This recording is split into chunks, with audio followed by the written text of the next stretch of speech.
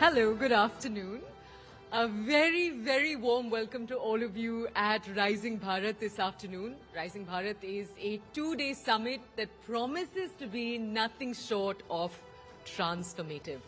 It's an absolute honor to have you all here as we embark on an exciting journey of dialogue, of innovation, and of collaboration. Now, this summit hopes to not just be any other event. It's a convergence of some of India and the world's biggest newsmakers. So visionaries, disruptors, change makers who are shaping the future of industries, societies, and economies across the entire world. Over the next 2 days, we're going to be engaging in conversations that will explore the dynamic forces that are driving India's rise on the global stage, while also tackling the key challenges and the opportunities that lie ahead for the entire nation. Bharat is on the cusp of a very, very remarkable transformation. And it's one that's fueled by innovation, technological advancements, and the unwavering spirit of our people. The discussions that we're going to have here are going to play a pivotal role in shaping the path forward, whether it's in areas like sustainability, business, technology, governance, or social impact. So, thank you for being a part of the journey we're about to embark on. Let's get started and let's all make these next 2 days count. Welcome to Rising Bharat. Before we begin and go any further, we're going to have to take a moment. We're going to thank all of our sponsors. We're going to appreciate and express our gratitude to our esteemed partners who've made the Rising Bharat Summit a reality. Our co-presenting partner is Dream Sports. Our associate partners are Max Estates, Vikram Solar, Samtel and Reliance Industries Limited. Our workspace partner is IndiCube. Our exchange partner is National Stock Exchange. Our logistics partner is DTDC. Our energy partner is Crown LNG. Our insurance partner is Insurance Dekho. And the state partners we have today are Uttar Pradesh and Madhya Pradesh. Partners, your collaboration, your cooperation is crucial to the success of this event over the next 2 days. So, first up, what do we have? We have an exciting and a thought-provoking, hopefully, session lined up for you. We're all aware that AI, artificial intelligence, has been rapidly transforming the way that we live, the way that we work, and even the way that we think. Right from self-driving cars to smart assistants, the rise of AI is undeniably already shaping our future. But the real question is, are we ready for the change that's going to be coming? So, let's get ready in the next few minutes to engage, to think critically, and maybe even challenge some of our pre-existing assumptions around this. The future's here, and it's powered already by artificial intelligence. Let's see if we're ready for what's next. Joining us for this discussion that we're going to have in a few seconds from now is Rajan Anandan. He's the MD of Peak XP Partners. We're also going to have with us on stage Satya Chakravarti. He's the founder, the CEO and CTO of the ePlane Co. He's also a professor of aerospace engineering at IIT Madras. They're going to be joining us in a second, and with them on stage is going to be Chandra Srikanth. Chandra, the floor is all yours.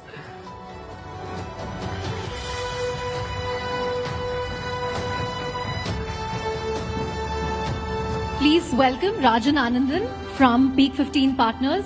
Rajan, one of India's best-known VCs, investors.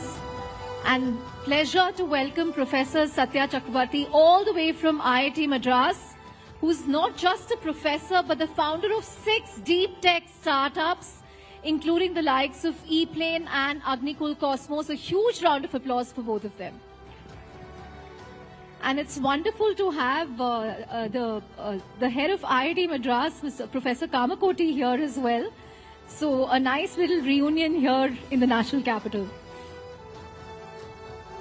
Right. Thank you so much, Rajan and Professor Satya. You know, just a few days ago, Minister Piyush Goyal made this comment about India's deep tech ecosystem, how we're spending entrepreneurial energy on building hyperlocal apps, fancy ice creams and cookies.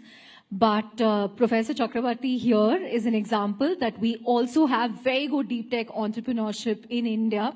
So huge round of applause for that. So don't get disheartened that there's no deep tech innovation happening. It's very much happening. But before I get to that, I want to get both your thoughts, Rajan and Professor Satya. What is your own sense about the deep tech ecosystem in India? Where are we? Where should we be? What will get us there? Rajan, maybe you can start, or Professor Satya, you can start and Rajan can join. Okay, so I think we need to actually look at this particular debate that the Honorable Minister Piyush Goyal kind of kicked off. Two things. One, I think, judging by just the number of messages that I get on my LinkedIn asking me to mentor students in different colleges to do their deep tech entrepreneurship, which I used to actually very effectively do earlier. And in fact, at the NCCRD, the National Center for Combustion R&D that we have at IIT Madras, we have harbored, for example, Nutrace, which was actually a LinkedIn Connect, and we got them to do the hydrogen evolution experiments before they could get funded, and I then positioned them to I think Peak 15, right, as well as other investors and so on. We have Neurostellar that's actually going through that now, Tutor Hyperloop that's going through that now, and so on. In fact, Agnikul Cosmos themselves were actually just doing a cold call on me to say, hey, is it possible for you to support me and support us? And then they said, sure, why not? So I used to do that very effectively, but I'm not able to do that because the number of such messages is now exploding. So on the one side, we clearly see that there are students from all across the country, not just the IITs or any other so-called reputed institutions, but it doesn't matter what the institution is that they are from. They are all out there wanting to actually do this, raring to go. This is on the one side of the story. The other side that you have to actually look at is, what are we actually comparing with? We are comparing with China in that particular debate.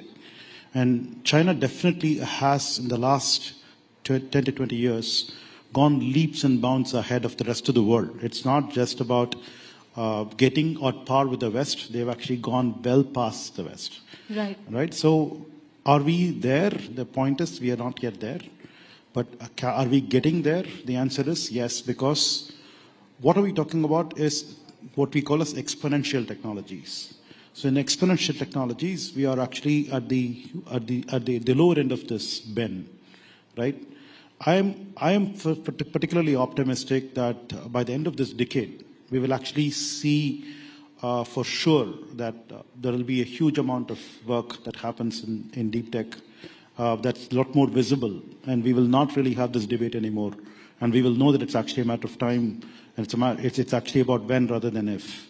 And I seriously think that that's going to happen in the next 5 to 6 years. That's good to hear that we will get there, and end of this decade is not too far away. It's 5 years, give or take. But Rajan, give us your perspective as an investor. I remember asking Vinod Khosla, who backed OpenAI, about this a couple of years ago. Why are we not seeing so much action around deep tech in India? And he said investors in India have been very cautious because they prioritize revenues over asset creation. They are obsessed with returns and spreadsheets, rather than creating deep tech assets. Do you agree with that? Yeah, let me get to that in a second. I think given the debate the healthy debate that is raging, Chandra, I think it's important to start with India today has an extraordinarily vibrant startup ecosystem, right? And I can confidently say we have the most broad-based innovation ecosystem in the world, right? Everything from new consumer brands, travel, gaming, healthcare, financial services, AI, deep tech, right? If you look at the US today, I mean, we spoke about this about a year ago when we chatted. It's really about AI. If you go to Silicon Valley today, if you're building a company that is not an AI company, it is highly unlikely you won't get funded. Whereas in India, it couldn't be any different, right? Whereas China has, for their national priorities said, we're going to only focus on deep tech, right? Which is semiconductors, EVs, and so on and so forth. So India is actually the country today where we are seeing this broad spectrum and innovation, right? And if you look at areas like, let's look at fintech and digital payments. We're the world leader in digital payments today. There's no question, right? I can confidently say that you can put our fintech founders against the best in the world, and they're better, right? Why? Because we have a large ecosystem. I remember 2015, looking at the top 100 countries on digital payments, India was not on the list. Today, we have 55% of real-time digital payments, right? So I wanted to start with that because sometimes we don't talk about what it is we have going on at scale, right? So similarly, consumer commerce, by the way, to deliver something in 10 minutes in India, in the most traffic-dense cities on planet Earth, is really hard. Anybody who says that that is not an innovation, please go try it. Try to build the infrastructure. It's really hard, right? So I think we should acknowledge that we have this extraordinary innovation that's happening in every sector, right? Agri-tech, brands, financial services, travel is exploding. Now, moving to deep tech, I completely agree with Professor. Look, it's still very early days. Look, basically, Flipkart was founded in 2009. Yeah. It was about 2015 when e-commerce really began to happen, right? And it's now that we are seeing, really new to the world innovations, right? Quick commerce is an Indian innovation. Quick commerce doesn't exist anywhere else. And it hasn't worked in other parts of the world. Has not worked anywhere else in the world, right? So that's pretty remarkable, right? To have a world-first innovation in e-commerce, which is quick commerce. So what we are seeing now is we are probably 5, 6, maybe 7 years into this journey, and Professor and IIT Madras team can talk more about that. But it's definitely happening, right? And I think just to give you a sense of our portfolio, we were actually very fortunate to invest in Nutrace, and it's a great story. They actually literally cold called him. Then they went there, they used their labs, they worked there for a while, then they came back to Bangalore. In fact, last year, was it last year or the year before, we invested in our first two semiconductor startups. Both came out of IIT Madras, Incor and Nutrace, right? So whether it's space, whether it's energy, whether it's renewables, whether it's semiconductors, in each of these areas. Actually, this morning I was with Pawan Goenka, who's now leading InSpace. InSpace. Pawan said that now we have over 200 space tech startups. IIT Madras Board of Governors. All roads lead to IIT Madras. Right? 7 years ago, Chandra, there were like 2 or 3 space tech startups. So we've gone from having 2 or 3 space tech startups to having over 200 space tech startups. So it is beginning to happen. I think it's very exciting. If you look at AI, for instance, I'm sure we'll talk about AI, right? Just in our firm, Peak 15, we have over 40 AI investments. I think last time when we spoke, I had half of that. Across right? the tech stack, yeah, across the tech stack, right? And we can talk about that. So look, it is happening, right? Whether it's AI, whether it's semiconductors, whether it's space, whether it's energy, whether it's transport, advanced manufacturing, and so on. Now to the question that you asked. Look, we as a firm, I'll give you just one firm, okay? And there are many very, very good firms in India, investing firms. We invest across. We invest from idea through IPO. At idea stage, when we invest, most times there's not even a line of code written, let alone like revenue, product.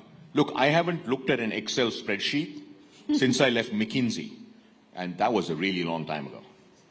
Because then I went to Google and Microsoft and all these places. So look, basically, I think that is absolutely not correct. I think what India needs, and I'll wrap with this and we'll spend more about this, is we need a lot more resources going into R&D. Right? If you look at India's R&D as a percentage of GDP, we're at 0.65%. 0.5, yeah. US is at 3.5%, and China is at 2.5%. Israel, and by the way, both those economies are orders of magnitude larger, right? 17, 18 trillion, 2.5%, do the math. 27 trillion US GDP, 3.5%, do the math. I mean, you're talking about 20, 30, 50 times more resources being spent on R&D. And Israel, a country with 8 million people, spends more on R&D than India. Okay, so just to give you a context of how much more we need to do. So in terms of what needs to happen, many things need to happen. But one thing that needs to happen, we need to invest a lot more private sector R&D. We need to invest a lot more in academia. We need to invest a lot more in our research labs and so on. So that's one. And then second, of course, that will then lead to more ideas, more big ideas that come out. There'll be more capital that come out. I think the 1 lakh crore R&D, private sector R&D corpus that the government has set aside, 20,000 crores of that has been sanctioned to DST. I think these are really interesting moves. So what I would say with deep tech is, look, the train has left the station. For Indian startup ecosystem, this is the final frontier, and we are well on our way. So I'm totally with Professor that, look, over the next 5 years, we'll start seeing the first set of big companies come up. And much like, look, it took us a decade, okay, to go from, in fintech, Chandra, we should keep this in mind. Fintech is no small thing. It took us a decade to go from not being in the top 100 companies in the world to being the undisputed number one. Undisputed. And by the way, we did that. This is really important. We did that with real innovation. UPI is based on open source. There is no other country in the world that has a payment rails, that has zero MDR. And by the way, what you will see in India is our innovators, our entities, right, whether it's large companies, small companies, governments, academia, really come up with very, very different ways to do things because we have to cater to population scale. Right? I mean, you'll see this in industry after industry after industry. Right. Just a quick follow-up question, Rajan, and all points, I completely agree that we should kind of zoom out, take the glass half full view, because where we've come in fintech is incredible. We completely leapfrogged from cash to UPI. But, one will still ask, why don't we have a world-beating product or a tech platform from India? Earlier there was this notion that capital is a constraint, but then you have DeepSeek in China saying that they managed to build a foundational model at a fraction of what OpenAI spent, and they managed to give every single foundational model in the valley a run for their money. So when we have the tech talent, the ingredients, why are we not able to execute that? I mean, hopefully we will see that happen because the government is now serious about, picking and funding foundational models from India. Why can't we do that? And why can't we do what a BYD managed to do to Tesla? Again, there I agree, the government heavily supported them with subsidies and so on. But what is stopping us from creating these world-beating products? We often end up with mental models of the West, at least when it comes to consumer apps. No, but I think that is where, Chandra, that is such an outdated statement. Show me another payments company that looks like PhonePe. Show me another payments company in the world that looks like Paytm. There are none, because UPI doesn't exist anywhere in the world. But you're right. Why is PhonePe not gone global? Because UPI doesn't exist. As UPI travels around the world, I think we'll begin to see that, right? Show me another company that looks like Blinkit. There is none.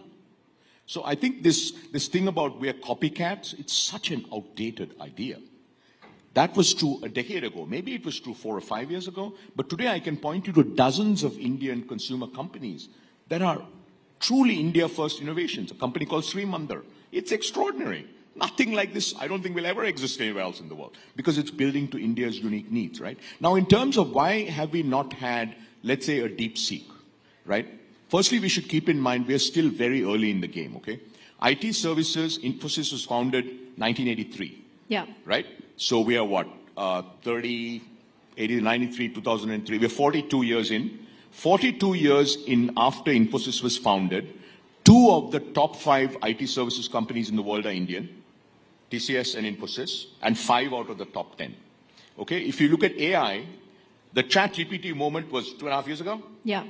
Right? And we're already saying, how come we don't have the world's best? What I can tell you, by the way, all roads lead to IIT Madras. Sarvam, by the end of this year, or one of the other companies will have the best performant, lowest cost Indic language models by far. That's a guarantee.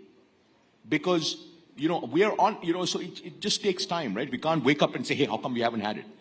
China has, the amount of dollars that the Chinese government has invested in mobility, in solar. They are, as large as our economy, right?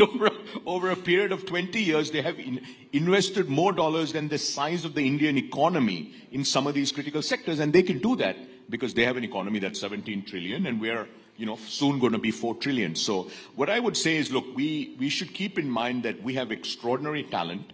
We have shown in sector after sector. By the way, I don't know how many of you tried to use a mobile phone in New York City. It's very hard to get data connections, right? everybody has great mobile connections in India, right? I mean, you can go on sector after sector. We are basically, I always have this saying, right? We won't be the first, we won't be the second, we may not be the third, but we will be the best. And that is New India. We will absolutely be the best. Right. Plays into the Rising Bharat theme that we have. But Professor Satya, what I want to know is, what is it about IIT Madras? Why are other educational institutions not able to replicate this at scale? And Aether has come out of IIT Madras. I think the Zetwork founders are from IIT Madras. And as Rajan mentioned, the Sarvam founders also have a big IIT Madras connection. I think one of them still teaches at IIT Madras. And of course, your example as well. We've had Agnikul Cosmos from there. Why are we not able to replicate this at scale? What will it take to sort of do this across because we now have, 23 IITs in India? And not just IITs, even the non-IITs. How are we going to do this at scale? Right.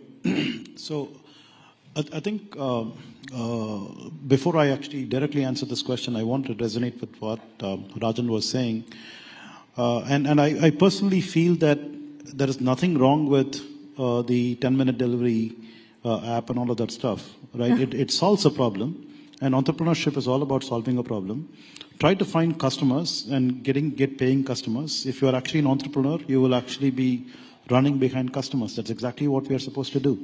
Right? It doesn't matter what we do. I mean, let's suppose that I actually made the best rocket in the world, and I'm not able to find a customer, and it's actually sleeping in my backyard. What is the point? Right? So an entrepreneur is all about actually going and finding a customer and getting them to pay. And they are solving that problem. They're actually showcasing how that can be done. So hats off to all of those people who are actually doing that.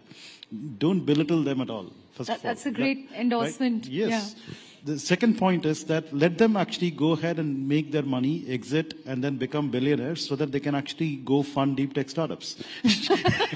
Otherwise, how am I going to get Okay, now we know why you're all for quick commerce, because you want them to get a good exit and fund. So you look at a typical, IIT, and okay, since you actually said that IIT Madras is different, okay, let's look at all the other IITs where these people are actually going out and making these 10-minute, apps and all of that stuff, and then making their money and becoming zillionaires, right? In their next avatar, they would be like, oh, is that all there is? What am I going to do with this money? Let me go chase this professor who, right? Okay. Right. So it's actually good for us. So I think wealth creation in the country is actually, first of all, very important.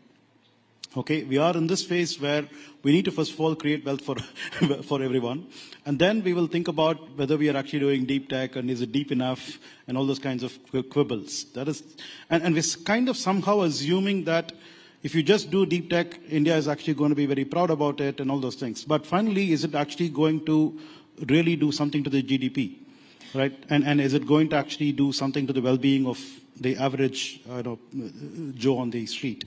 So we have to actually be very clear about all these things. It's one thing to be very elitist and then say that we have to be doing deep tech, right? But the other thing is, what is it actually going to translate in terms of, so we have to look at what's the value we are creating. So I'm not saying we are not creating value. In fact, I will vociferously talk about what we do as something that will create value for the country, the GDP for the country and so on, because like for example, 2 months ago, we had this deal that we struck at E-Plane with an air ambulance company that was saying that they will want to place an order for about 788 ambulances, which would actually fetch us a revenue of more than about $1 billion.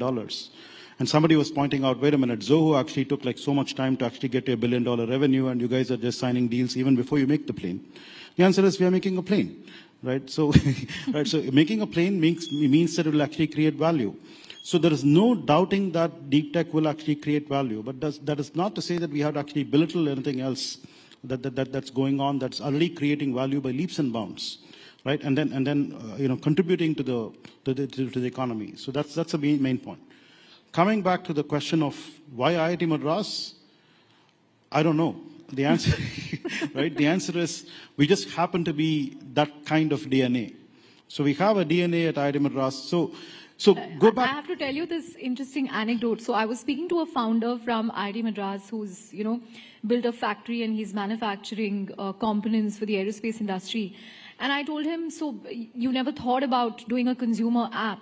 He said, I'm from IIT Madras. I'm not going to build a delivery app. So he said it very matter of fact. So that's the kind of environment that we have, right? So let me actually flip the coin. For a long time at IIT Madras, we used to actually be wondering, why are we not actually getting the JEE #1 to actually come to IIT Madras? Why are they going to Bombay? So every opening ranker of every branch that at IIT Madras was actually less when compared to somebody who was going. And we used to say we have to actually do some more publicity. We have to figure out how to get them, and all that stuff. Well, if you go to some other place, you're actually in an environment, you probably do something else. But no matter what's your rank, you actually come over here, you end up actually being in this particular DNA setting where you end up doing deep tech. Right? And I think there were students who used to say, oh, IIT Madras is so nerdy. They will actually make you do assignments. It's actually difficult to get grades and all that stuff. Yeah, look at what's happened. Right, yeah, so we need to, unless you actually study, right, so there's always some balance between perception and what actually finally you get. Yeah, so that's what we are. Right, on that note, when can we expect the e-planes to sort of, be commercialized? What kind of timelines are you working with? Oh, thanks for asking. The flying taxis. So we're expecting to have our first prototype out by June or July this year, in the next 2-3 months. That's what we are working hard on. And the next prototype at the end of this year and the third prototype early next year. So with 3 prototypes, we want to actually go do testing and get ourselves certified to commercialize by the end of next year. So that's about 2 years from now. Great. Yeah. Hopefully Rajan will write a bigger check for you then. Yeah, please. I'm going to use it in Delhi because today I was almost late, Professor, because there was a VIP movement all coming to this conference. You can give him one of your e-planes for our next event. So what we can do is to be fashionably late and say, look, that's why we need... He's converting everything to a pitch opportunity today. But Rajan, I remember last year around when we spoke to you in Gurugram at our AI event, you spoke to us about how in the Bay Area, Silicon Valley, the focus is all on AGI or artificial general intelligence. But in India, when it comes to AI, we should look at making the lives of 1.4 billion people better. Whether it's in education, whether it's in healthcare, energy, sanitation, how can we use AI to solve real-world problems? And people have often said that, India will become the use case capital. So from last year to now, where are we in terms of the AI ecosystem in India? Is it booming? In which areas is it booming? Where are you seeing more action? If you can give us a sense of that. Yeah, I'd say, look, so if you look at the AI stack, right, you have the compute, the GPU, the infra layer. the compute stack, then you have the frontier models or foundation models, then you have sort of tooling, and then you have the applications, right? So last time when we spoke, we were seeing we were beginning to see very interesting startups in the application layer. So I'd say first thing that has happened is we have takeoff. Right, as a nation, we have takeoff at the application layer. The kind of companies that are being built.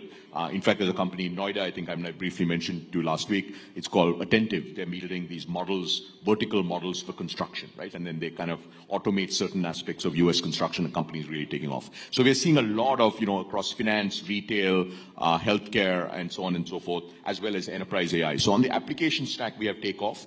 We still don't have the number of companies, let's say, that the US has when it comes to application AI, but we feel very good about the kind of companies that we're seeing. We continue to see very exciting developments at the infra and the tooling layer, right? So these are companies that are actually making either agents interoperate better and so on and so forth.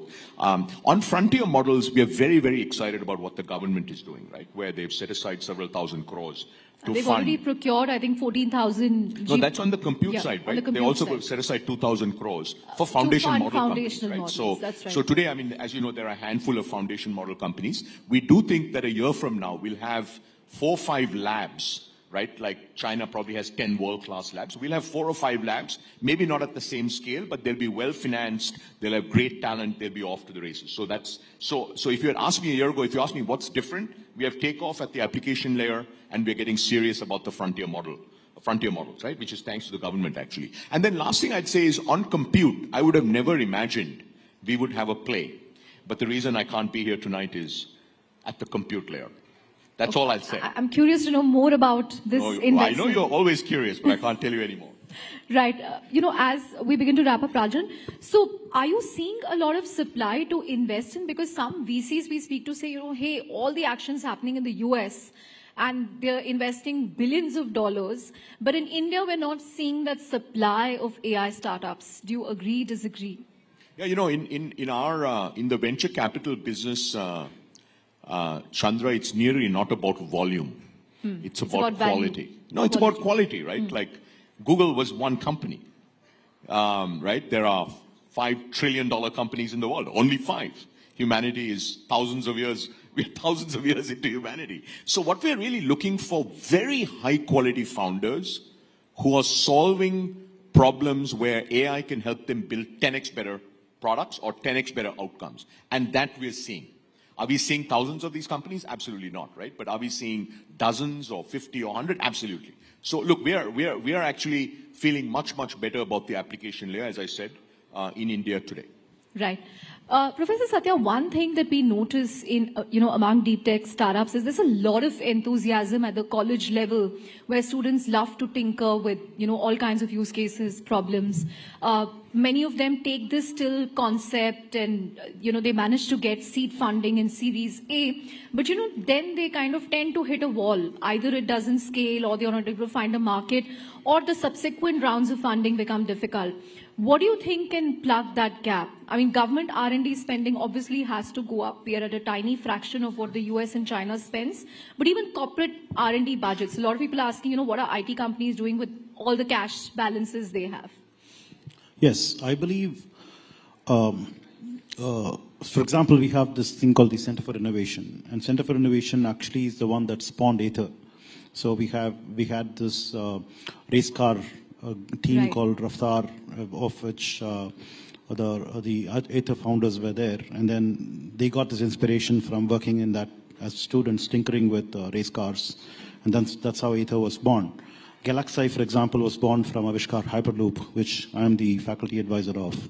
And I'm now a co-founder of Galaxy as well, and so on. So we can clearly see lots of such examples of how founders get inspired to do things from the tinkering labs that they have in their institutions. So it's very important for us to be able to allow students to tinker with things.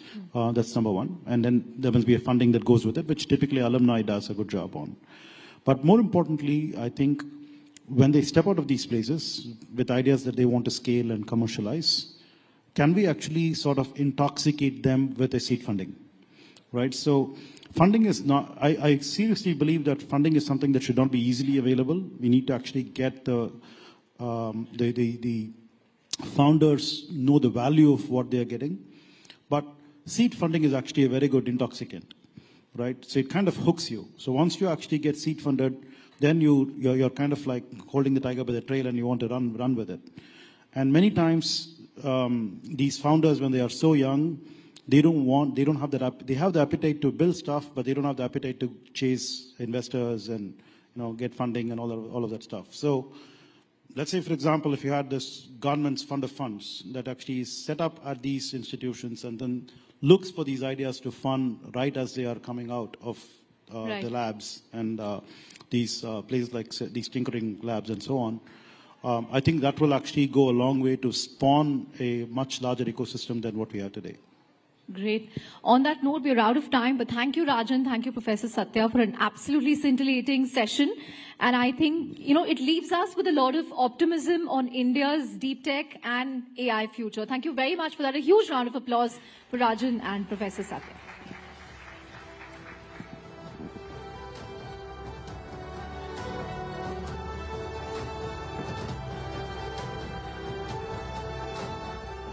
How wonderful. We'll just give them a second. Yeah, of course. Thank you. All right. That was so insightful, but I know everyone, we could see everyone looking, just clued on to every word. We're going to move on, though, now to something slightly different. I think we can all agree that that conversation was incredibly timely, and the next thing we're going to be discussing is actually very, very closely related.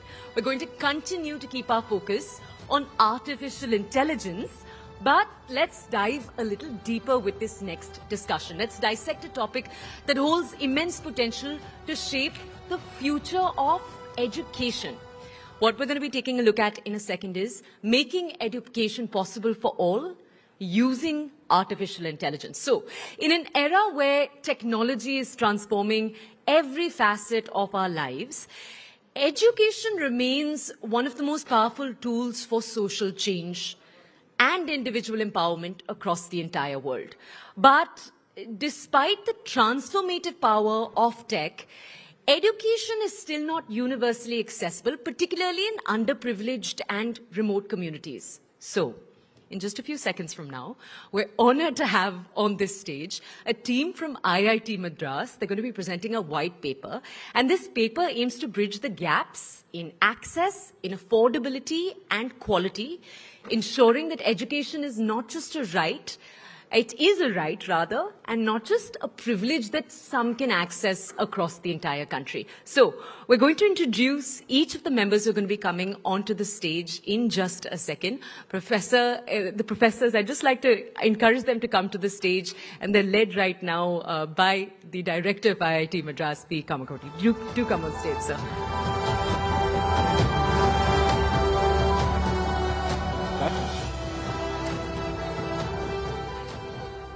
I have. Thank you. So, Vanakkam from Tamil Nadu. So we start off with, of course, had my colleague here. I'm very happy to tell you all that in the deep tech, the last financial year, closing on March 31st, IIT Madras has incubated 103 companies in one financial year. So with that note, let me just go to the other end of the spectrum, where we are talking. Can I get the slides up? I also need the flipper. Excuse me.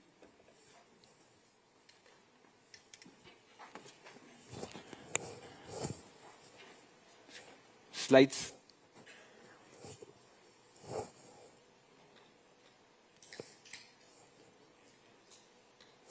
Is that? Oh. So this is an effort taken by IIT Madras. The prime motivation comes from Swami Vivekananda, who mentioned that if the poor boy cannot come to education, education must go to him. And this is the prime motivation for this project named Vidya Shakti.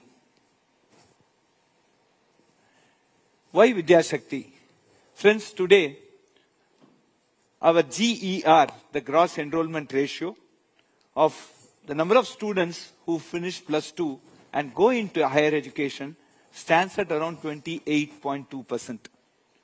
The National Education Policy has put a milestone, an objective of 50% by 2035. And why it is important?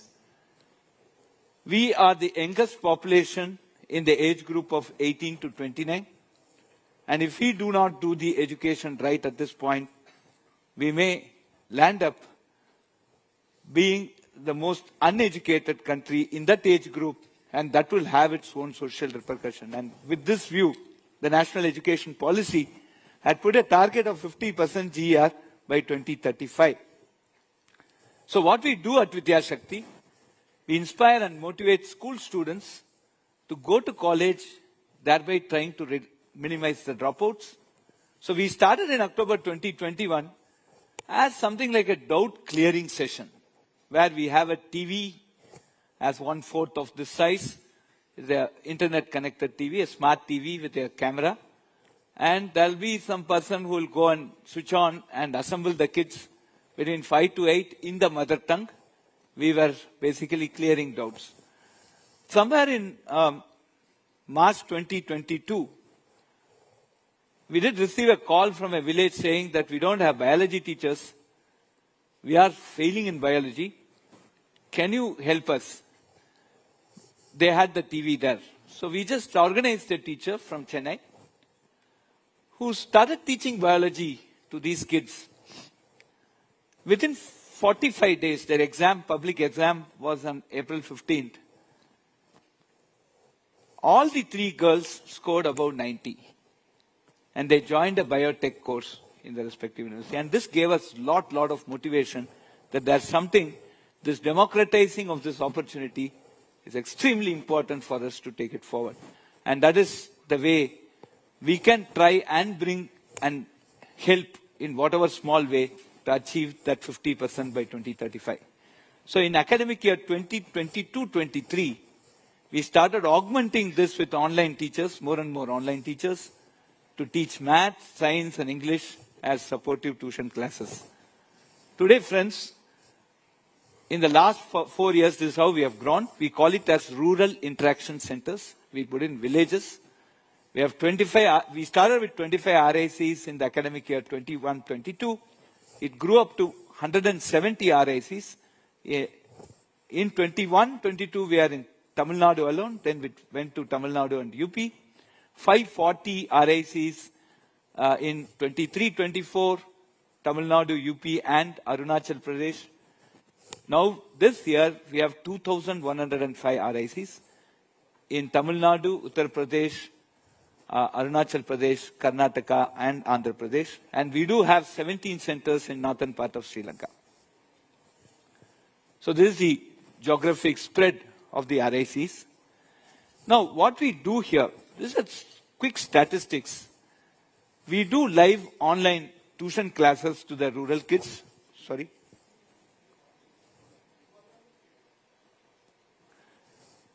In the 3rd to 12th grade, we have 4 lakh students who have benefited so far from this. And we use the digital medium to create live science experiments and simulation labs. And we have seen a lot more kids getting more inspired to study more using these virtual reality sessions. And we have a continuous engagement through micro-assessment. And then we also do rural women empowerment program to train women in data entry, spoken English, and software testing. We have 220 digital DDs already trained, and we have 2 of them here. Can you please stand up? They are from Uttar Pradesh. And one of them is actually a Lakpati Didi.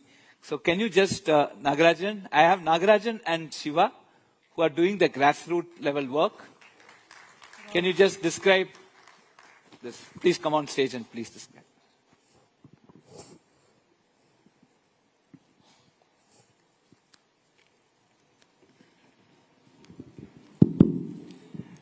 There are educated women in the rural area, but they didn't have formal job. We trained them in digital skills, data entry, and designing. Babisha has done digital design. Now she owns a flex designing board company in the village. Bharti Devi has learned data entry. Please and come. They have been helping the health education department in a lot of surveys, and both have become Lakpati Didis also.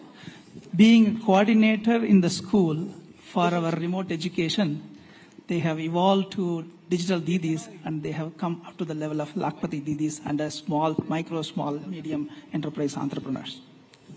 Thank you very much. So today we have close to 5,500 teachers from rural India who have been trained on science simulations. We have created around 553 jobs within the last 2 academic years. And one of the interesting feedback that we get, impressive feedback, is there is a drastic improvement in the attention span of young children and also the retention capacity. Very quickly, we will tell what is this. So what do you mean by onboarding a particular rural interaction center into our system and what we do there. And this is not a parallel system to school. We are basically supportive wing to the schools. So we identify schools which have smart TV, panel, and an internet. If not, we have CSR grants, and if there are people who can give us CSR grants, we again welcome. We identify digital DDs like them and train the school teachers in simulation, gamification. The digital TDs are responsible to run the center and collect the students, arrange the programs and coordinate. And then we conduct live online classes. We take attendance daily and conduct micro assessments every week. And based on that, we keep improving the way we interact, the way we deliver the lectures, etc. Now, we have a mobile app that is given to all the digital DDs and all the RAC coordinators. We do daily short attendance on head count from every RAC. Then notification of absence. We also ask for the reasons. Student-wise, we have daily attendance. And then we take a photograph of the RAC every day, and that is also uploaded. And then there is also a feedback that we collect. And this we continuously do. We have collected the data. We are now putting more and more AI into it to basically help us quickly come out with any red flags or anything that needs attention. And this continuous measurement and monitoring, we have a ERP here. We have a dashboard. Daily attendance is tracked. Daily session photos are tracked. And weekly MCQ marks are also tracked. So this is the overall quality control. We do a correlation with MCQ course outcomes. We do an analysis of the feedback of each session. We also look at the independent review of every session by the volunteers. We also do an internal review of every session by the peer tutors. And also a monthly, weekly, daily lesson plans are planned in alignment with the syllabus calendar.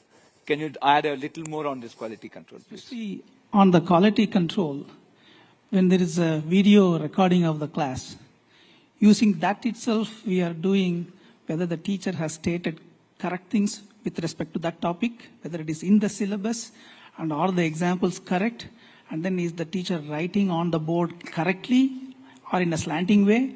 All these analysis of the video as well as the audio and the text have been done through AI only.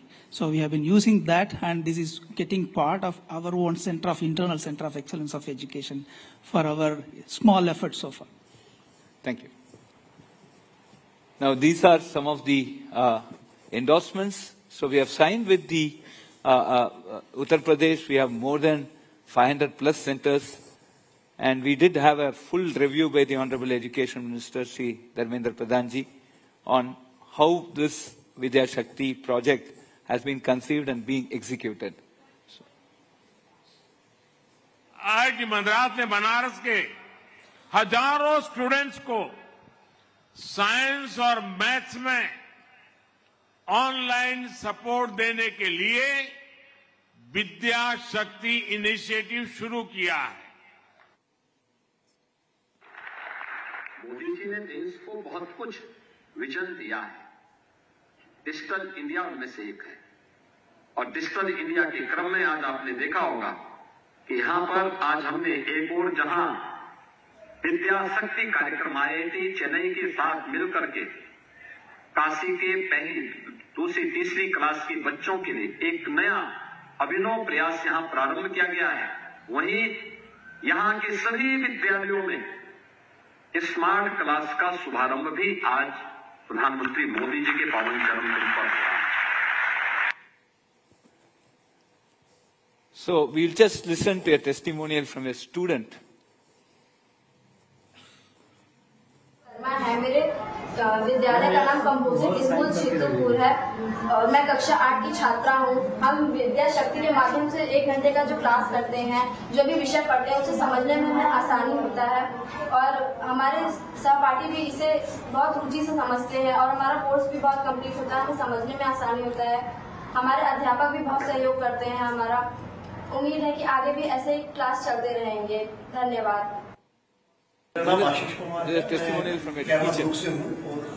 Sir actually हमने जो आज देखा ना sir, virtual lab के बारे में हमने सुना बहुत था सर कि वर्चुअल लैब आज इसलिए एक्सेसिबल है सर, लेकिन आज पता किया कि हाँ ये वास्तव में अच्छी चीज है सर। और जो एजुकेशन है सर, ये कहीं ना कहीं एक बर्डन बनता जा रहा है। मतलब बच्चे प्रैक्टिकलिटी से दूर हैं, लेकिन यहाँ ना हम पढ़ाई के साथ साथ प्रैक्टिकल भी ले रहे हैं सर। और मैंने खुद ये जो गेम खेला है बड़ा अच्छा लगा सर। तो सर ये बहुत अच्छी पहल है sir, and will definitely support it. Add more. Our Professor Satya has said, use a lot of tinkering labs for the startups. before going to the actual labs, we train all the teachers as well as the students in virtual labs, because using OLabs or FED, they can go a long way in understanding the concepts, because in our new education policy, you have factual, conceptual, and application. This conceptual and application will easily come through virtual labs. So far, we have trained more than 5,000 teachers. Our mission is to train more than 1 lakh teachers this year. Thank you. So what we believe is Vidya Shakti live online classes will fill the gap of teachers shortage. Teacher shortage and enable activity-based learning, and the virtual reality sessions, specifically the 3D VR sessions, have drastically improved the understanding, the retention capacity, and the attention span of the kids. And this is something which is very heartening, and we certainly believe that this is a way by which education needs to go and reach the masses, scale based on the digital technologies that are available. So this is our roadmap for academic year 2025-26. We are targeting 40,000 villages and 1 crore students. So we are leveraging existing school in village level infrastructure. We are training state-run school teachers in simulation software. Collaborate with the higher education institutions across the country. This is not a car which a single driver can drive. It is a temple car which the whole city should pull. So we are roping in more higher education institutions other than IIT Madras to basically take up and work with us. So we are looking at a hub-spoke model for this. And importantly, we are also training students with push for English and analytical reasoning. So we have a campus in Africa. We are now trying to introduce this model to other G20 nations, Bharat to truly become a Vishwaguru as envisaged in the national education policy. Friends, these are something that we need to understand about rural India. I just want to put a question here. 1, 3, 5, 7, 9, 11, 13, 15, 17, 19. What is next? Attention. What is next after 1, 3, 5, 7, 9, 11, 13, 15, 17, 19? 21. 31 can also be a correct answer. Can you give a logic reasoning for that?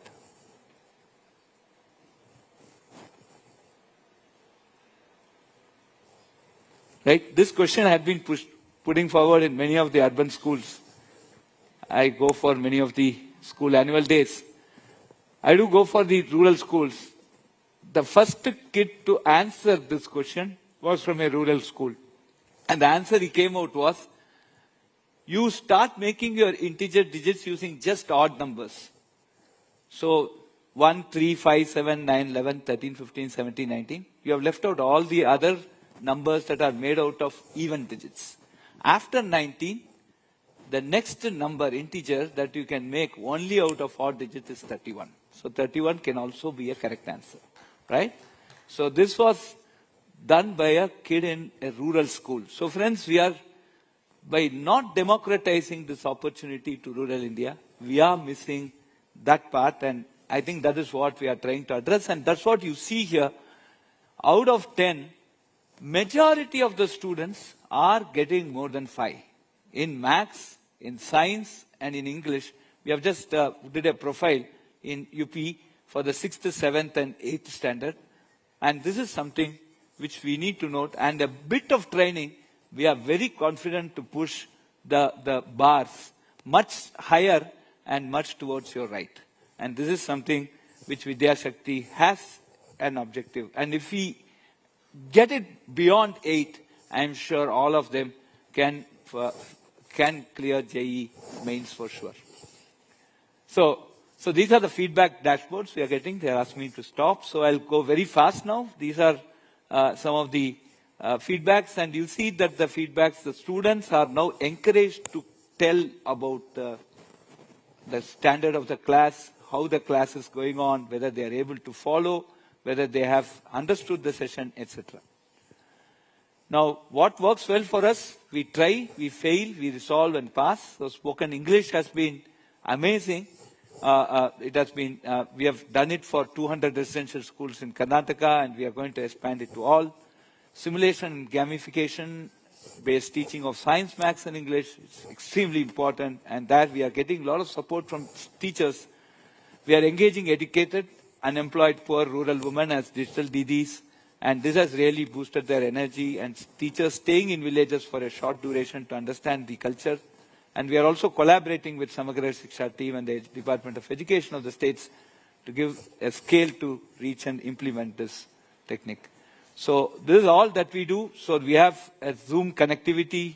There are smart TVs installed at all the rural interaction centers. We do the classes here. It is monitored through the apps. There can be, we also put it on the YouTube digital library, and people can watch. We have a portal for online examinations and MCQs. So this is completely automated, a lot of data collected, a lot of AI put in, a lot of things to analyze how the whole effort is progressing. These are the key responsibilities. The state governments and the sponsors look at infrastructure, identify classroom, identify coordinators, meet local villagers, motivate them. From the Vidya Shakti team, we recruit teachers, we train the coordinators, we schedule classes, conduct classes, we teach, inspire, motivate, and our focus will be on analytical reasoning and spoken English. The key stakeholders, IIT Madras is the academic partner. We are the think tank. IITM Pravartak is a Section 8 company, does the program management. We have the Ministry of Education supporting us and the education departments of the different states. We have Open Mentor, from which Nagarajan and Shiva are there. They are the implementation partner. And IIT Madras, Open Mentor and IITM Pravartak are the founding members of this project with Vidya Shakti. So we are also tying up with other institutions like NIT Varangal, IIIT Dharwad, NIT Trichy. They go to the alumni, they identify alumni, they go to the villages around them and basically try to see that more RICs are set up. And we have a very scalable systems. We have scaled from 5 to 2,000, and we'll be very confident to scale it up to 40,000 this academic year. So these are some of the operational challenges which hopefully will get resolved. We have power cuts, internet disruptions. These are some things that we are facing, and we are trying to address that in many remote areas. And currently, we do not have a structured campaign to get more enrollment at the state level. And now we are also trying our best to train more digital DTs and Shiksha Mitras in data entry and PC operations. Take time, as they do not have laptops, we are trying to provide laptops. So anything in this direction that any one of you can help us will be it will go in a big way for this program. Thank you very much. Last but not the least, we have come in dhoti, kurta and angavastra. This is IIT Madras Convocation dress code. Thank Jai Hind, Jai Bharat. Yes.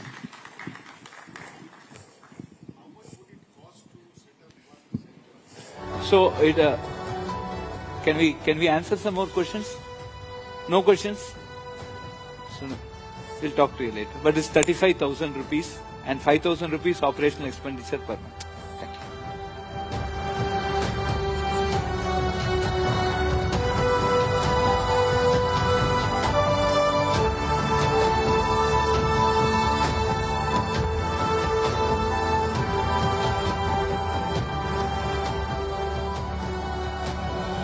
I'm sorry we couldn't do a Q&A there, even though there was clearly a lot of curiosity. Okay, we're going to move on, but thank you so much for that entire presentation that you just gave us. Okay, yeah, let's give them another round of applause. I do think that was very, very... All right. That entire presentation was about the wonderful prospects of AI's possible impact on education.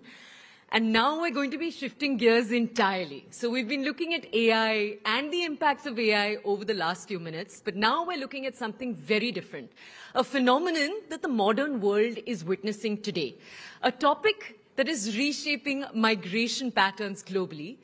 What we're going to be talking about in just a few seconds from now is actually reverse migration.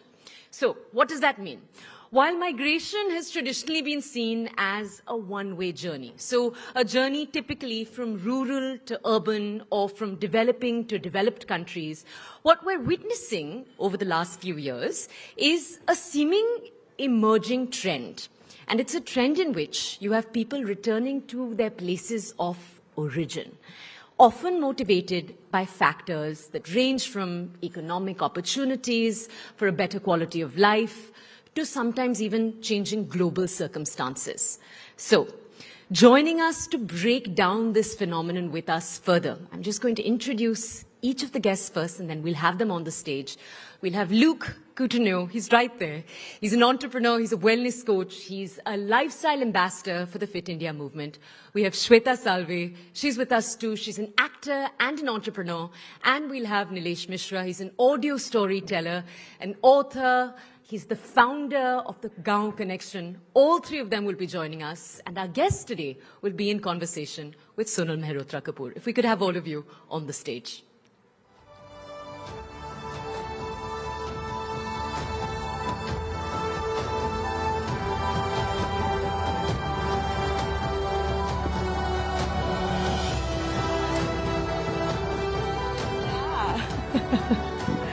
Well, thank you. Thank you, everybody, for being here. Thank you for listening in to these very engaging conversations that we are having. Please sit down, Luke. Thank you so much. All right. Thank you, Toya, for that introduction as well. Now, you know, for years, we have spoken about how Delhi is the land of dreams. Mumbai is the place where we will go and change our life. But of late, a very quiet, different kind of migration is taking place. It's a reverse migration of sorts. These are people who are saying, I don't want to be in a traffic jam for 2 hours of my day. I want to be surrounded by trees. These are people who are saying, I don't want 10-minute delivery food orders. I rather cook my food myself. And these are people who are saying, hello, hustle culture.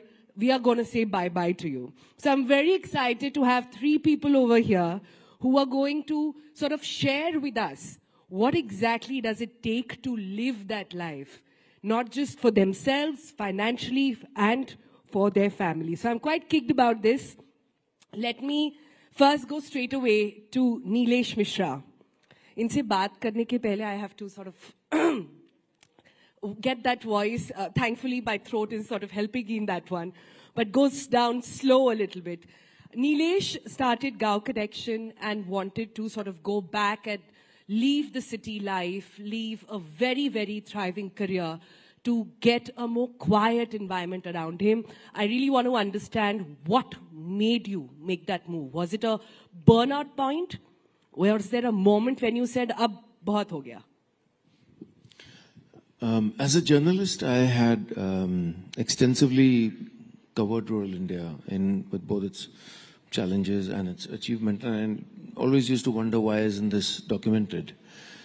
And my parents had already spent close to 40 years then running a school in a village, so my Gaon connection had been there since a very early childhood. And when I started Gaon Connection, I used to live in Bombay, and my team, the word startup was not in vogue in India at that time. This was 2009-10. I didn't know how to raise funds, so I sold my house. I'm still as foolish about these things. But I realized that it was a farce, that I would be living in Bombay and trying to create a voice for rural India. And one day I asked my wife, my wife asked me, where is home?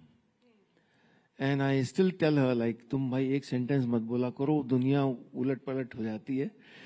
And that really led to us taking this decision that, okay, if that is where work is, then that is where home is. And then in 2018, of course, well into the Gaon Connection journey, we created a home there in our village, and my daughter, who was then 3 years old, and my wife asked me, signboard kya lagana hai? And I said, let's call it what we feel when we are here. Let's call it slow. So my home is called Slow. And then the Slow interview started, and then this whole conversation around a slow life started, in my life. And then I realized that when I left Bombay, I thought that I've been content. I mean, I've never sought fame. I never thought I would get fame, but it happened. And then I was fairly content going back. And I thought कि एक highway है और वहां से एक पगडंडी जा रही है और मैं बट ये कैसे हो जाता है नीलेश कैसे आप कंटेंट हो जाते हैं अपनी लाइफ से I really want to understand the magic behind it I really want to understand at how do you sort of take that turn, which is why I see Luke also smiling there, because Luke and I have had so many conversations earlier where I've asked him, is it even possible, the philosophy, Luke, that you talk about all the time, of living intentionally, living slow, as what Nilesh calls it, is it even possible in today's day and age, in, say, in a place like Delhi? It's possible, and it's also mandatory. Because today most of my patients are sick because of chronic stress, sleep deprivation. So if we're not going to slow down, our bodies are going to slow us down. Disease is going to slow us down.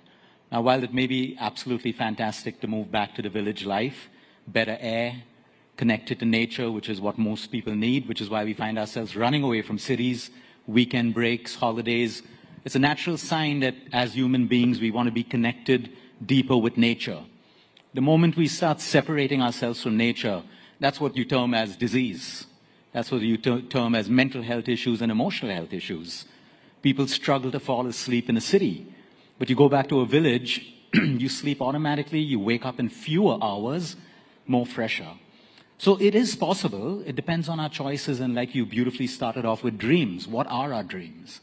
Are our dreams fueled by what we see on Instagram, venture capitalists, the world out there, or is it really fueled on what we really want as individuals? And all of us go through that. I moved out of Goa, a village, to the city to chase a dream, which were other people's dreams.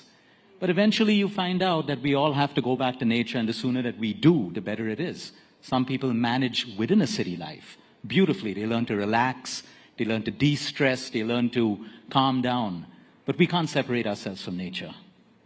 Can't and we shouldn't. I think that's rightly put. But Shweta, how did you do this? So Shweta, for everybody who doesn't know already, I don't think it needs an introduction, has a thriving career. I'm trying to imagine your life in Bombay, surrounded, being in the spotlight, projects after projects, and one day you say, "Bas ho gaya. I want to go to Goa." And this, mind you, was before the pandemic. So again, tipping point. So like we were having a conversation some time back that we now, when we live in Goa, we have this little term called the pre-pandemic immigrants and the post-pandemic immigrants. And we joke about it. So yes, I am one of the pre's. Well, I've spent most of my life in Mumbai, yes. I came from the film entertainment industry where everything revolved around that chaos and the thriving energy of the big city, you know, going to auditions and screen tests and the anxiety of whether did I book the job or did I not book the job. So all that kind of was something that I lived with. And something in me about 10 years ago shifted. And to be honest, I think it was very natural and organic. I was becoming a mum and I wanted to choose a different kind of life, you know, a life which had more space, a life with more pauses, and possibilities to redefine success on my own terms, you know. So Goa happened, and it was wonderful. You know, from literally, this was supposed to be a sabbatical, which very quickly turned into reinvention. You know, being in front of the camera all the time, I started building things literally from ground up. And I'm very lucky to have a wonderful husband who supported. And with my business partner, we started a restaurant. I started a salon, curated a couple of pop-up markets, turned my creative energy towards being a creator on social media, where that became a voice. So basically experimented with new ideas just so that this could bloom into a more quieter, intentional setting. So, you know, it wasn't easy, but I felt it just came very organically. And I guess that shift was, जब आप माँ बनते हो, आप सोचना शुरू करते कि अच्छा ये आपकी जिंदगी थी, क्या आपको आपके बच्चे को भी यही जिंदगी देनी है? So you want to do those little changes, and hopefully things turn different. You know, in that quiet, I feel I found a louder voice. I feel. Yeah, I think it's absolutely true. When you're bringing up a child, it sort of has a different threshold. I think more and more doctors and people in Delhi today will know this, are recommending that you leave the capital. If you want your kid to have better lungs, I can give prescription today. I can tell you to put air purifiers in your room or wear a 3M mask if required, but that's not life. If you want it to get better, leave. More and more doctors are saying this, but how many of us actually manage to do that? And you know, something beautiful about what Shweta said and what Luke was also pointing out, that moving back or this reverse migration in a way makes you reset your mind about what success is, about what happiness means to you. If today I were to ask you about a change, Nilesh, कि पहले आप क्या सोचते थे और अब आपके ज़हन में क्या जाता है, the idea of success, how has that changed, staying in a remote village where you get to drop Vedahi to school every day without traffic jams? I don't have Blinkit. I didn't have Amazon. By force, the footprint expanded to me, but I'm very happy I don't have any of those. No, I think that this is absolutely a personality type. But this is not a fringe personality type, let me tell you. So what I was saying earlier, when I moved back and when I started talking about it on social media, I used to use the hashtag #LifeAtSlow, because slow घर का नाम था. मुझे लग रहा था कि एक हाईवे पे हूँ और मैं उतर गया, एक पगडंडी पे चला गया, and I'm making a lonely journey. But as it were, I turned around and there were thousands and thousands of people coming on that path. Because now there were people saying, sir, हमारी भी ज़मीन है गांव में, हम भी आपकी तरह रहना चाहते हैं. सर, हम भी move back कर गए. सर, जैसा चूल्हा आपका है, वैसा चूल्हा हमें भी चाहिए. Suddenly in 2018, when the pandemic had not happened, when this was considered foolhardy, a lot of people started telling me that this was very aspirational actually. A lot of my creative colleagues started saying, Sanjay Mishra आए slow interview में, बोले यार अगली बार मैंने अपना slow बना लिया है. कुमार विश्वास के मैंने अपना स्लो बना लिया है. So suddenly it started becoming doable that if this guy is managing here, and also absolutely. I'm sure there are challenges, Nilesh. I'm sure there are challenges. I'm sure you're making choices and you're saying ये नहीं कर पाएंगे. These are things that cannot happen. You said Blinkit nahi hai, Amazon nahi hai. Keep that aside as well. No, career-wise, I mean, so like you know, Shweta said she started a new journey there. But as a person who had plucked himself out of say Mumbai, where I was writing songs for 50 Bollywood films or the world of storytelling, or it could have be seen as harakiri. But I think I use two words about our work. One is humble audacity, and one is a graceful confidence. I feel that when I chose that life, and then we put 4 cameras out there and started having conversations with film actors and sports persons, and suddenly millions of people started. We realized that, hey, there are millions of people for whom this is aspirational, because we were talking about that life. We were not talking about what is your next film, hey, tell me some good gossip. Those were not the conversations. The conversations were around parenting, around agriculture, around being rooted. So here, it just started, it created these little windows for people to peep in and say, I want this. You talk about this being doable. Can I get a quick sort of show of hands on how many people sitting here in this audience actually think they can let go of their life in cities, in metros, to go back and stay in their village? Wow, I'm seeing more and more numbers go up. Wow. So you people, if you had a choice, you would let go and you would go back. Yeah? So what's holding them back is a lot of stuff. Is perhaps not knowing where my child will go to school, is perhaps not knowing what my source of income will be, is perhaps having to wait, not get 5G network maybe, and perhaps having to not, get like instant deliveries and all of that. But look, why is it so important? What I'm hearing from this is that there is a craving, but it is so hard to let go. See, I think there are two kinds of cravings. Cravings by our conscious mind, like material things that we want in the world. And then there's an unconscious craving which our soul has. And if you look, everyone's gravitating more towards nature. Most people they crave nature because we're part of it. We're not separate from nature, like I said. So most people have that idea that they want to go back.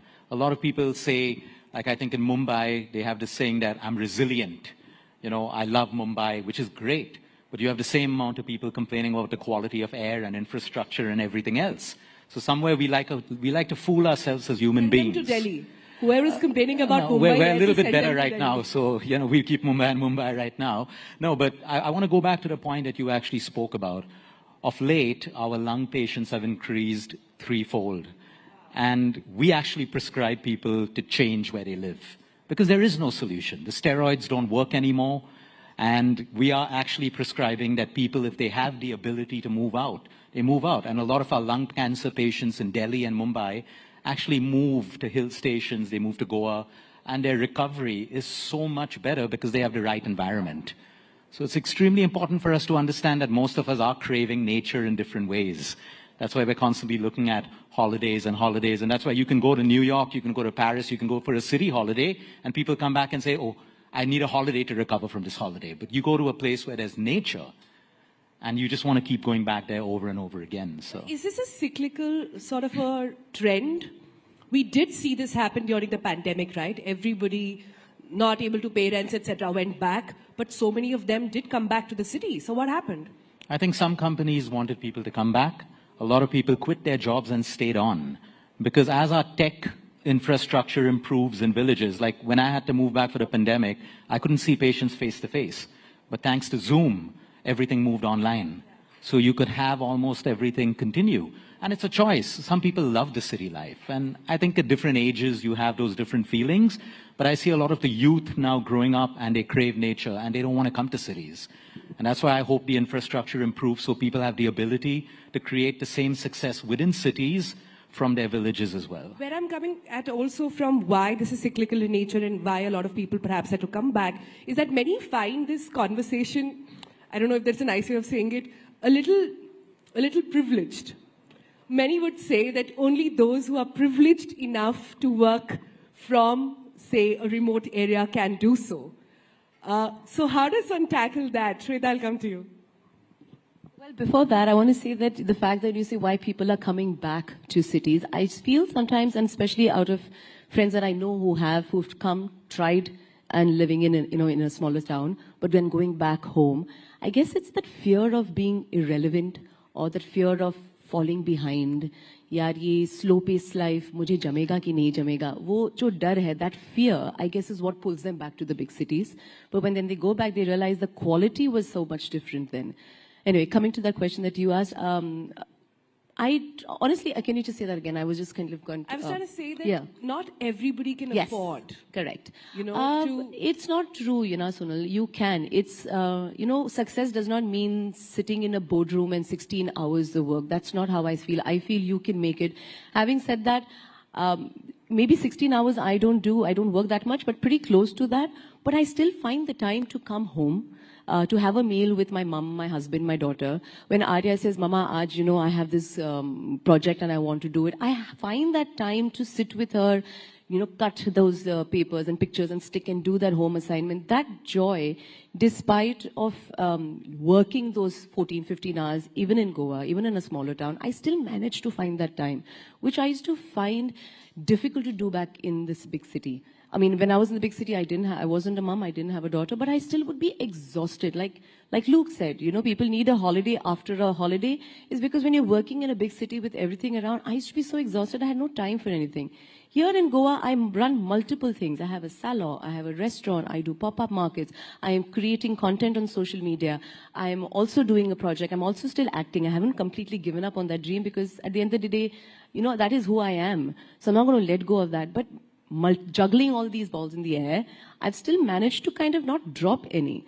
That joy is what never will pull me back to a big city. And I hope I never do. That's very well said, Shweta. But I want to come to Nilesh on this point. Another challenge that comes to mind, and I'm just thinking of somebody who's listening to this conversation saying, you know what, it's been lurking behind, ये idea बहुत दिनों से आ रहा है, बहुत सोचने करने की कोशिश कर रहे हैं पर कर नहीं पा रहे हैं. Because how do you manage financially, number one? And I want to go around to ask you guys this question again. For those with families, today so much of the decisions we make are for our kids. What about education? What about access for them? What about exposure? These are words everybody throws at, right? So how are you managing with your kid? So after I moved back to my village 3 years ago, I also moved to Goa.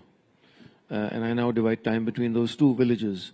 And I moved to Goa not for regular reasons. I moved for my daughter, for her growing up, which did not have a, birthday party at the Hyatt. And why did you choose Goa? I evaluated everything, all the aspects, not just schooling, but the living conditions, the fact that it was a more cosmopolitan existence, the fact that, because she's grown up in a village with goats and cows, she has no sense of class. She has her friends are from the next village who gift her a radish when, they come. And suddenly in Lucknow, there were birthday parties at the Hyatt, and there were return gifts, and there were, what brand is your shoe, and that's why, of course, neither the same people. This is not even Delhi. This is Lucknow.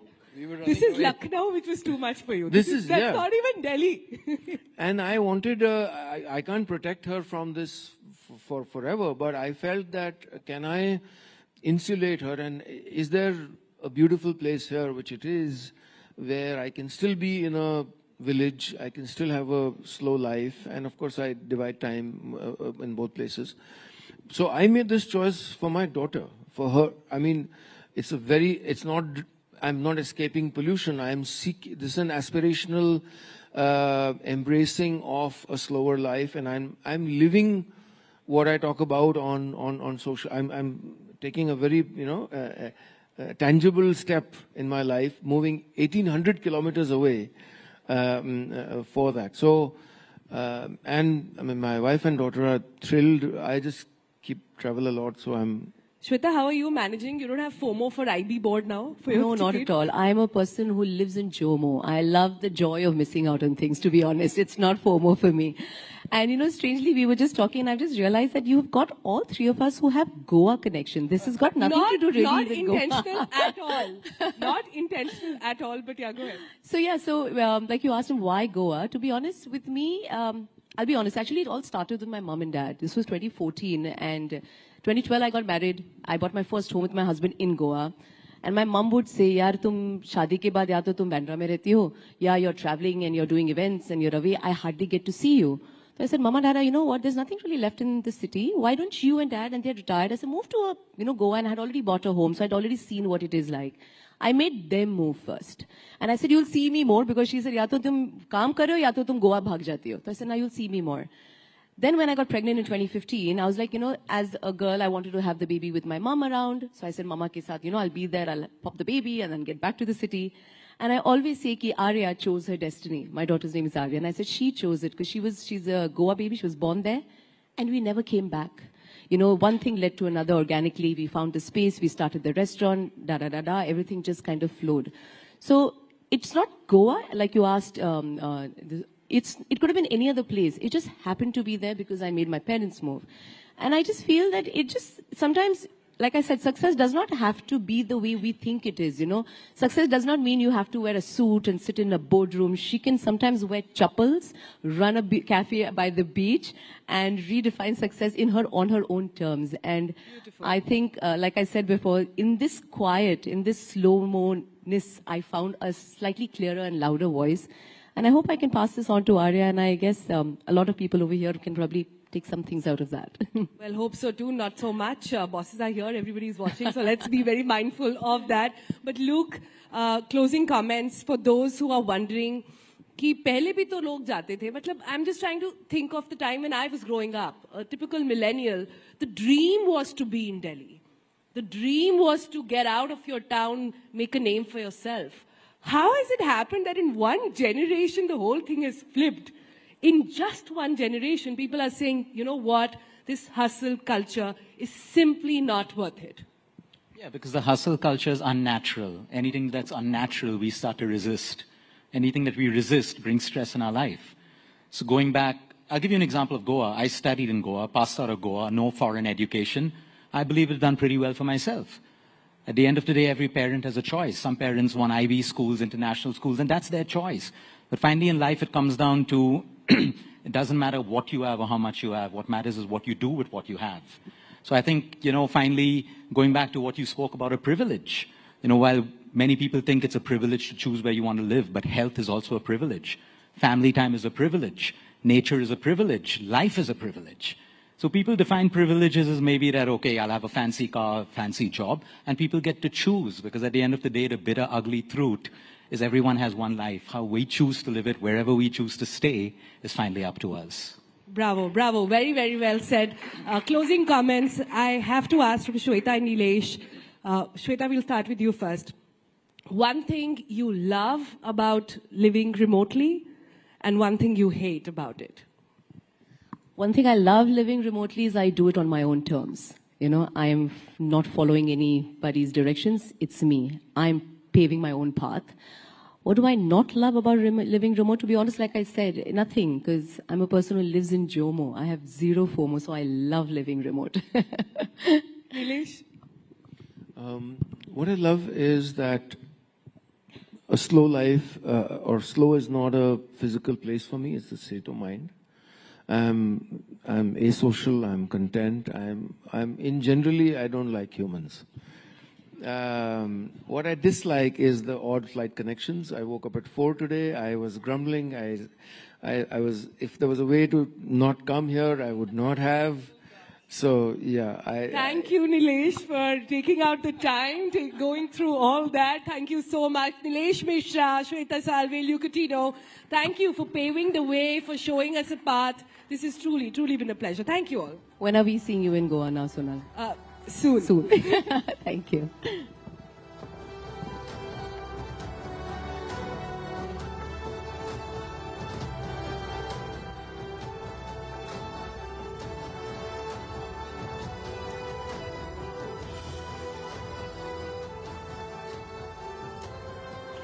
Thank you. All right, we're going to move now on from the beautiful beaches of Goa to a very, very different discussion. But we'd like to thank everyone who just joined us on stage. We're shifting focus entirely now from this to something different. After discussing that emerging trend and the profound impact it's having on our economy, on our communities, we're shifting to a different session called Her Story, Smashing the Glass Ceiling. So we're going to have with us on stage incredible women who've defied expectations, shattered barriers, and redefined success in a few different fields. We'll be hearing their stories. So they'll tell us about how they've refused to accept different kinds of limitations that were imposed on them at various stages of their life, how they forged new paths for themselves and for future generations.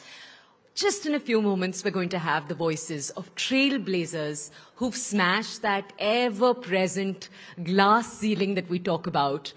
And they're going to share their stories about how they continue to inspire the women around them in their lives to reach higher, push harder, and break through every boundary. Let's give a huge round of applause. I'm just going to introduce our next guests first before we do that, and then we'll have them on the stage.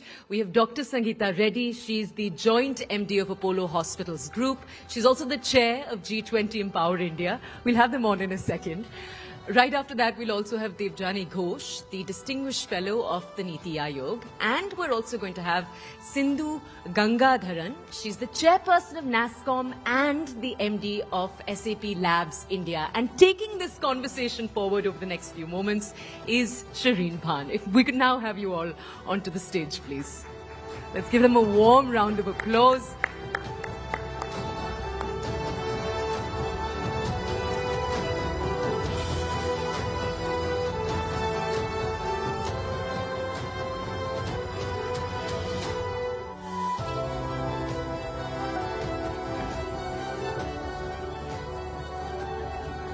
Ladies and gentlemen, good afternoon. It's a pleasure to join you here at the Rising Bharat Summit as we talk about something that is very, very close to my heart. But at the outset, I want to tell you something that is again very close to my heart. I've made a promise to myself over a decade ago that when I have a conversation with women, it's not just going to be a conversation about women for women. It is going to be a conversation that women will drive about what needs to change for the country, what women can do. So that is what we're attempting to do here with my fabulous panel this afternoon. So thank you very, very much, Sangeeta Sindhu and Devjani, for joining us here this afternoon. Let's get the elephant out of the room first. And Sangeeta, let me start by talking to you about, the fact that we're still having a conversation about why it makes sense to have more women in the workforce, why it makes sense to bet on women, why it makes sense to prioritize the women's agenda as well. Let's get that out of the way before we talk about what India needs to do and get the women's perspective on that.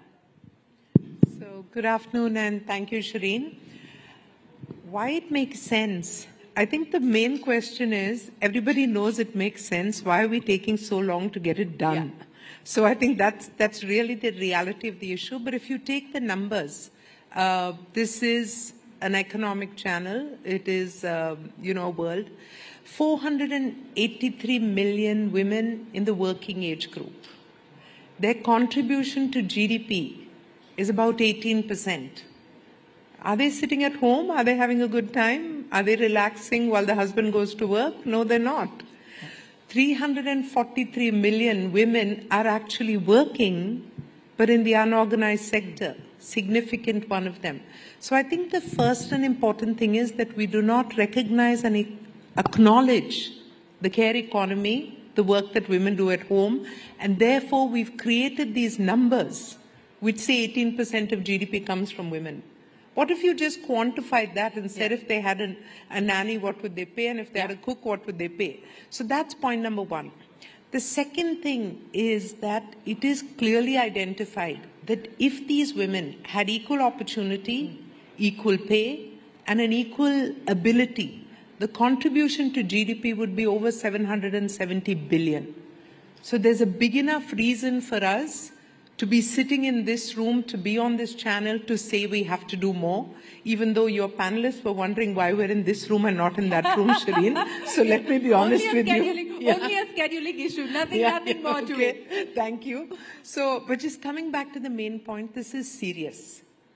I've sat across the table, kitchen table from housewives who make household snacks but didn't get a bank loan to take their business over 5 lakhs. Yeah. I've spoken to women, who have done garment businesses and grocery businesses and, so the entrepreneurial spirit, the need to make money, the need to be relevant is all translating now into this. It is this beautiful moment in time when we can take it to the next level. And similar is, the story may be different, but the theme is the same. Yeah. Across women in the workplace, women, in jobs, women in government, women aspiring to be in leadership. So I think the big point is that there's a gap. We need to correct it on multiple levels. The potential is there, the spirit is there, and women who've been given an opportunity have made it happen.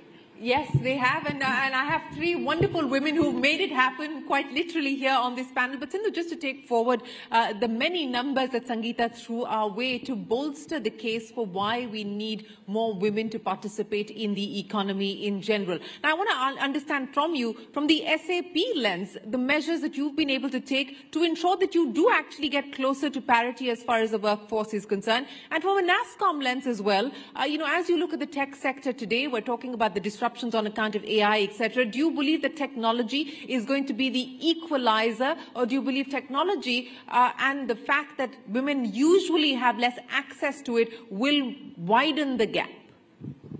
Yeah, first of all, Shireen, great to be here, and it's an absolute privilege to be amongst all of you phenomenal leaders.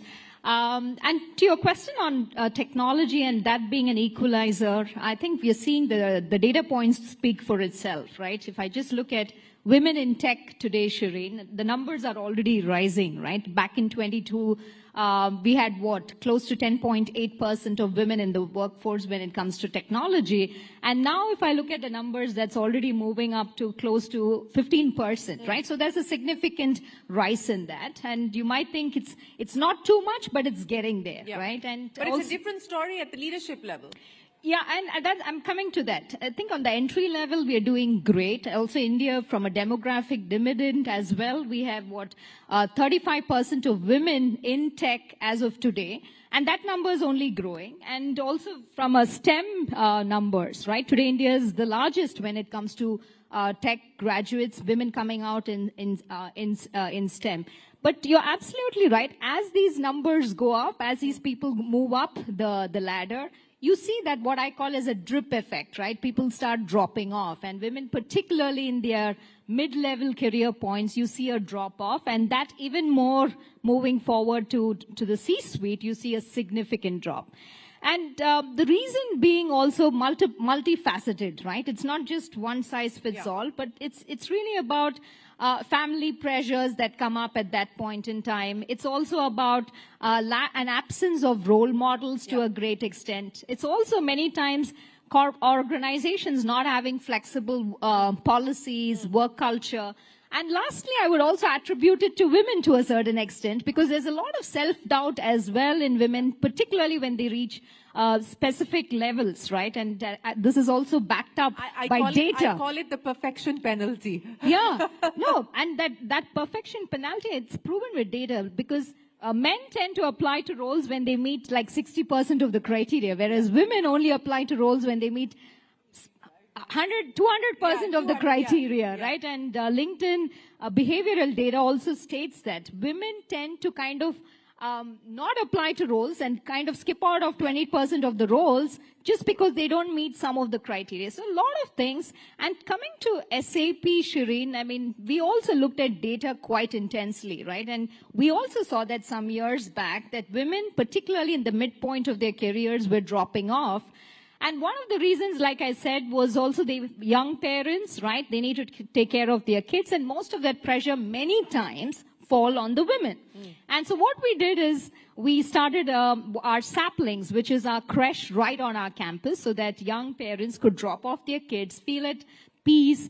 Nursing mothers always had a chance to visit their babies and take care of them, but still have that everything what they need to thrive in the workplace, right? And this is one of the many things that we did. And today, if you just look at our numbers as well, we are shining through in terms of getting to that 50% target of women in the workforce. That's something that we are very much focused on. Also, if you look at our accelerator programs with startups, it's not just about our own women in our workforce. We're also making sure we have dedicated programs where we bring in women entrepreneurs, give them access to our technology, give them access to leaders whom they can emulate, role model. And we have a very intentional focus on also calling out and talking about women leaders in the organization. Because on one hand, you can have the greatest of policies, but if people don't have role models to look up to, that also has a challenge, right? So quite some things happening to get there, and technology, no doubt, is an equalizer. Is an equalizer. But, you know, that's such an important point that you made there, Sindhu, about showcasing role models. And, you know, I have the deepest gratitude for Devjani Ghosh, because 15 years ago, we were on a panel together, and Devjani looked at me and she said, you know, when you look for role models in India in the context of women, there's either Mother Teresa or Katrina Kaif. We have nothing in the middle. And that set me on a path to actually find women, showcase women across different sectors, across different industries. And that resulted in our first show called What Women Really Want. And that resulted in our big campaign, Future Female Forward. So Devjani, eternally grateful for you know, really showing us the mirror. Shireen, you need a round of applause for doing that. No. It's really thanks to. But it also means we've been talking the same thing for 15 years. Exactly, we have been. But Devjani, as you look at where we are today, I mean, as you pointed out, you know, so much has changed, but yet so little has changed as well. From a point of view of where India finds itself in the world, from a point of view of this backlash globally against now what is being sort of, you know, thrown under the bus as diversity and inclusion. Do you worry that there is going to be a further setback to the cause of more women participating in the workforce? No, and that's completely my personal point of view. But I honestly think diversity and the whole focus on diversity didn't do much for the cause of women. I think if anything, it will start beginning to hurt the cause of women. We were almost being treated as someone who deserves that seat because of our gender and not because of our capabilities. And I've always fought against that. I've always stood against that. I think having a more inclusive charter to say that talent will thrive. Yeah. And if you have the talent, you have the capabilities, then we are not going to look at anything else. It's the best thing that can happen for women. Because what I'm convinced about is given the opportunity to the right quality education, women will thrive. Women have the mindset, they have the hunger, and the hunger is just growing. The next generations don't even need support. They are hungry, they want to make a point. Yeah. The hunger is growing. So I think we have to figure out how to move the blinkers, how to move those filters, that legacy, you know, the baggage of legacy that we carry, that mindset of judging someone based on, are you, especially at a leadership level. The reason why we don't have a lot of leaders in leadership positions is because the CEOs are all men, or mostly men, with a few exceptions that we have. And when they want to hire people who are just like them. Exactly. So immediately gender filter comes up. So these are real problems that need to be looked at. But I have never been a big fan of the whole diversity agenda. I've been a much bigger fan of inclusion. No, you're absolutely right. And I'm glad that you point that out. And I think that once you start to create a culture of inclusion, and that includes much more than just gender, it truly talks about diversity in the workforce, you can achieve many of the outcomes that we are discussing. But I want to talk about where India finds... Just one thing I want to add to that, it should be merit-based inclusion. Yes, of course, of course. I want to now talk about where India finds itself, and I want to get the women's perspective and the leaders' perspective on this. It's a tumultuous world. It's a volatile world where every minute there's a tweet or there's a comment that is shaking global markets. It's changing business confidence and investor sentiment. Within this milieu, you know, the opportunities that you believe India enjoys, the advantages that India should leverage on. Sangeeta, I want to start by talking to you about that. What do you believe India can do? What do you believe India should do? How should we position ourselves in this global environment? So I think as an opening, I would say we need to continue on some of the good things we've been doing. On the women agenda, just the phrasing of the terminology of women-led development versus just women development itself was a game changer because it showcased the ideology that women can lead society. But going on to a broader canvas, I think like you rightly said, all of us are seeing from stock market to tariffs to a changing impact of AI, the world changing. It's very critical for us to really start thinking about what is the world we want to shape in the next 3 to 5 years. India's been playing a catch-up game. We need highways like this, we need technology like China, we need manufacturing like here, we need jobs like this. It's a beautiful time to just say, what is the new world going to look like? What are we uniquely positioned to be, to become, to shape? And that positioning is where we need to collectively go. So there's clearly self-reliance, there's clearly quality of life, there's clearly agriculture, environment and all these. But what is the future of manufacturing?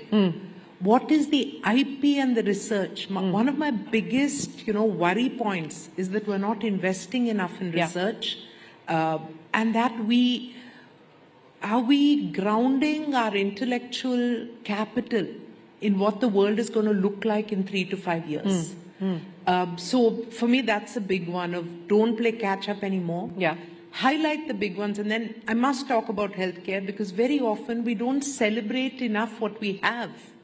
The big wins on the healthcare front. Big wins. The fact that, we were a health-seeking nation with people going abroad. People are coming from other countries, receiving care at 1/10 of global prices. 140 countries come to India. Are we celebrating it? Are we growing it? Are we talking about it? No, we're highlighting the fact that this costs more and, this thing. The way for every Indian to get affordable healthcare is the powerful insurance which is rolling out, is to enhance manufacturing. We have pharma on one side, which is the pharmacy of the world. Next, we need to do medical device manufacturing, bring down the cost of medical devices, grow the number of doctors. We're on a path. So let's celebrate this and use this global capability that we have, enhance it and make it a revenue earner so that then we can play Robin Hood to the many who need care, which we do. We're doing already. No, you're absolutely right. And very often this is an area that is underappreciated. It's a job creator, it's a revenue earner, and it is clearly an area, a position of strength for India, which we must leverage. The numbers are doing the talking as you speak. But Sangeeta, I want to, Debjani, come to you with what Sangeeta just said there. We need to stop playing catch up. And it comes back to this, again, this angst over R&D investment. The private sector says, we don't have the capital to do R&D investment. The government says, we're giving you the tax breaks, we've given you everything. Now you better pick up the pieces and start doing R&D investments. You've got the Commerce Minister saying that, look, stop doing food delivery and so on and so forth. Start focusing on innovation and deep tech and so on. I mean, what are we really talking about, Debjani, and how do we bridge this R&D investment conundrum? So let's move away from the current noise. There's a lot of noise in all different waters, right? Because this is a way bigger problem. So let's move away from the current noise.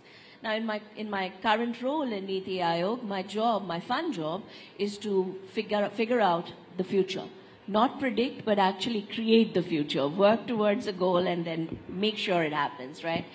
And when we think about India's future, and I have a 10-year horizon that I look at, when I look at India at 2035, there are a few things that are going to be super disruptive, not just for India, but for the whole world. One, the entire tech game is changing. It's no more about what's going to happen in AI, what's going to happen in quantum, blah, blah, blah. We are entering the era of great convergence. This is where technologies are now coming together with science. So the biggest impact we are going to see is AI plus biology, AI plus physics, AI plus maths. What this convergence is doing, not going to do, but is doing, is it's completely changing the rules of the game. So we are in a position where we pretty much can figure out how do we want to play this game in the future. Because the race is just beginning. The race is just beginning, and it's an infinite race. There is no end point. There is no goalpost. It'll continue to evolve. So one, there's complete disruption going on, which will impact every sector, every government, every citizen in how we live. In fact, there's nothing that it will not touch. So how do we leverage that? Two, the focus globally, if you look at geopolitics, the focus is now changing from regulation to control. So, and I think the AI Action Summit gave out a very, very clear signal, right? It's no more about regulation. It's all about who will control supply chains, tech supply chains. So you're going to see a lot of different play in export controls. US is already doing it, the US AI Diffusion Act, etc., which is most probably going to become a rule in less than a month, which is going to control who gets GPUs or not. It's already happening, right? And how much of the supply chain do you control is what's going to decide your ability, your leadership position in geopolitics. And how will that supply chain control come about? And that's the third story, which is the China story. Because China is now completely rewriting the rules of the game in terms of who controls the supply chain and how. They have decided they are not going to play catch up. They have decided they are going to completely disrupt. Look at semiconductor, where US has pretty much gone after China with respect to every single export control you can think of. You will not get access to ASML, you will not get access to NVIDIA, latest chips, blah, blah, blah, blah, blah. What is China doing? last month, Peking University came out with a completely new material developed on a 2D material, completely new material for semiconductor manufacturing, not using silicon. It's based on bismuth, and it basically 40%, if it's true, the claims are true, it's 40% faster than the fastest mainstream chip today, and 10% more energy efficient. They've come out with a completely new ultraviolet mechanism which says that we don't need ASML anymore. Right. So they are disrupting, and to do this has to be the India story. Yeah. We have to leverage the disruptions in tech. We have to go after the supply chain control. And the only way we can improve our position in the supply chain control is to focus on disruption and not catch up. And none of this is going to be possible with our current R&D mindset. And I'm saying mindset. I'm not even saying investment. Because even with the current R&D mindset, if you pump in billions of dollars, we will still not show outcome. No, so this is what I want to get into, this R&D mindset that you speak of. And Sindhu, let me bring you into the conversation as well. Because, you know, one of the big positives of the India story over the last decade has been the global capability centers, the GCCs. Everybody's talking about them, whether it's Microsoft or any company at this point in time.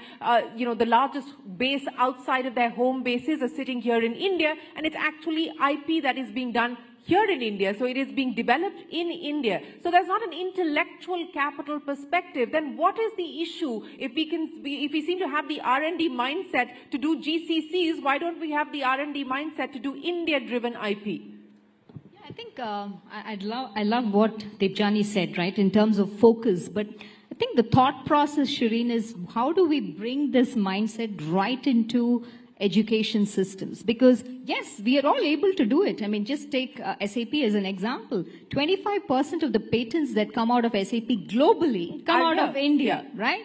Now, so which means the people are able to do it, generate IP. And to your point, Debjani, on how China comes in and comes up with this very unique ways in developing technology, I think there's also a time for us to reflect upon our education system. How are we training the young minds to go out there, become the problem solvers of the future? Design thinking, problem solving, not looking at how do we apply technology to a problem, right? And it's not just about who's the best Python programmer or who can be a full stack developer. All that is important. Technology is important. But how do you step back, look at problems? How do you design for scale? And this is the mindset that we are trying to change, and we have to change if we get to solve if we want to drive that kind of IP creation at scale, not just for the world, but for solving the problems in India. And this is also why that strong collaboration between the industry, between the government, between the education needs to be fostered much, much more. We need to go to the schools, look at how are we applying technology for real world problems and make them understand what it is when we talk about business problems. And I'm absolutely confident if we bring that right into the education system, there's going to be all of those points, what you said, we can thrive with that. There's no doubt about that. But that needs to be a very strong, focused effort across all parties. Absolutely. With all hands on deck and all stakeholders on board, it cannot be done in silos. But, you know, the comment that I get very often is, why is it that only the men are asked to future cast for India? Well, no, ladies and gentlemen, the men are not going to be asked to future cast. The leaders here on this panel are going to be asked to future cast for India. Sangeeta, you gave us one big engine of growth, which is, of course, healthcare services. Heal in India is a mission that's been launched by the government. And I know something very interesting that you're doing at Apollo, to Debjani's point of trying to converge medicine and our medicine capabilities with AI. You've got the Apollo engine that you've set up, AI engine that you've set up, and you're driving forward. A, run us through that, but B, also talk to us about what you believe the next 5 to 10 years could potentially look like for India. So first, I think so much of what Apollo does is driven by this passion or this vision to bring affordable, accessible healthcare within the reach of everyone. And there is a constraint of human resources. So there is a constraint of knowledge, and knowledge is growing faster than we can even keep track of. So we tried to converge artificial intelligence, the knowledge that our doctors have had, the huge database of patients we've treated, and build two very important engines. The first one is Ask Apollo, so that a public who is inundated with things from Instagram, you know, eat cinnamon, do this, do that, this works, Akabansia, all kinds of stuff. Who is your credible voice to enable? And the reason to empower people is because 70% of deaths in the modern world are happening because of non-communicable disease, which are caused by lifestyle, which are within the power of the human being to control. So if you have the right knowledge, if you're doing the right things, you can reduce the burden of disease. Therefore, please get credible knowledge, do lifestyle modification, do appropriate behavior practices, whether it's blood pressure or, you know, cholesterol or 100 things that I won't go into. But the fact is, we want to empower people, and AI can help.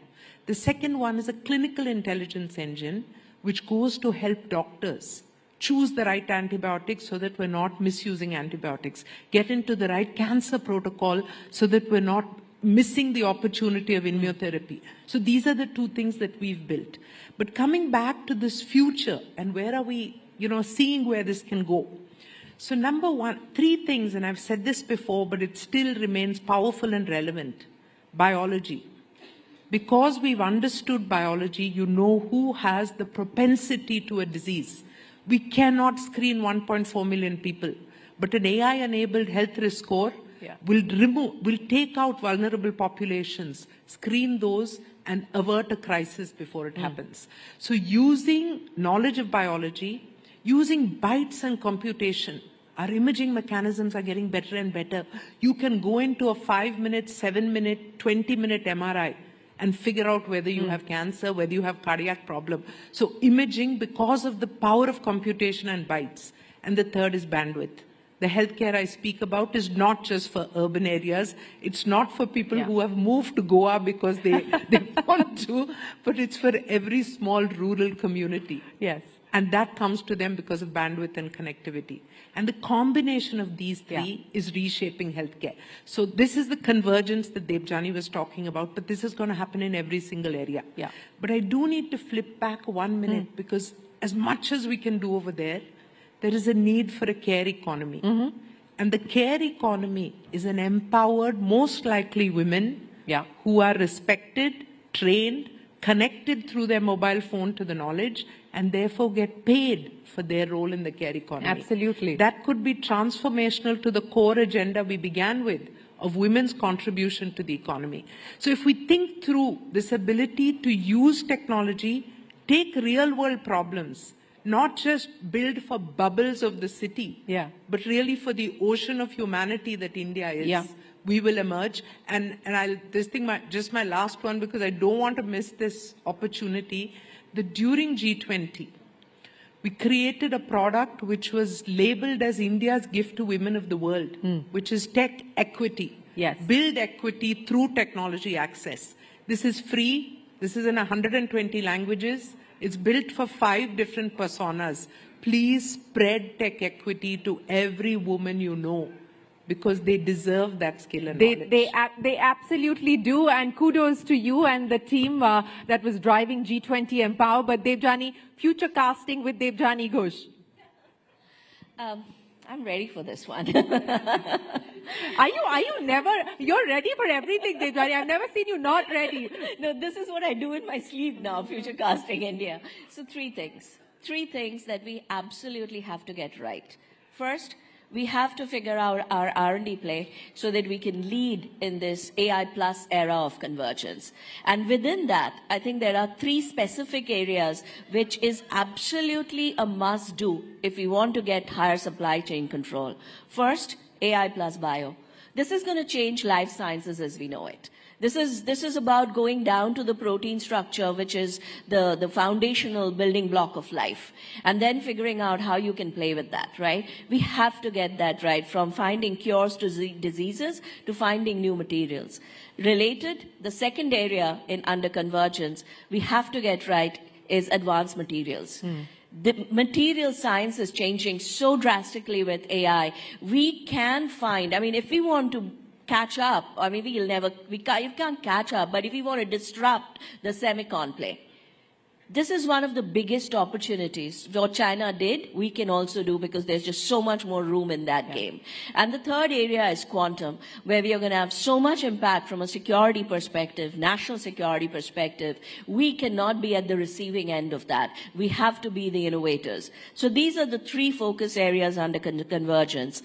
The second area, renewable energy. Energy is going to be the only thing that will limit the efficiency of export controls. Because today's technology is so energy hungry, so you can put all the export controls you want, but if you don't have the energy, you will not be able to contain it.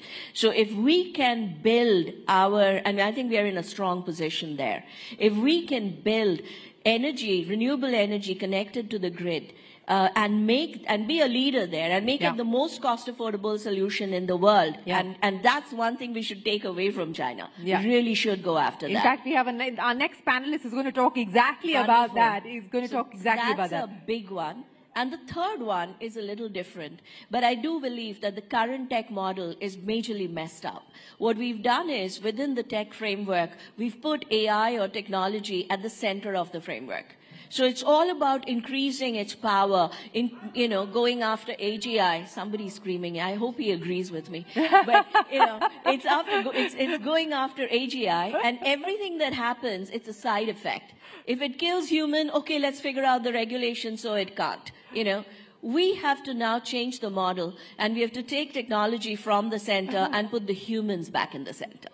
So that whatever you do with technology, you do it only if it's good for humans. And I strongly believe this is the one place where there's no country better place than India to drive this new narrative and new model. So those are my three things. And those are very powerful three things. And how many times have we been in rooms where the men are still trying to talk over us, and nothing is very different here. But Sindhu, I'll give you the final say. Future casting with Sindhu Gangadharan. Well, I think to add to everything what Debjani said, I would say, first of all of us in this room have a role to play, right, in taking everything what Debjani said forward. So, and that goes back to our first point, what we said, make sure that we build an inclusive environment. Because for us to thrive, we have to make sure everybody in the system can move forward, right? I mean, if you want to solve the problems of tomorrow with technology, just make sure that each one of you in your individual roles has, when you're sitting here, it's already a big thing, right? And give the opportunity for people who can move forward. The second thing I'll go back to is definitely strengthening education, because I think if you're looking at the future of India and the future of the world, it all boils down to how we raise and bring up our young talent. And I think that is front and center for me, and I think it has to be for all of us, to make sure that we bring in the bright minds, educate them in the right way, in a very inclusive way, so that we don't have to sit in panels like this to talk about inclusion and why it is important and why diverse minds are needed to build some of the phenomenal products that serve very diverse consumers out there.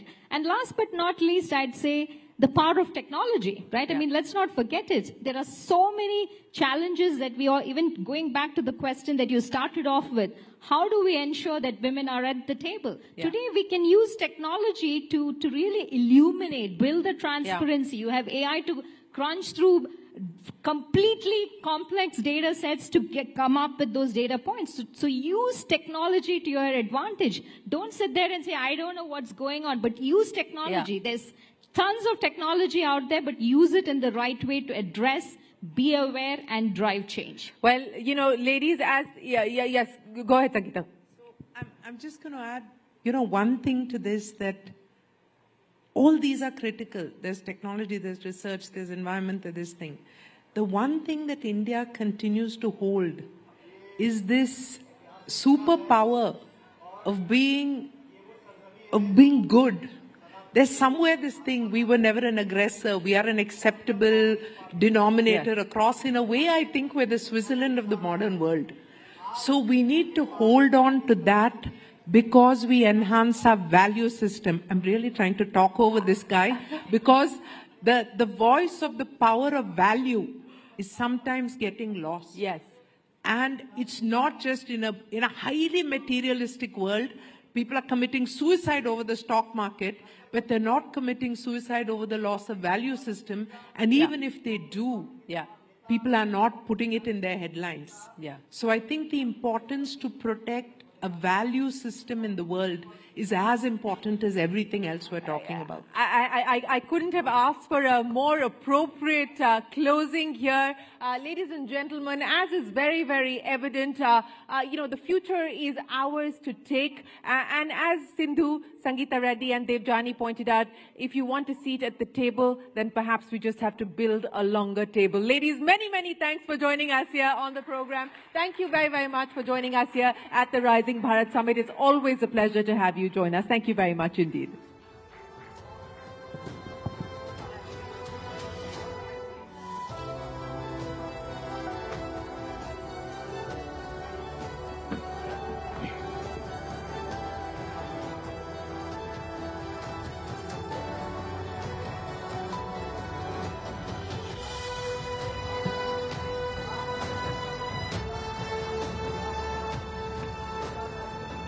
वाकई में नारी शक्ति का ये सबसे powerful session था। एक बार फिर से जोरदार तालियां इस बेहतरीन सेशन के लिए। वैसे कहते हैं कि नारी शक्ति सिर्फ एक विचार नहीं है, एक क्रांति है, और इस मंच पर आज यही क्रांति हमने देखी है।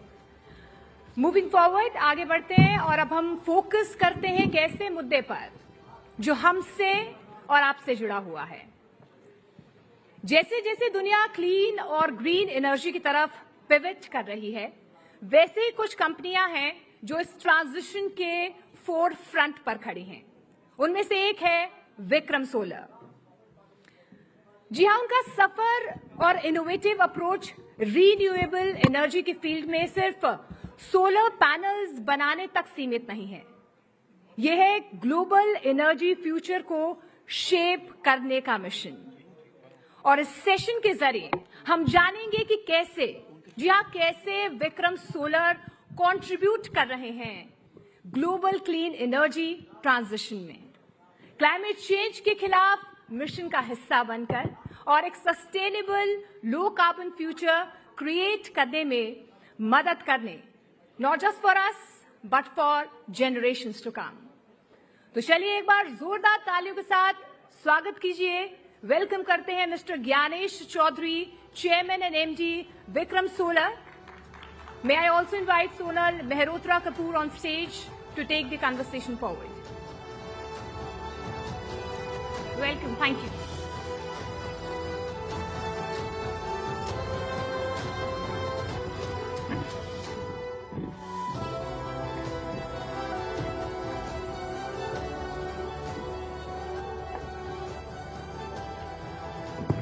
Hi, good afternoon, everyone. I know this is the last one before lunch and everybody wants to sort of rush in, grab a bite, but I promise to make it engaging.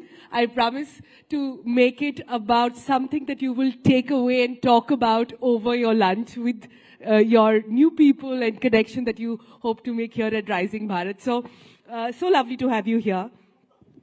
I think when we talk about solar energy in India, the past couple of years, the past decade itself has seen a transformative journey.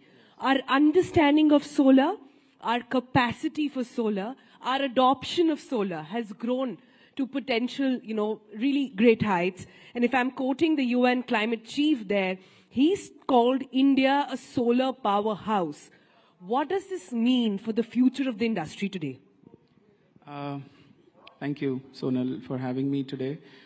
I think for me personally, I've lived solar for the last over 2 decades. It's been a passion project.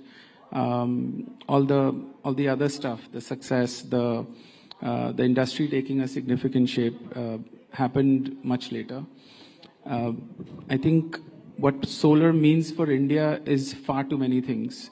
Apart from it being at the center stage and the heart and mind of our Honorable Prime Minister, right from the days when he was the Chief Minister of Gujarat, to bringing all of that to central policies and initiatives. What we've seen is 5 things. I'll give you 5 numbers, so to speak. India was the first country, one of the first countries to sign the Paris Climate Accord. Number two, India now has 2x of nuclear energy than it had 1 decade ago. Number three, India is the third largest deployer of solar energy. Number four, India is the fourth largest deployer of wind energy. Number five, India is the fifth largest deployer of hydro energy. So just taking all the top spots globally and being where we are in India and knowing the appetite, it seems like we're just getting started. It's lovely that you've quoted the top 5 points. India scoring so well there. So it's a good time for me to sort of bring in what's perhaps not going so well, which is battery storage, which is about understanding how critical it's become not just to generate solar power, but to store it. What do you think is standing in our way today? Actually, nothing. I think energy storage, battery energy storage is where solar was probably a couple of decades ago. The technology has matured, costs have come down significantly. Why battery storage is important? I think the sun doesn't stay where it is throughout the day. So typically, we look at solar as supplement load. When we incorporate energy storage in a significant way onto the grid, we see that we can do so much more with renewable energy than we would previously be able to do. And that's why energy storage is so much more important today, knowing that India has phenomenal ambitions to deploy renewable energy onto the grid. As far as energy storage is concerned, the technology has taken leaps and bounds of transformation. Now we have,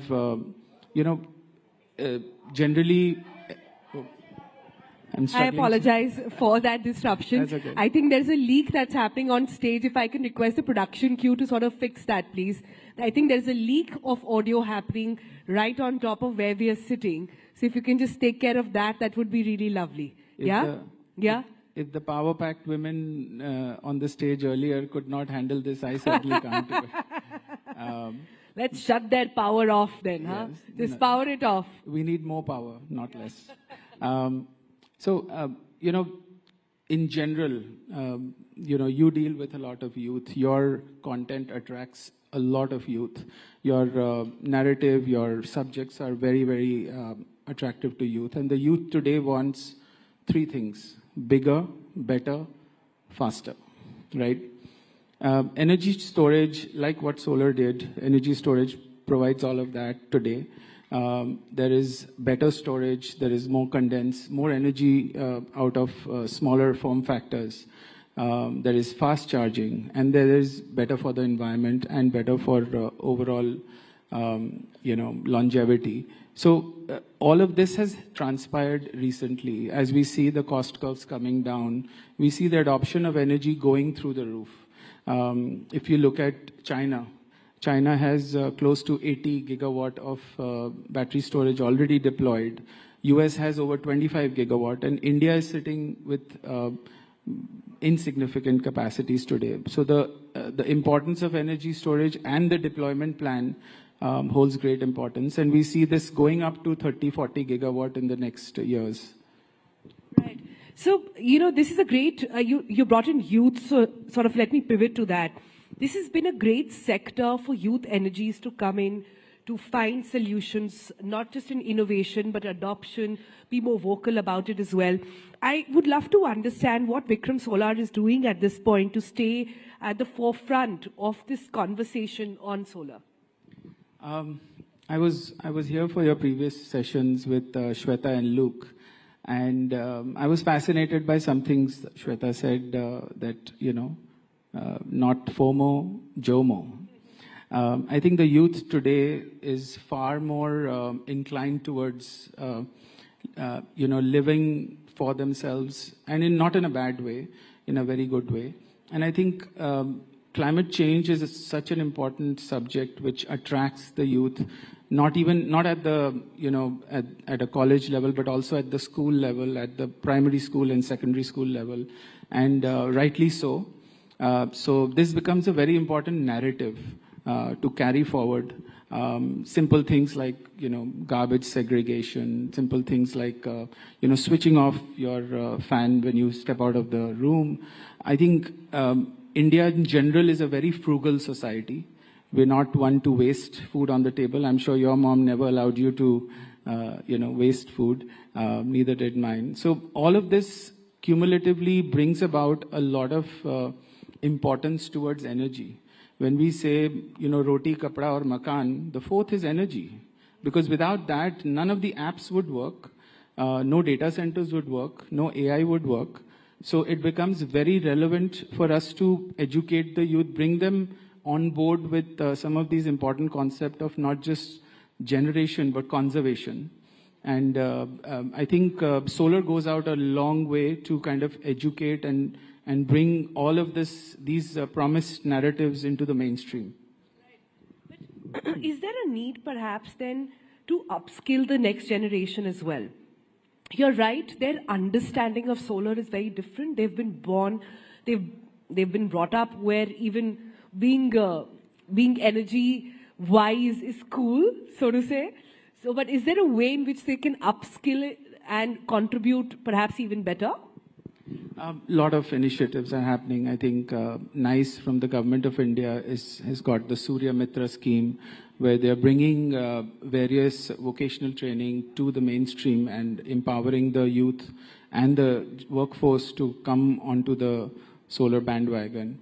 We have seen a lot of other skill development council schemes which are bringing all of these changes. But not nearly enough. I think we need to do far greater, far more. If we see the manufacturing landscape of solar, we have taken leaps and bounds of progress, wherein we were less than 10 gigawatt manufacturer just a couple of years ago. Today we boast in excess of 50 gigawatt of manufacturing, which caters to the entire solar deployment in India. But this requires a lot of manpower, and enough and more training is required. Recently Nandan Nilekani actually suggested that energy could become India's next UPI moment. Now it sounds like a great headline I would love to put out, but the challenges are plenty. What I want to understand from you is what's holding the energy sector to become the fintech story of India? I could go on about this. I'll give you 3 Ds. Decentralized, demonetized, and dematerialized. I think, and this is more of a blue sky sort of a thought process that I have nurtured, and I think Mr. Nilekani has really hit the nail. We're working on some of the projects together also with our digital arm called Wiki AI. But what does this mean? What do the 3 Ds mean? Basically, my understanding of the future of energy is it's going to be demonetized, where you won't be paying for energy like you don't pay for air. Dematerialized, you obviously don't see energy, but you won't have to necessarily invest yourself in buying a diesel generator or buying a battery or buying a solar plant on top of your roof if you don't have to. And decentralized, it's going to be everywhere. Every single rooftop, every single location is going to be generating energy. And all of this will be transactional through the way we see UPI. I'm happy to say that we're working on a UEI, which Universal Energy Interface. So a lot of things are happening, which... You mean like an interface where energy can be traded? Exactly. Yeah. Exactly. And wouldn't that be amazing? Like you have a party, Sonal, in your house and you need more energy. I have extra and I transfer that to you through the UEI interface. Wouldn't that be amazing? Wouldn't that make for a really beautiful world? I actually will have to be really nice to my neighbor and vice versa. Always be nice to thy neighbor. Yeah, but I'm trying to understand how can companies like yours, how can Vikram Solar actually help in ensuring that this sort of fintech dream is realized sooner rather than later? We were talking earlier and you started well, ahead of the curve. 2005, there was very little knowledge, let alone advocacy or even acknowledgement, adoption of solar. But from then to now, what do you think lies as a challenge ahead of you? Where are you seeing taking it forward, say, for the next 5 years? What's the battle there? So, reminds me of some of the reasons why I got into solar. Firstly, my grandfather, who's no more, he kind of set some ground rules for us that there are some businesses that as a family you would do and some businesses you won't do. And what you would do is, things that are good for the human body, good for environment, good for, and this I'm talking about 60, 70 years ago. These guys knew so much more than we ever know today. So the foundation in the mind was laid back then. But believe it or not, I started with setting up a steel plant. I would walk into the plant wearing a white shirt and come out with black. And that made me feel sick. That's the other end of the spectrum. Exactly. And I'm talking 2001 to 25 years ago. So that didn't resonate with me. And soon I started researching and figuring out. And my father was a very big driver for this to be much ahead of the times. And stumbled upon solar technology and decided to get started with it. This is back early in 2005-06. And it was tough. Nobody knew what solar was. In general, the basic explanations had to be, okay, this is the sun and this is the solar panel and this is how energy translates. But from that journey, from then to now, the conversations have far, far improved. Solar energy is mainstream. Everyone knows about it. Everyone wants to invest in it. And as I said, because India is a frugal economy, the cost curves have come down by 85%, which makes it affordable also. Yeah, it does make it affordable. How convenient is perhaps the question. But you did bring up the issue in your 3 Ds earlier of decentralized, which is often a cause of debate in the sector as well. We have seen that large-scale grid-connected plants versus the decentralized rooftop solar solution. There is a massive divide between which side to really sort of proceed with. What is your view? I think we need both. For India, which is on a fast pace of growth and development, we see 3 to 4% of additional energy plugging into the grid needed by the consumers every year. I don't see these numbers anywhere else in the world. And that goes out to say that India is a fast-paced growing nation which needs all this energy. To expect all of it to come from solar or purely renewable sources would not be possible, not at the moment. But certainly we are aiming to be at least 50% of the overall India energy requirement. Right, so you're saying somewhere of a balance is what is required. Before I wrap this up, I have to ask you, I think the problem at a macro level with India at the moment, and since Rising Bharat this year is about youthful aspirations, let me sort of plug that in. Everybody wants to do right. Everybody wants to ensure that they have that solar power. They are conscious about the environment, want to do the right thing. It's a question of not what they want to do, but how. Is there a tip that you can share with industry leaders, people, etc., on how to actually bridge that gap?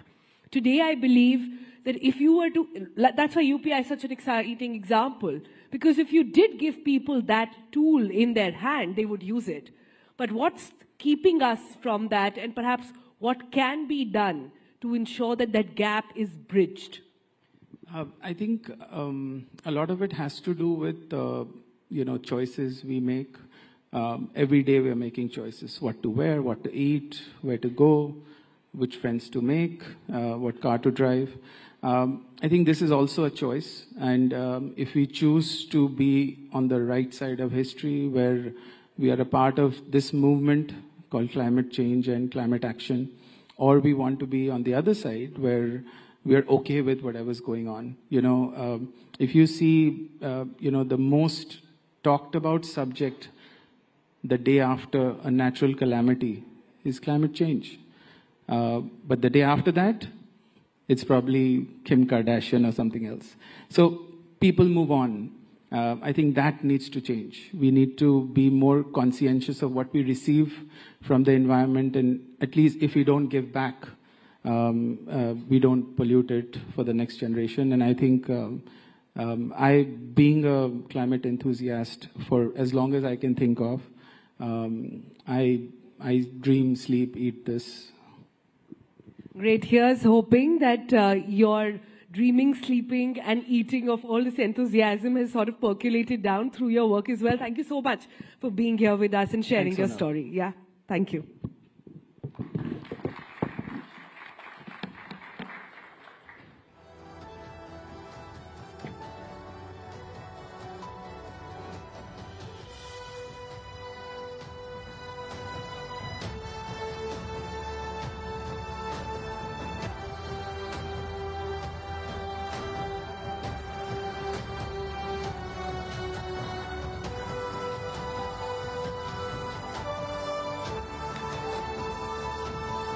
वाकई में climate change, green energy हमारे लिए एक बहुत ही संवेदनशील मुद्दा है. इस पर चर्चा की. Thank you so much mister Chaudhary and Sonal for such an enlightening session.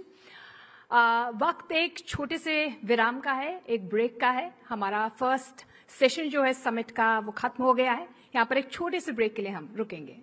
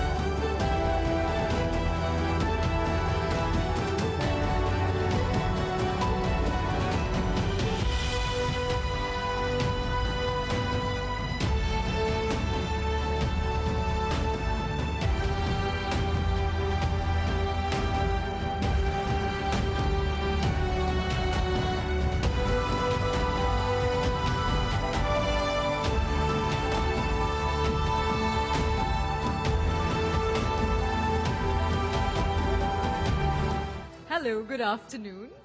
A very, very warm welcome to all of you at Rising Bharat this afternoon. Rising Bharat is a two-day summit that promises to be nothing short of transformative. It's an absolute honor to have you all here as we embark on an exciting journey of dialogue, of innovation, and of collaboration. Joining us for this discussion that we're going to have in a few seconds from now is Rajan Nandan. He's the MD of Peak XP Partners. We're also going to have with us on stage Satya Chakravarti. He's the founder, the CEO and CTO of the eClean Co. He's also a professor of aerospace engineering at IIT Madras. They're going to be joining us in a second, and with them on stage is going to be Chandra Srikanth. Chandra, the floor is all yours.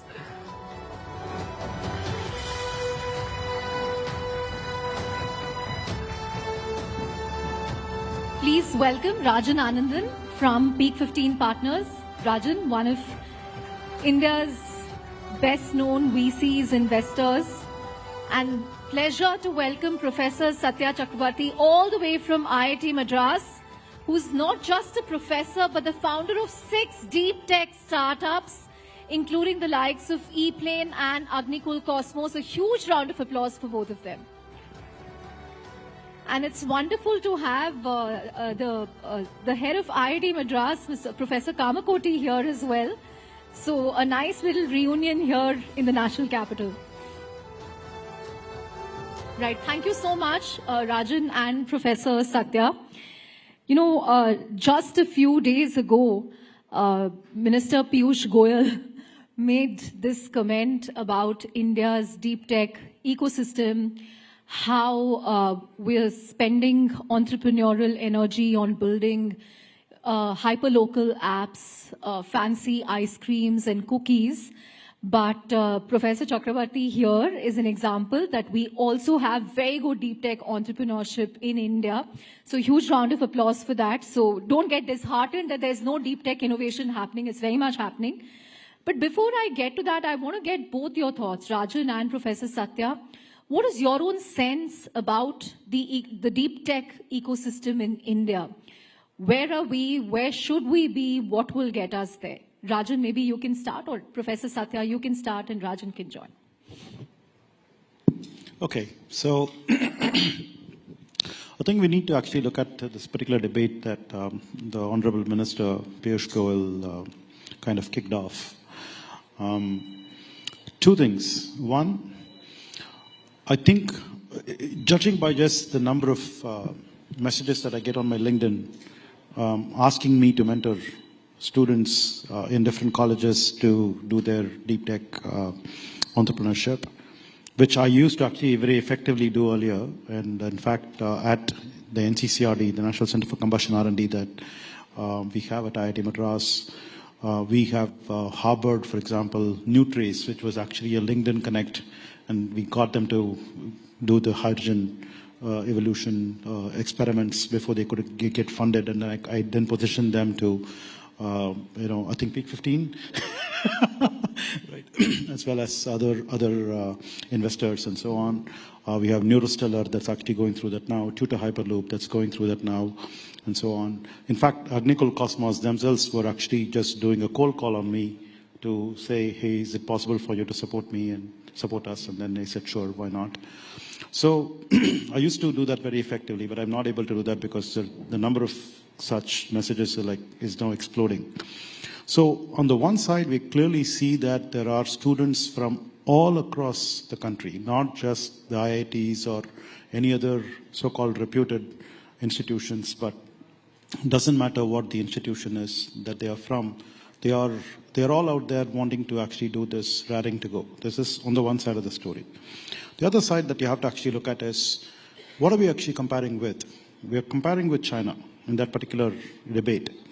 And China definitely has, in the last 10 to 20 years, gone leaps and bounds ahead of the rest of the world. It's not just about getting on par with the West. They've actually gone well past the West. Right. Right? So are we there? The point is we are not yet there.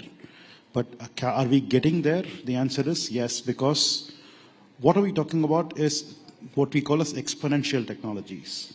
So in exponential technologies, we are actually at the lower end of this bend, right? I am particularly optimistic that by the end of this decade, we will actually see for sure that there will be a huge amount of work that happens in deep tech that's a lot more visible, and we will not really have this debate anymore, and we will know that it's actually a matter of time, and it's actually about when rather than if.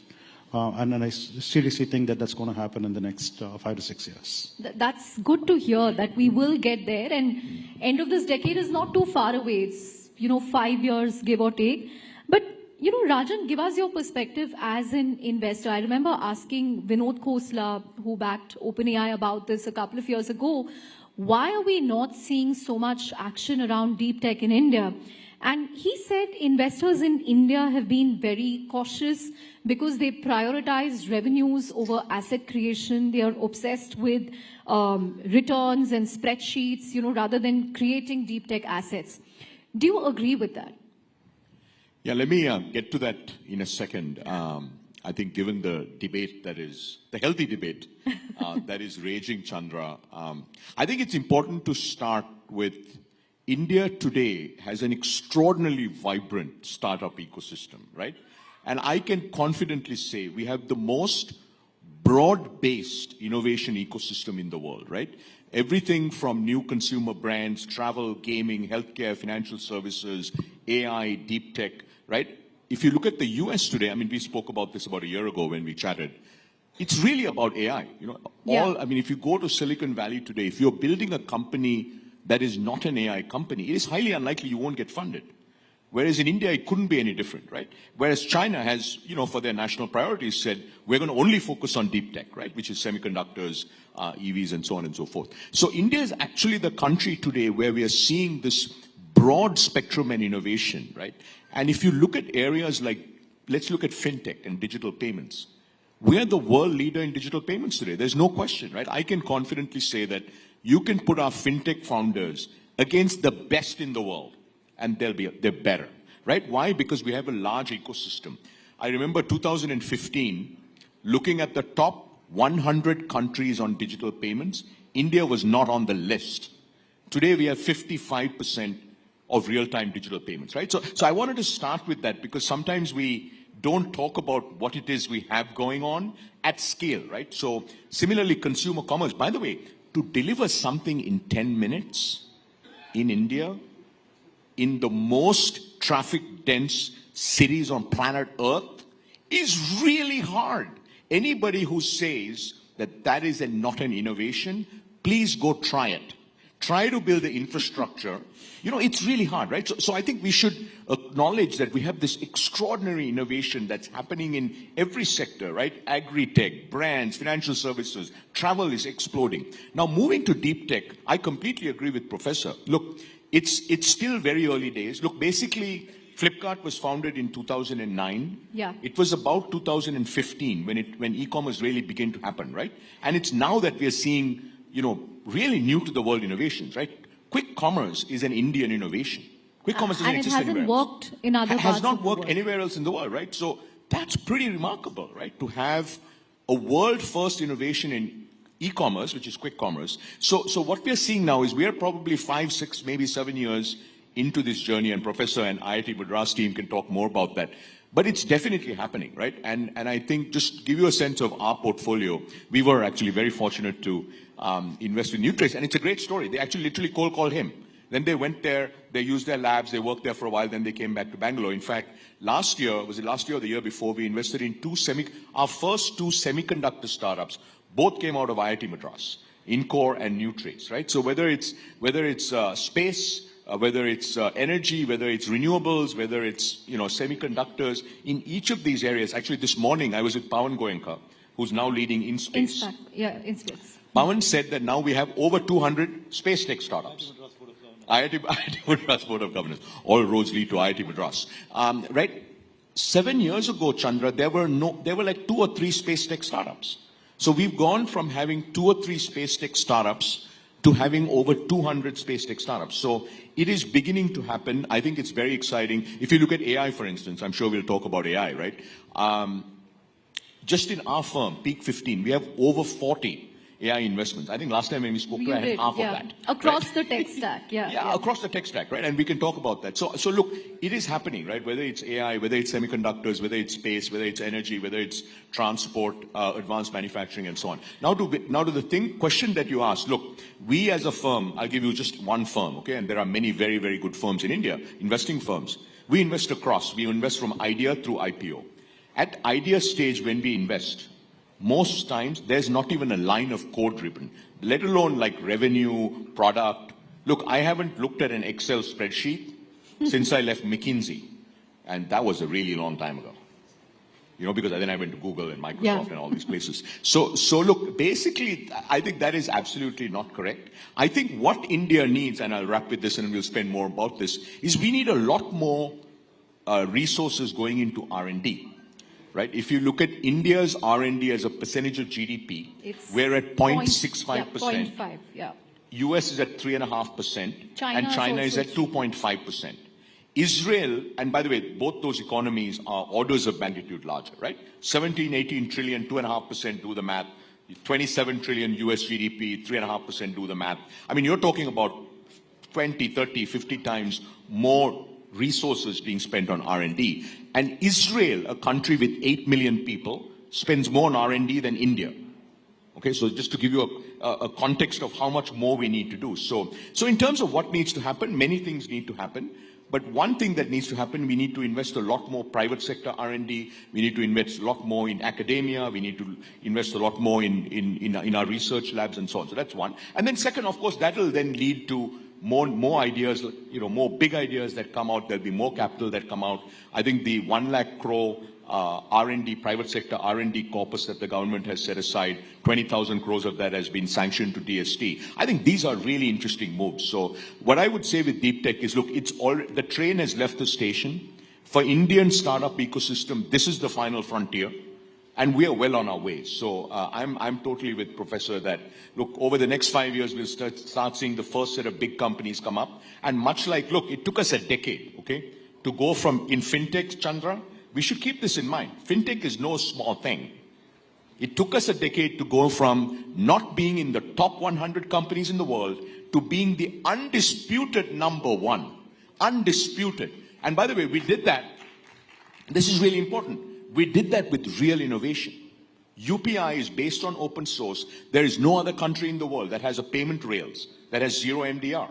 And by the way, what you will see in India is our innovators, our entities, right, whether it's large companies, small companies, governments, academia, really come up with very, very different ways to do things because we have to cater to population scale, right? I mean, you'll see this in industry after industry after industry.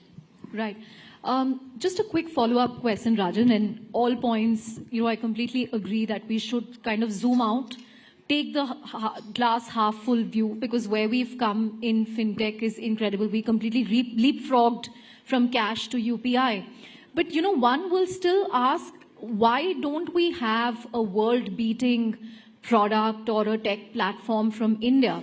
Earlier there was this notion that capital is a constraint, but then you have DeepSeek in China saying that they managed to build a foundational model at a fraction of what OpenAI spent, and they managed to give every single foundational model in the valley a run for their money. So when we have the tech talent, the ingredients, why are we not able to execute that? I mean, hopefully we will see that happen because the government is now serious about, picking and funding foundational models from India. Why can't we do that? And why can't we do what a BYD managed to do to Tesla? Again, there I agree, the government heavily supported them with subsidies and so on. But what is stopping us from creating these world-beating products? We often end up with mental models of the West, at least when it comes to consumer apps. No, but I think that is where, Chandra, that is such an outdated statement. Show me another payments company that looks like PhonePe.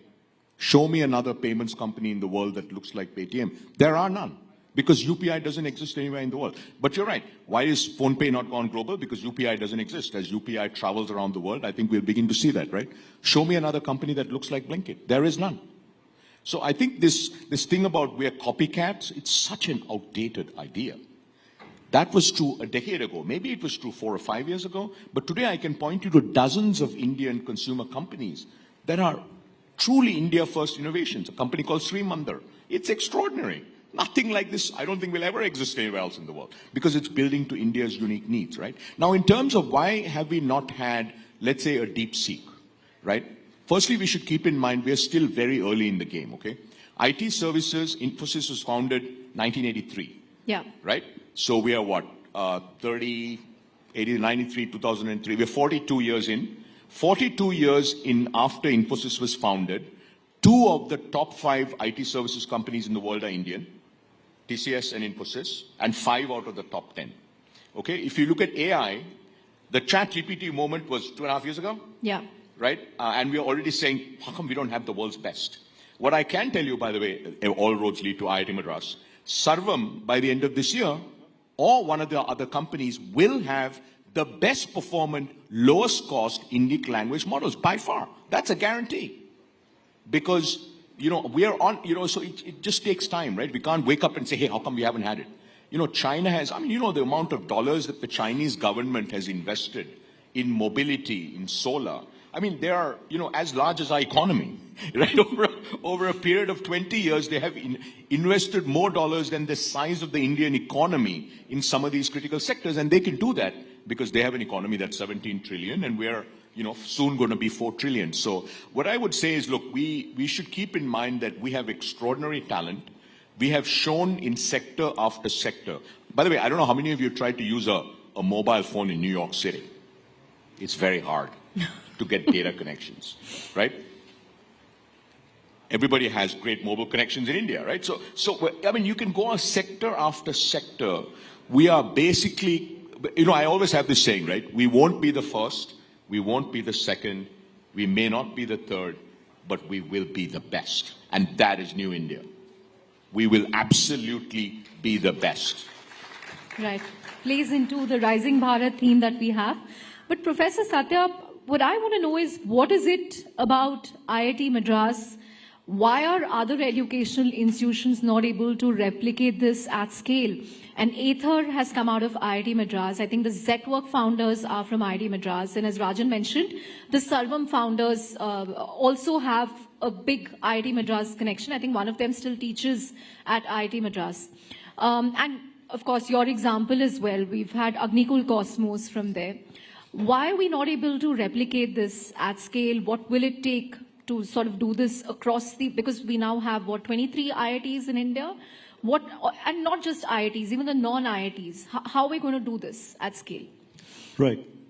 So I think before I actually directly answer this question, I want to resonate with what Rajan was saying. And I personally feel that there is nothing wrong with the 10-minute delivery app and all of that stuff, right? It solves a problem, and entrepreneurship is all about solving a problem. Try to find customers and get paying customers. If you are actually an entrepreneur, you will actually be running behind customers. That's exactly what we are supposed to do. Right? It doesn't matter what we do. I mean, let's suppose that I actually made the best rocket in the world, and I'm not able to find a customer, and it's actually sleeping in my backyard. What is the point? Right. So an entrepreneur is all about actually going and finding a customer and getting them to pay.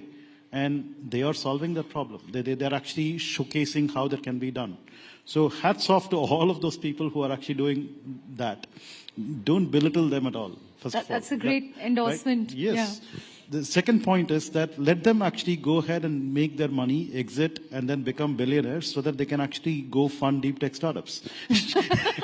Otherwise, how am I going to get Okay, now we know why you're all for quick commerce, because you want them to get a good exit and fund. So you look at a typical, IIT, and okay, since you actually said that IIT Madras is different, okay, let's look at all the other IITs where these people are actually going out and making these 10-minute, apps and all of that stuff, and then making their money and becoming zillionaires, right? In their next avatar, they would be like, oh, is that all there is? What am I going to do with this money? Let me go chase this professor who, right? Okay.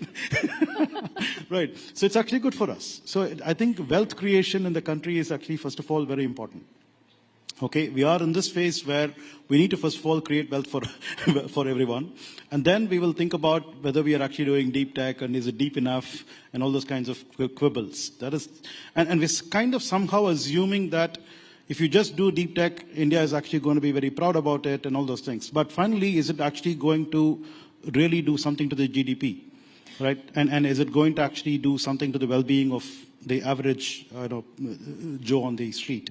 So we have to actually be very clear about all these things. It's one thing to be very elitist and then say that we have to be doing deep tech, right? But the other thing is, what is it actually going to translate in terms of, so we have to look at what's the value we are creating. So I'm not saying we are not creating value. In fact, I will vociferously talk about what we do as something that will create value for the country, the GDP for the country and so on, because like for example, 2 months ago, we had this deal that we struck at E-Plane with an ambulance company that was saying that they will want to place an order for about 788 ambulances, which would actually fetch us a revenue of more than about $1 billion. And somebody was pointing out, wait a minute, Zoho actually took like so much time to actually get to $1 billion revenue, and you guys are just signing deals even before you make the plane. The answer is we are making a plane, right? So, so making a plane means that it will actually create value. So there is no doubting that deep tech will actually create value, but that is not to say that we have to actually belittle anything else that's going on that's already creating value by leaps and bounds, right? And then contributing to the economy. So that's a main point. Coming back to the question of why IIT Madras, I don't know. The answer, right? The answer is we just happen to be that kind of DNA. So we have a DNA at IIT Madras. So go back. I have to tell you this interesting anecdote. So I was speaking to a founder from IIT Madras who's, built a factory and he's manufacturing components for the aerospace industry. And I told him, so you never thought about doing a consumer app? He said, I'm from IIT Madras. I'm not going to build a delivery app. So he said it very matter of fact. So that's the kind of environment that we have, right? So let me actually flip the coin. For a long time at IIT Madras, we used to actually be wondering, why are we not actually getting the JEE #1 to actually come to IIT Madras? Why are they going to Bombay? So every opening ranker of every branch that at IIT Madras was actually less when compared to somebody who was going. And we used to say we have to actually do some more publicity. We have to figure out how to get them, and all that stuff. Well, if you go to some other place, you actually in an environment, you probably do something else. But no matter what's your rank, you actually come over here, you end up actually being in this particular DNA setting where you end up doing deep tech. Right? And I think there were students who used to say, oh, IIT Madras is so nerdy. They will actually make you do assignments. It's actually difficult to get grades and all that stuff. Yeah, look at what's happened. Right, yeah, so we need to, unless you actually study, right, so, there's always some balance between perception and what actually finally you get. Yeah, so that's what we are. Right, on that note, when can we expect the e-planes to sort of, be commercialized? What kind of timelines are you working with? Oh, thanks for asking. The flying taxis. So we are expecting to have our first prototype out by June or July this year, in the next 2-3 months. That's what we are working hard on. And the next prototype at the end of this year and the third prototype early next year. So with 3 prototypes, we want to actually go do testing and get ourselves certified to commercialize by the end of next year. So that's about 2 years from now. Great. Hopefully Rajan will write a bigger check for you then. Yeah, please. I'm going to use it in Delhi because today I was almost late, Professor, because there was a VIP movement all coming to this conference. You can give him one of your e-planes for our next event. So what we can do is to be fashionably late and say, look, that's why we need. He's converting everything to a pitch opportunity today. But Rajan, I remember last year around when we spoke to you in Gurugram at our AI event, you spoke to us about how in the Bay Area, Silicon Valley, the focus is all on AGI or artificial general intelligence. But in India, when it comes to AI, we should look at making the lives of 1.4 billion people better. Whether it's in education, whether it's in healthcare, energy, sanitation, how can we use AI to solve real-world problems? And people have often said that, India will become the use case capital. So from last year to now, where are we in terms of the AI ecosystem in India, Is it booming? In which areas is it booming? Where are you seeing more action? If you can give us a sense of that. Yeah, I'd say, look, so if you look at the AI stack, right, you have the compute, the GPU, the infra layer. the compute stack, then you have the frontier models or foundation models, then you have sort of tooling, and then you have the applications, right? So last time when we spoke, we were seeing we were beginning to see very interesting startups in the application layer. So I'd say first thing that has happened is we have takeoff. Right, as a nation, we have takeoff at the application layer. I mean, the kind of companies that are being built. In fact, there's a company in Noida, I think I briefly mentioned to you last week. It's called Attentive. They're building these models, vertical models for construction, right? And then they kind of automate certain aspects of U.S. construction. The company is really taking off. So we're seeing a lot of, across finance, retail, healthcare, and so on and so forth, as well as enterprise AI. So on the application stack, we have takeoff. We still don't have the number of companies, let's say, that the U.S. has when it comes to application AI, but we feel very good about the kind of companies that we're seeing. We continue to see very exciting developments at the infra and the tooling layer, right? So these are companies that are actually making either agents interoperate better and so on and so forth. On frontier models, we are very, very excited about what the government is doing, right? Where they've set aside several thousand crores to They've fund. already procured, I think, 14,000. No, that's on the compute side, right? They also set aside 2,000 crores for foundation model companies, right? Models, that's right. So today, I mean, as you know, there are a handful of foundation model companies. We do think that a year from now, we'll have 4 or 5 labs, right? Like China probably has 10 world-class labs. We'll have 4 or 5 labs, maybe not at the same scale, but they'll be well-financed. They'll have great talent. They'll be off to the races. So so if you had asked me a year ago, if you asked me what's different, we have takeoff at the application layer, and we're getting serious about the frontier models, right? Which is thanks to the government, actually. And then last thing I'd say is on compute, I would have never imagined we would have a play. But the reason I can't be here tonight is at the compute layer. That's all I'll say. I'm curious to know more about this investment. I know you're always curious, but I can't tell you anymore. Right. As we begin to wrap up, Rajan, so are you seeing a lot of supply to invest in? Because some VCs we speak to say, hey, all the actions happening in the US and they're investing billions of dollars. But in India, we're not seeing that supply of AI startups. Do you agree, disagree? Yeah, in the venture capital business, Chandra, it's nearly not about volume. It's about quality. Value. No, it's about quality, right? Like Google was one company, right? There are $5 trillion companies in the world, only 5. Humanity is thousands of years. We're thousands of years into humanity. So what we're really looking for, very high quality founders who are solving problems where AI can help them build 10x better products or 10x better outcomes. And that we're seeing. Are we seeing thousands of these companies? Absolutely not, right? But are we seeing dozens or 50 or 100? Absolutely. So look, we are actually feeling much, much better about the application layer, as I said, in India today. Right. Professor Satya, one thing that we notice in, among deep tech startups is there's a lot of enthusiasm at the college level where students love to tinker with, all kinds of use cases, problems. Many of them take this till concept and, they manage to get seed funding in Series A. But, then they kind of tend to hit a wall. Either it doesn't scale or they're not able to find a market or the subsequent rounds of funding become difficult. What do you think can plug that gap? I mean, government R&D spending obviously has to go up. We are at a tiny fraction of what the US and China spends. But even corporate R&D budgets, a lot of people are asking, what are IT companies doing with all the cash balances they have? Yes, I believe, for example, we have this thing called the Center for Innovation. And Center for Innovation actually is the one that spawned Aether. So we had this race car team called Raftar, of which the Aether founders were there, and then they got this inspiration from working in that as students tinkering with race cars, and that's how Aether was born. Galaxy, for example, was born from Avishkar Hyperloop, which I am the faculty advisor of, and I'm now a co-founder of Galaxy as well, and so on. So we can clearly see lots of such examples of how founders get inspired to do things from the tinkering labs that they have in their institutions. So it's very important for us to be able to allow students to tinker with things.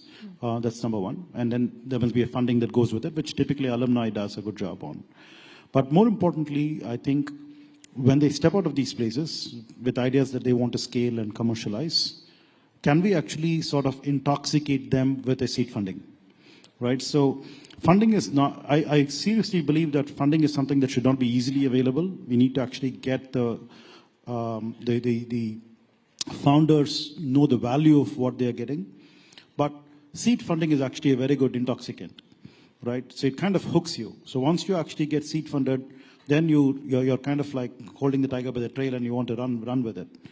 And many times, these founders, when they are so young, they have the appetite to build stuff, but they don't have the appetite to chase investors and get funding and all of that stuff. So let's say, for example, if you had this government's fund of funds that actually is set up at these institutions and then looks for these ideas to fund right as they are coming out of the labs and these places like these tinkering labs and so on, I think that will actually go a long way to spawn a much larger ecosystem than what we have today. Great. On that note, we're out of time, but thank you, Rajan. Thank you, Professor Satya, for an absolutely scintillating session. And I think, it leaves us with a lot of optimism on India's deep tech and AI future. Thank you very much for that. A huge round of applause for Rajan and Professor Satya.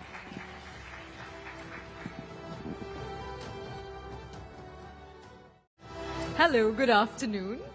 A very, very warm welcome to all of you at Rising Bharat this afternoon. Rising Bharat is a 2-day summit that promises to be nothing short of transformative.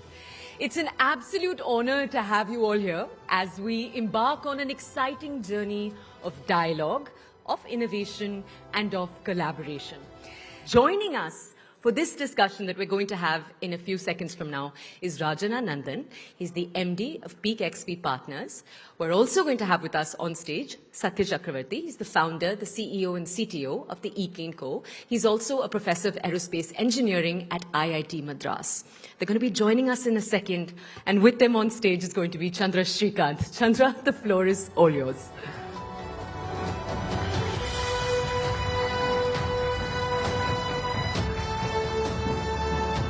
Please welcome Rajan Nandan from Peak 15 Partners.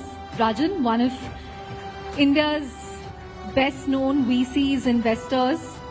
And pleasure to welcome Professor Satya Chakravarti all the way from IIT Madras, who's not just a professor, but the founder of 6 deep tech startups, including the likes of ePlane and Agnikul Cosmos. A huge round of applause for both of them. And it's wonderful to have the head of IIT Madras, Mr. Professor Kamakoti, here as well. So a nice little reunion here in the national capital. Right. Thank you so much, Rajan and Professor Satya. Just a few days ago, Minister Piyush Goyal made this comment about India's deep tech ecosystem, how we're spending entrepreneurial energy on building hyperlocal apps, fancy ice creams and cookies. But Professor Chakravarti here is an example that we also have very good deep tech entrepreneurship in India. So huge round of applause for that. So don't get disheartened that there's no deep tech innovation happening. It's very much happening. But before I get to that, I want to get both your thoughts, Rajan and Professor Satya. What is your own sense about the deep tech ecosystem in India? Where are we? Where should we be? What will get us there? Rajan, maybe you can start, or Professor Satya, you can start and Rajan can join. Okay, so I think we need to actually look at this particular debate that the Honorable Minister Piyush Goyal kind of kicked off. 2 things. One, I think, judging by just the number of messages that I get on my LinkedIn asking me to mentor students in different colleges to do their deep tech entrepreneurship, which I used to actually very effectively do earlier. And in fact, at the NCCRD, the National Center for Combustion R&D that we have at IIT Madras, we have harbored, for example, Nutrace, which was actually a LinkedIn Connect, and we got them to do the hydrogen evolution experiments before they could get funded, and I then positioned them to, I think Peak 15 right? As well as other investors and so on. We have Neurostellar that's actually going through that now, Tutor Hyperloop that's going through that now, and so on. In fact, Agnikul Cosmos themselves were actually just doing a cold call on me to say, hey, is it possible for you to support me and support us? And then I said, sure, why not? So I used to do that very effectively, but I'm not able to do that because the number of such messages is now exploding. So on the one side, we clearly see that there are students from all across the country, not just the IITs or any other so-called reputed institutions, but it doesn't matter what the institution is that they are from. They are all out there wanting to actually do this, raring to go. This is on the one side of the story. The other side that you have to actually look at is, what are we actually comparing with? We are comparing with China in that particular debate. And China definitely has, in the last 10 to 20 years, gone leaps and bounds ahead of the rest of the world. It's not just about getting on par with the West. They've actually gone well past the West. Right. Right? So are we there? The point is, we are not yet there. But are we getting there? The answer is yes, because what are we talking about is what we call as exponential technologies. So in exponential technologies, we are actually at the lower end of this bend, right? I am particularly optimistic that by the end of this decade, we will actually see for sure that there will be a huge amount of work that happens in deep tech that's a lot more visible, and we will not really have this debate anymore, and we will know that it's actually a matter of time, and it's actually about when rather than if. And I seriously think that that's going to happen in the next 5 to 6 years. That's good to hear that we will get there, and end of this decade is not too far away. It's 5 years, give or take. But Rajan, give us your perspective as an investor. I remember asking Vinod Khosla, who backed OpenAI, about this a couple of years ago. Why are we not seeing so much action around deep tech in India? And he said investors in India have been very cautious because they prioritize revenues over asset creation. They are obsessed with returns and spreadsheets, rather than creating deep tech assets. Do you agree with that? Yeah, let me get to that in a second. I think given the debate the healthy debate that is raging, Chandra, I think it's important to start with India today has an extraordinarily vibrant startup ecosystem, right? And I can confidently say we have the most broad-based innovation ecosystem in the world, right? Everything from new consumer brands, travel, gaming, healthcare, financial services, AI, deep tech, right? If you look at the US today, I mean, we spoke about this about a year ago when we chatted. It's really about AI. If you go to Silicon Valley today, if you're building a company that is not an AI company, it is highly unlikely you won't get funded. Whereas in India, it couldn't be any different, right? Whereas China has, for their national priorities said, we're going to only focus on deep tech, right? Which is semiconductors, EVs, and so on and so forth. So India is actually the country today where we are seeing this broad spectrum and innovation, right? And if you look at areas like, let's look at fintech and digital payments. We are the world leader in digital payments today. There's no question, right? I can confidently say that you can put our fintech founders against the best in the world, and they're better, right? Why? Because we have a large ecosystem. I remember 2015, looking at the top 100 countries on digital payments, India was not on the list. Today, we have 55% of real-time digital payments, right? So I wanted to start with that because sometimes we don't talk about what it is we have going on at scale, right? So similarly, consumer commerce, by the way, to deliver something in 10 minutes in India, in the most traffic-dense cities on planet Earth, is really hard. Anybody who says that that is not an innovation, please go try it. Try to build the infrastructure. It's really hard, right? So I think we should acknowledge that we have the... I hope you all are recharged over lunch.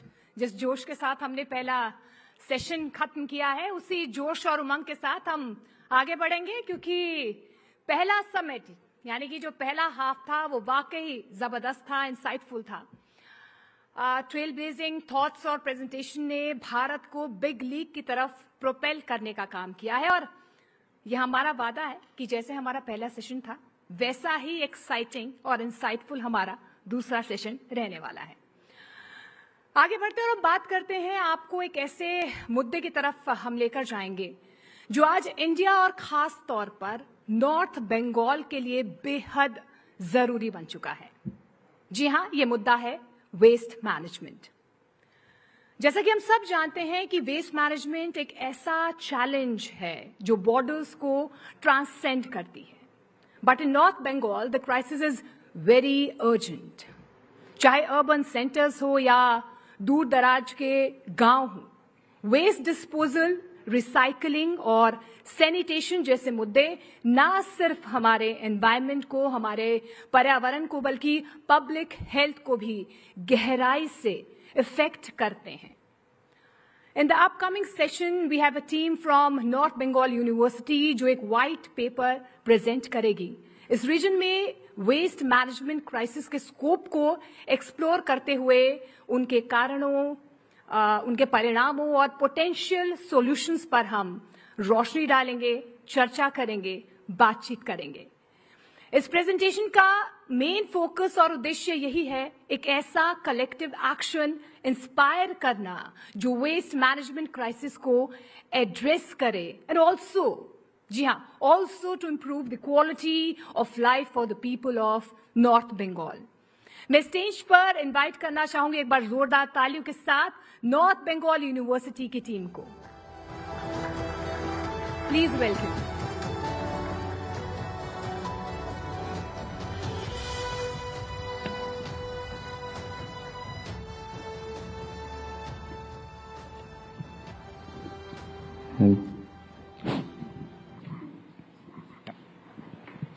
A very good afternoon to one and all present here. My name is Gayatri Rai and I am representing University of North Bengal in this Zero Waste Andolan. Good afternoon everyone. My name is Manav Rai and today I am representing Sonada Degree College in this Zero Waste Andolan. Namaste everyone. My name is Utsav and I am representing TD in this Zero Waste Andolan.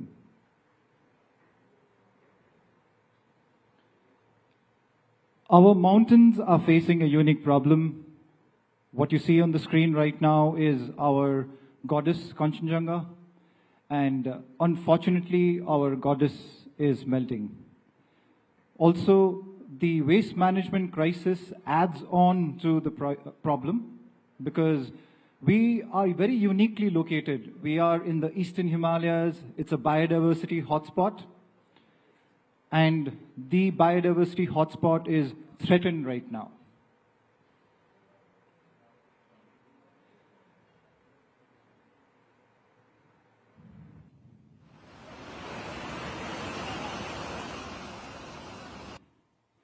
What you just saw on the screen was a very unique, non-natural phenomenon. It's called GLOF. Not many of you would have heard the term even. It got reported as a cloud burst when it happened. But it's called a glacial lake outburst flood. And when Kanchenjunga is melting, these are the kind of situations that we are facing. The mountain region also has a very unique topography. So with that, what you see on the screen right now, what might look like those long winding roads, that's why we say the mountains are calling. And it also poses a unique challenge for us. Like when you talk about waste, the transportation of waste is a big problem in this kind of topography. And on the other side, the mountain folks, our folks are very simple. All they want is a tiny home in a mountain hamlet like this with lots and lots of flowers outside. So we tried to bridge all of these unique features of our region, and we tried to come up with a solution that would take into account the unique challenges as well as the unique characteristics of our place. So now let me show you a visual of our beautiful mountains. Our beautiful mountains, not so beautiful anymore. What you see on the screen is what we call a dumping chute. In the plains, when we can build mountains out of waste, in the mountains, we can't build any more mountains, so we dump it down. All the waste becomes quite an eyesore, and also it kind of continues to pollute. These are visuals that you might not notice because it's not probably Instagram worthy, not reel worthy, but I think these are visuals that we need to know because unless and until we address the problem, honestly, we don't have much time. So let's pause for a bit and let's try and understand what are the challenges and why is it so important for our entire country, our Bharat, to stand up and hear the voices from the mountains.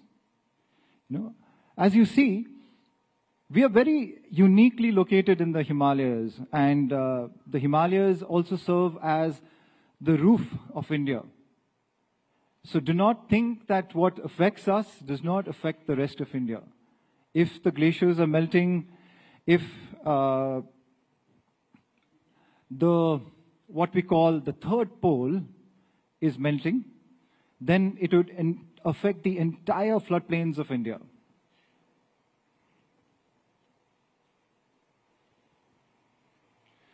So, having now listed the problem statement, let's try and understand how do we overcome this challenge of lack of awareness that is so rampant, actually, not just in the mountains, but almost everywhere when you look at waste. Right? We tend to think that replacing, let's say, certain options would give us better options, but it is not so. You cannot replace, let's say, a plastic bottle with an aluminum can and think it's eco-friendly. It's not. You know, that complicates it even more. And also, there is this challenge of the transportation that is very unique to us because the costs of transportation are so high that it makes it very difficult for the waste management economy to be circular as it's happening in the cities. And also, the other challenge that we face is the challenge of having these kind of voices heard out because yes, we are remote and you get to hear the calling when you see the mountains in all its glory, but please hear our voices also. So, I was able to make 5 household zero waste, and not only me, there are 10 of us, and we were able to make 50 household zero waste in the last 2 months, and also our college into a zero waste campus. Okay, so let's see how did Manav make 5 household zero waste in the last 2 months. Okay, that's his run rate. And how did his group of friends make 50 household zero waste, his college zero waste in such a short period of time. So what you see on the screen is on the top right, so very colorful. So those are what we call indigenous microorganisms. So those are the local, you can say, the Spartans of the forest, okay, that we harvest, or rather, we make an offering to the gods of the forest, and then they come and help us resolve the problem in every household. So we make a catalyst out of this, a very potent catalyst that goes to every household that is going zero waste. And what you see on the screen is 3 of them. So there is Jia also, who is here with us today. And they are making a composting unit out of those recycled plastic buckets. Very simple DIY, okay, non-expensive, something that can be done anywhere. And also what they have done, Manav and team, they have handheld every household. You know, so in India, especially, the waste management problem is slightly, I wouldn't say slightly, but actually quite complicated because of the caste and religion angle. Right? So people do not want to talk with the waste workers for multiple reasons. But when it is a student coming and talking to you, and he's willing to spend time with you, trying to bring in awareness, trying to teach you how to segregate, trying to teach you how to compost at home, the game changes. So this we've realized is a game changer when the students take ownership of the household in their local region and say, hey, I want to make 10 households zero waste.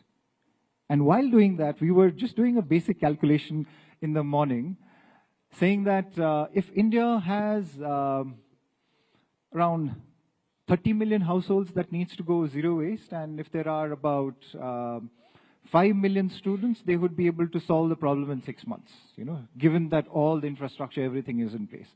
So that is how revolutionary the solution is with regards to this zero waste Andolan. And we call it an Andolan because that's the kind of movement that is required, a youth-led revolutionary movement to overcome this challenge of waste. The founding father of our nation, Mahatma Gandhi, had left these words with us, saying that, be the change that we wish to see around us. Why wait for the governments to give us solutions? Why wait for someone from outside to come and teach us how to compost or how to take care of our waste? So we decided to live by these words, and we realized that while we live by these words, we have multiple benefits that is not just restricted to a particular stakeholder, but every stakeholder is benefiting here. So you see, the students are benefiting, okay, because they're getting to do what we call SUPW, which is socially useful, productive work, which keeps them engaged. The community is benefiting. So what you see in the screen is one of our community members, he's signing a pledge. And the pledge says, I am going to go zero waste from this village. I promise to abide by all the terms and conditions that the students are asking me to abide by. I promise not to burn my waste. I promise not to dump my waste. And also, I think the benefit, the biggest benefit is of Mother Nature. I'm not sure how many of us are aware that we are going through a major crisis, and the crisis is known as the 6th mass extinction. We are losing out species, mind you, not just life forms, species, at a very, very rapid rate. The last mass extinction was 65 million years ago when we lost the dinosaurs. But we are going through this very alarming time right now where we are losing out species at a very rapid rate. And waste management adds to the crisis. So here, if we are able to somehow increase the biodiversity by ensuring that great black gold is created out of waste, which is 60% out of every household, is something that has a potential to become black gold through composting. And if we are able to accordingly segregate and recycle the dry waste, it's much, much easier to solve the problem. I like shooting videos, and one important thing that I realized is like tripod is very important to shoot any video. We can see here also there are lots of tripods, like those 3 stand that holds on to the camera. A tripod model of development. Okay, so Gayatri's come up with a unique term. Okay, why do we call it a tripod? So we need those support systems to ensure that a project is successful and the development is not just short-term, but is long-term, it is sustainable, and more importantly, it is a regenerative model. In this model, one of the legs of the tripod is a bottom-up, community-led grassroots movement that these students are doing in their community.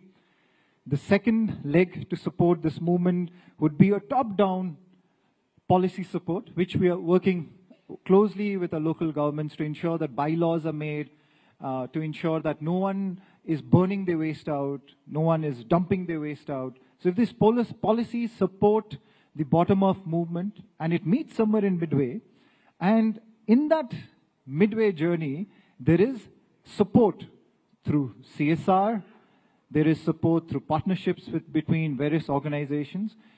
Like we represent an environment conservation organization called TED. We've been supported by DCB Bank and now Tetra Pak through CSR projects to make all of this happen. So this model, this tripod model, like Gayatri said, is great for shooting for the moon. Let's look at some of the outcomes. So when we make household go zero waste, there are benefits. We are not only solving the problem of waste, but we are also uplifting the community. Like they start to grow their own food by the compost manure. And on the second one, on the top of the pickup, that is me, where me and my friends are collecting waste from college to get it to TD. And we also sell zero waste products, 2 tons of the tap. So here are some zero waste products. This is a bamboo toothbrush, which is very, it can be very soft to your gum. It is very healthy to your gum. And I've also got this one. So this is the foldable cup. This is where I use it wherever I go to travel. Like if you use 3 paper cups in a day, then in a month you'll use 90 paper cups. And in a year you would use 1090. And if you just buy this and use it, you'll be able to divert 1090 cups from going into landfill.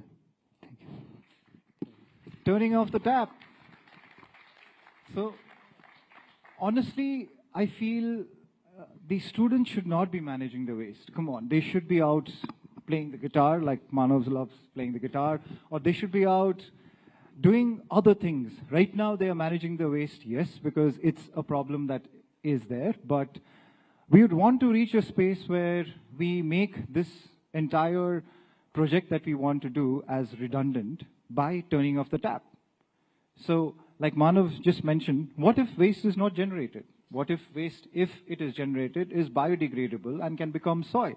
So what he just demonstrated to you are things that we can carry. Like my team here is carrying their own water bottles. They're going out, filling their water bottles, coming in, ensuring that they're not generating any waste.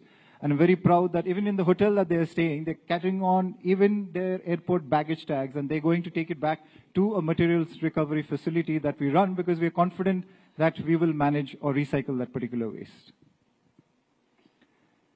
So turning off the tap is something that we feel is important. We realize that more than recycle, we need to aim at refusing the waste. And that also aligns with our Honorable Prime Minister's vision that is also called LIFE, okay, which is to ensure that we are conscious about ensuring that we live in a regenerative world and not in a degenerative world.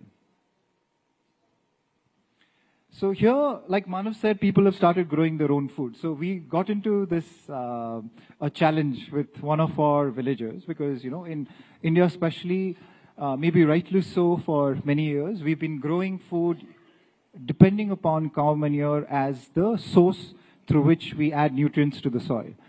But what if we said, you don't need cow manure? What if you can grow out of waste? And we gave them some of a compost that we created. And we said, okay, let's see if the cabbage that you grow is bigger than the cabbage that is grown out of just cow manure. And when she tried to harvest the cabbage, usually she would just be able to pull it off. But in this case, the cabbage had grown so nutritious, so strong that she couldn't pull it off just with her hand. She had to take some help, okay, and she ensured that she's struggling with it, okay, because it has the nutrients that is needed to make this cabbage as nutritious as it is. Okay, and this is necessary. So for us, because we are becoming nutrient deficient as a nation, we need to have good nutrients. And where is it coming from? Waste. Black gold, like I said. So another multiple benefits that we see here.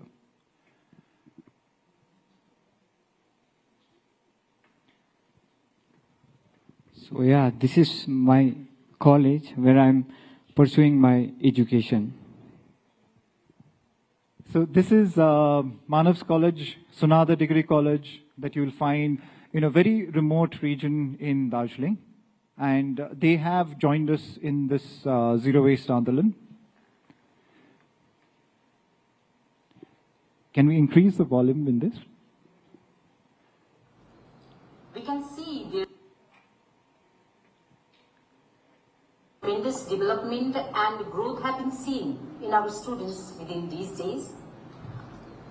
We can see their community engagement skills, their teamwork spirit and marketing skills, leadership qualities, which have been greatly improved within them.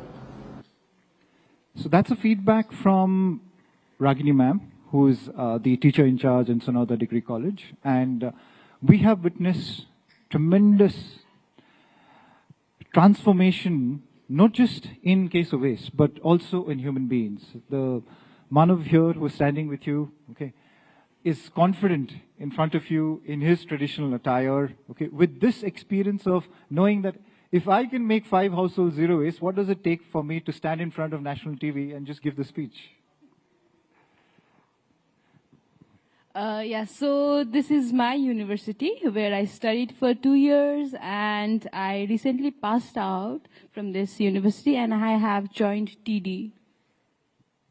So we have tied up with North Bengal University, and the larger goal is to make the campus itself zero waste. There are 53 colleges associated with North Bengal University, and if one college, Sonada Degree College, can go zero waste, why not all the other colleges?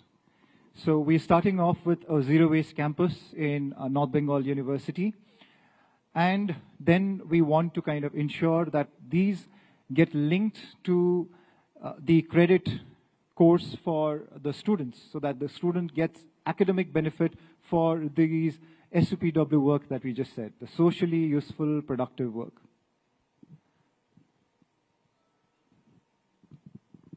Yeah, so he's my professor, Dr. Vinayak Sundas. So yes, Professor Binayak Sundas has been our ardent supporter for this zero waste campaign in the university, and also we are working together to ensure that his vision of a zero waste campus is implemented soon, and not just in the university campus, but also in the campus of all the other colleges. Now, if you can read on the screen, so this was a message that was sent to us a few days ago by one of the school principals, who is our partner and who has worked with us to make this her school zero waste. It's a Montessori school, 250 students. And if the school, any education institution goes zero waste, and they've started to practice what they preach in the school, now imagine the ripple effect that is created, where she's saying that the school is now taking responsibility for making 300 more homes zero waste. One school. So these are the kind of ripple effects that we are talking about when we involve the youth in overcoming the problem and the challenges of waste. So to conclude, I would say that if we are able to link this with the NAC accreditation that is already there as a policy of the government, and the new education policy, and then we would be able to accelerate the kind of transformational change that we are looking forward to. Because, you know, the biggest problem I think is that we think that we have time to solve the problem of waste. Honestly, we don't. Especially in the mountains, we don't. We need to solve this as of yesterday. So to know more about Zero Waste Andolan, to join us in this movement, we are leaving some of our information here. You can get in touch with us. We would like we'd like to get all kinds of help if possible. You can come in and join as a volunteer, or there are various ways that you can explore partnerships with us. Like I said, either CSR, EPR, or any kind of contribution that can be done towards these campaigns. So, thank you very much. Thank you all. Thank you.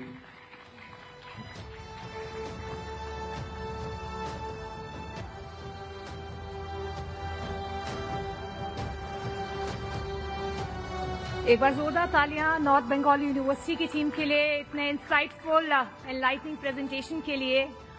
Zero waste आंदोलन सिर्फ पहाड़ों की जिम्मेदारी नहीं है, हम सबकी जिम्मेदारी है और कलेक्टिवली अगर हम इस पर काम करेंगे तो I believe that we see the light at the end of the tunnel. एक बार जोरदार तालियां हमारी टीम के लिए। और जैसे कि हमने कहा है कि हमारे आगे के सेशंस और ज्यादा पावरफुल होंगे, एक इसी से जुड़ा हुआ अगला सेशन जिसके बारे में मैं आपको बताने वाली हूं, हम फोकस करने वाले हैं जो काफी वक्त से एक मुख्य मुद्दा भी रहा है। वो मुद्दा है यमुना रिवर की रेस्टोरेशन का। यमुना, जी हाँ, यमुना एक वक्त पर एक रिच जीवनदायिनी नदी थी जो आज अपने अस्तित्व के लिए संघर्ष कर रही है, स्ट्रगल कर रही है। दुनिया की सबसे पॉल्यूटेड रिवर्स में से एक बन चुकी है और ये सबसे चिंता का विषय है। तो अब सवाल ये है कि क्या हम कर सकते हैं, हम क्या कर रहे हैं कि इन हालातों को हम रिवर्स कर पाएं। आज आईआईटी खड़गपुर के आर्किटेक्चर डिपार्टमेंट ने तैयार किया है comprehensive white paper Restoring Yamuna, Workable and Effective Solutions for Cleaning and Beautifying the Yamuna River।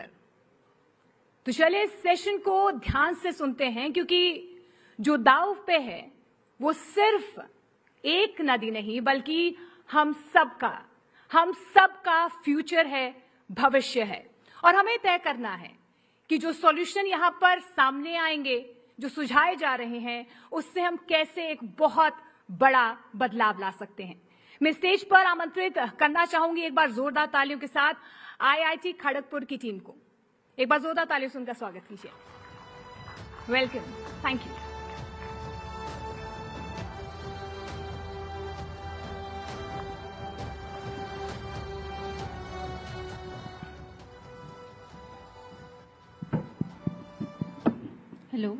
Hello.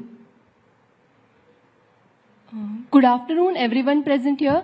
I am Gandhali Dikshit. I am a first-year student of Masters in City Planning from the Architecture and Regional Planning Department, Indian Institute of Technology, Kharagpur. And today we are here to present our proposal for the problem statement, which is a workable and effective solution for cleaning and beautifying the Yamuna River. So here we see this is an image of the Yamuna River near its source, which is at the Yamunotri Glacier. We can see the pristine and the clear nature of its waters. But what happens to the same river after a few hundred kilometers? It turns to this. This is a picture of the same river in one of our biggest urban centers, which is in Delhi near the Okhla Barrage. The same river now is covered with a thick layer of white foam and is heavily polluted. What is the reason for the Yamuna to be so heavily polluted as it reaches urban areas? So the major causes of the pollution of the river Yamuna are human activities, which include untreated sewage, which is let onto the river, industrial effluents which contain toxic chemicals, then agricultural runoff with inorganic pesticides and fertilizers, and also solid waste which is being dumped into the river. So we had like multiple brainstorming and discussions with all faculty from different departments as well as my colleagues, my classmates at college. And we came to the conclusion that cleaning the river is the bigger problem at hand before its beautification. Because no matter how much external beautification we do along the river, it won't be as impactful as it would be if the river would be in itself cleaner, which we could see in the first image of the river, where we would say that it is beautiful because it is clean. So we came across different solutions, different ideas, different case studies during our project, and this was one of the case studies which was quite impactful. We can see one of the most striking images from the case study report, where we see a very distinct visual difference in the water quality before and after the solution application. So what was this solution such that it led to such a significant improvement in the river water? This was the river Ram Nadi, which is a tributary of the Mula River in Pune. This river has been heavily polluted, and this solution was applied as a pilot project in one of its stretches.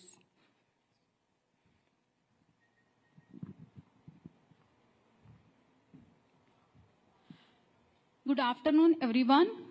I, Gauravi Subhash Padyar, first year student of Masters in City Planning from the Department of Architecture and Regional Planning, Indian Institute of Technology, Kharagpur. The Ramnadi River, once choked by pollutants, today runs clearer, cleaner, and calmer. We are not just focusing on the physical properties of the water or physical clarity of the water. We are also focusing on the impacts, which are measurable, which are backed by the hard data and real ecological recoveries. The impacts are biochemical oxygen demand, which decreased to 90%. It restored oxygen, which is essential for aquatic life. Chemical oxygen demand, it dropped significantly from 564.6 to 55.78 milligrams per liter. Total suspended solid showed significantly drop, it dropped in 48 hours to 90%. The results are phenomenal. Adding more to that, turbidity, which is an indicator of water toxicity, it also reduced to 90%. Dissolved oxygen, which was nearly absent, now it rose to 4.9 milligrams per liter, which indicates rebirth, recovery of aquatic ecosystem. Most remarkably, 420 tons of sludge were naturally decomposed, and that too achieved without any mechanical intervention. Mosquito population also decreased in that section, and also it prevented vector-borne diseases.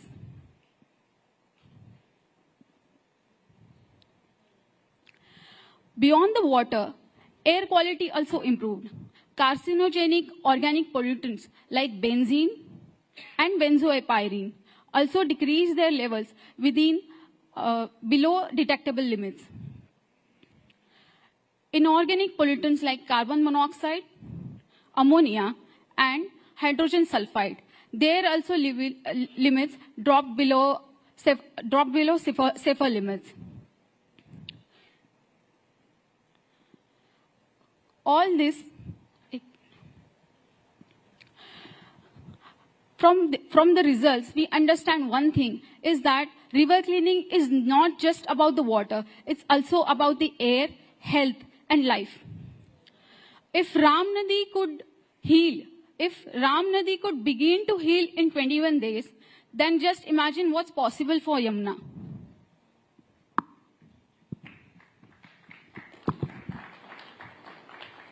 A very good afternoon to one and all present here. My name is Siddharth Menon. I am an alumnus of IIT Kharagpur, the Department of Architecture and Regional Planning.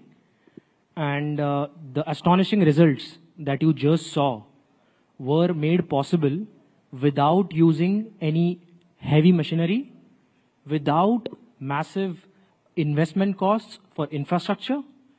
It was also done at significantly lower costs as compared to that of setting up conventional sewage treatment plants.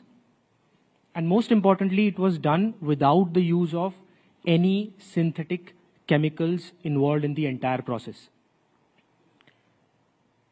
Now, allow me to introduce you to that magical solution, or that miraculous solution, which not just cleaned the Ramnadi, as you just saw, which will not just purify, restore, and rejuvenate the Yamuna, but which also holds the potential to position Bharat as the global leader for sustainable river restoration strategies. Introducing Kalki Bioculture. Kalki, this appetizing yellow drink that you see on the screen, is going to be India's solution to not just clean rivers, but also to reverse the effects of climate change. This culture has been developed by architect Ajit Kumar Parab from Vengurla in Maharashtra. Kalki is a bioculture that works with nature and not against it. It is 100% organic and non-toxic bioculture. It is effectively purifying air, water, as well as soil in a fast and in situ cleaning process. By in situ, it essentially means you don't have to move the element that you're cleaning outside its actual container. You don't have to move it through a septic tank or through a sewage treatment plant.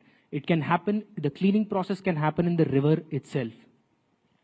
It happens at an extremely low cost compared to our traditional or conventional methods. And also, it is very quickly scalable.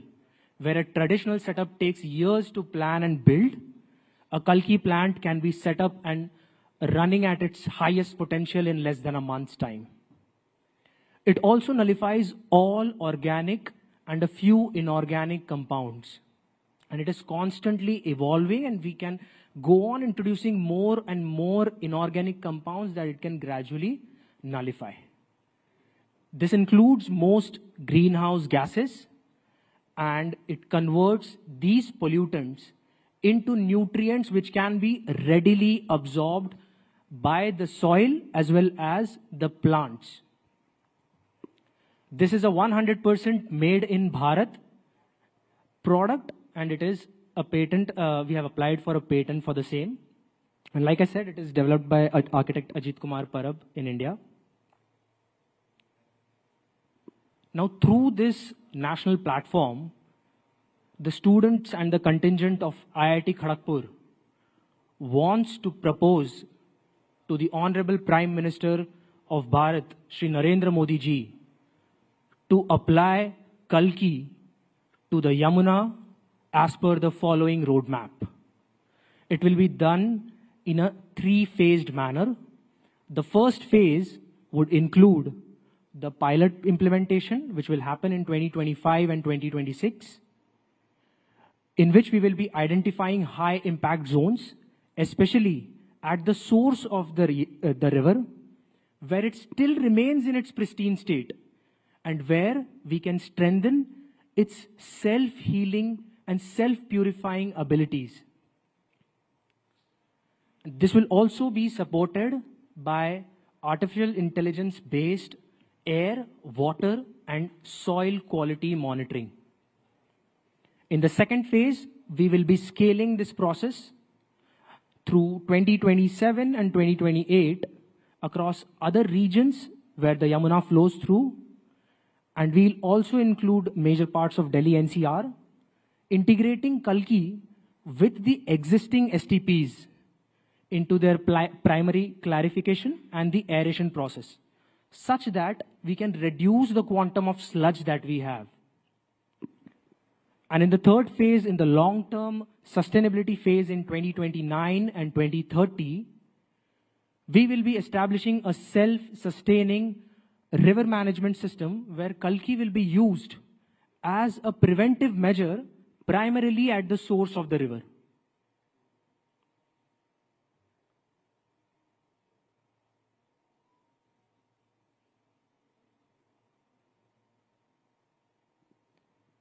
The most important benefit of using Kalki is that it seamlessly blends into the cultural and traditional ethos of this nation, Bharat.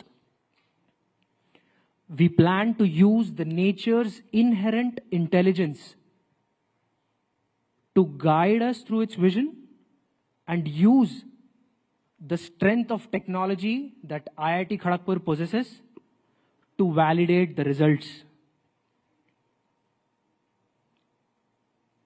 Just last week, I was meeting some important people at Taj Sats in Mumbai, which is a subsidiary of the Tata Group of companies.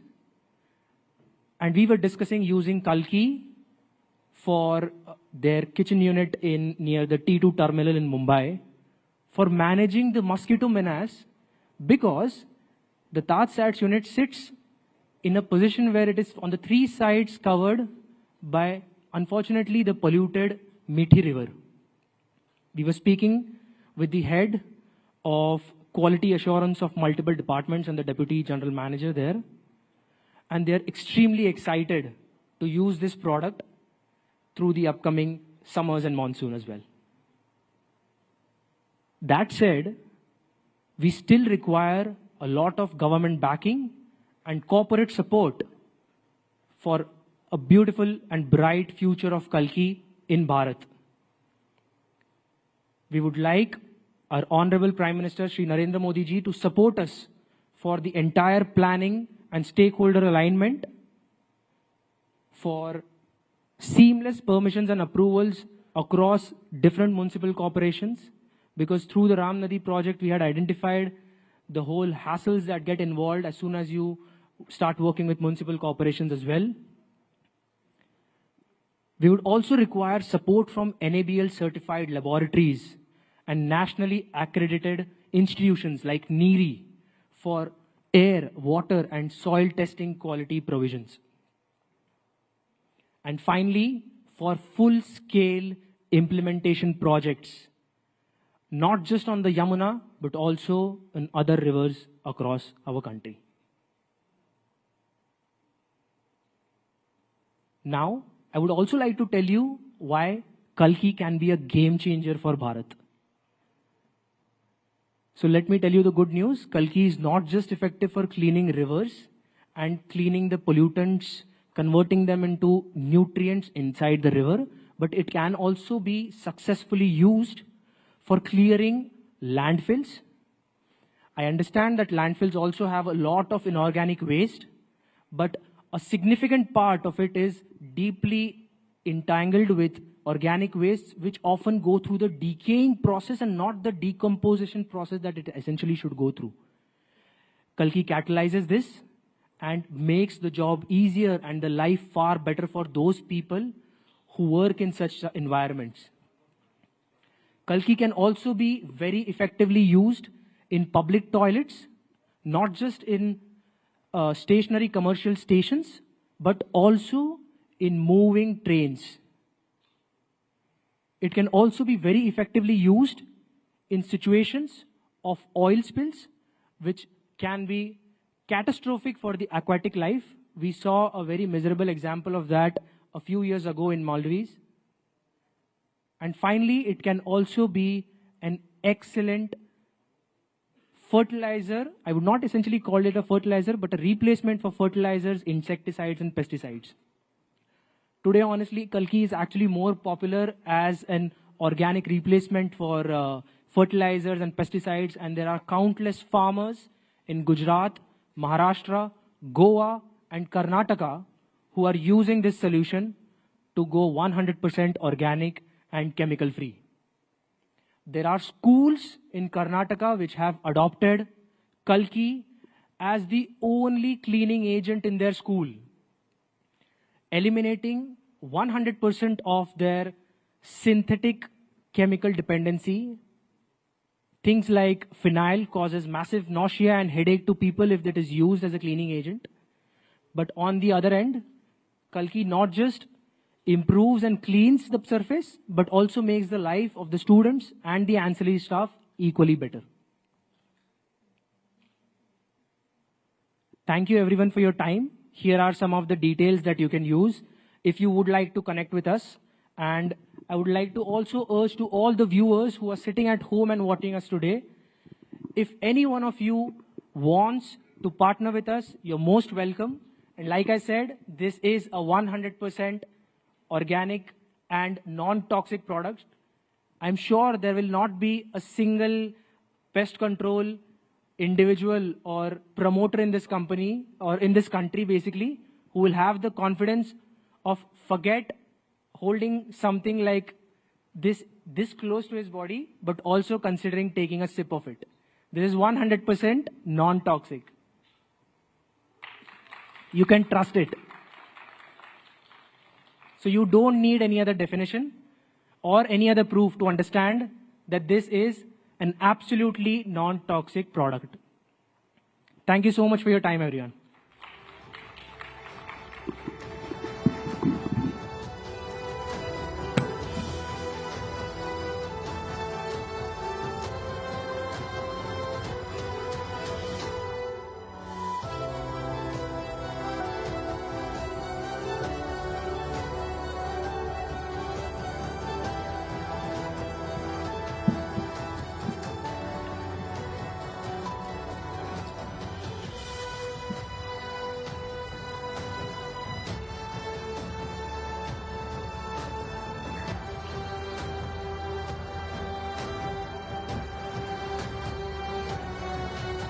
Thank you, Team IIT Kharagpur. That was thought-provoking indeed. And now, ladies and gentlemen, it's time to discuss one of the most dynamic and transformative trends in India's digital landscape. How startups are winning the trust and loyalty of India's next billion users. The session will shed light on these strategies and on the insights that have enabled these startups to not only win over India's digital users, but also build lasting relationship with them. We'll talk about how they've tailored their products, their go-to market strategies, and the innovative ways they've tackled some of the most unique challenges that come with this growing user base. So let's deep dive in, explore the playbook for startups that are poised to capture the attention of India's next billion users and how we can all learn from their success stories. Joining us for this very special discussion this evening are Saurabh Munjal, co-founder and CEO, RKN Foods. Also joining him, Vinay Singhal, co-founder and CEO, Stage, and Satyam Dharmora, founder and CEO, Vyom. Chandra Shrikant will be moderating this conversation. The floor is yours.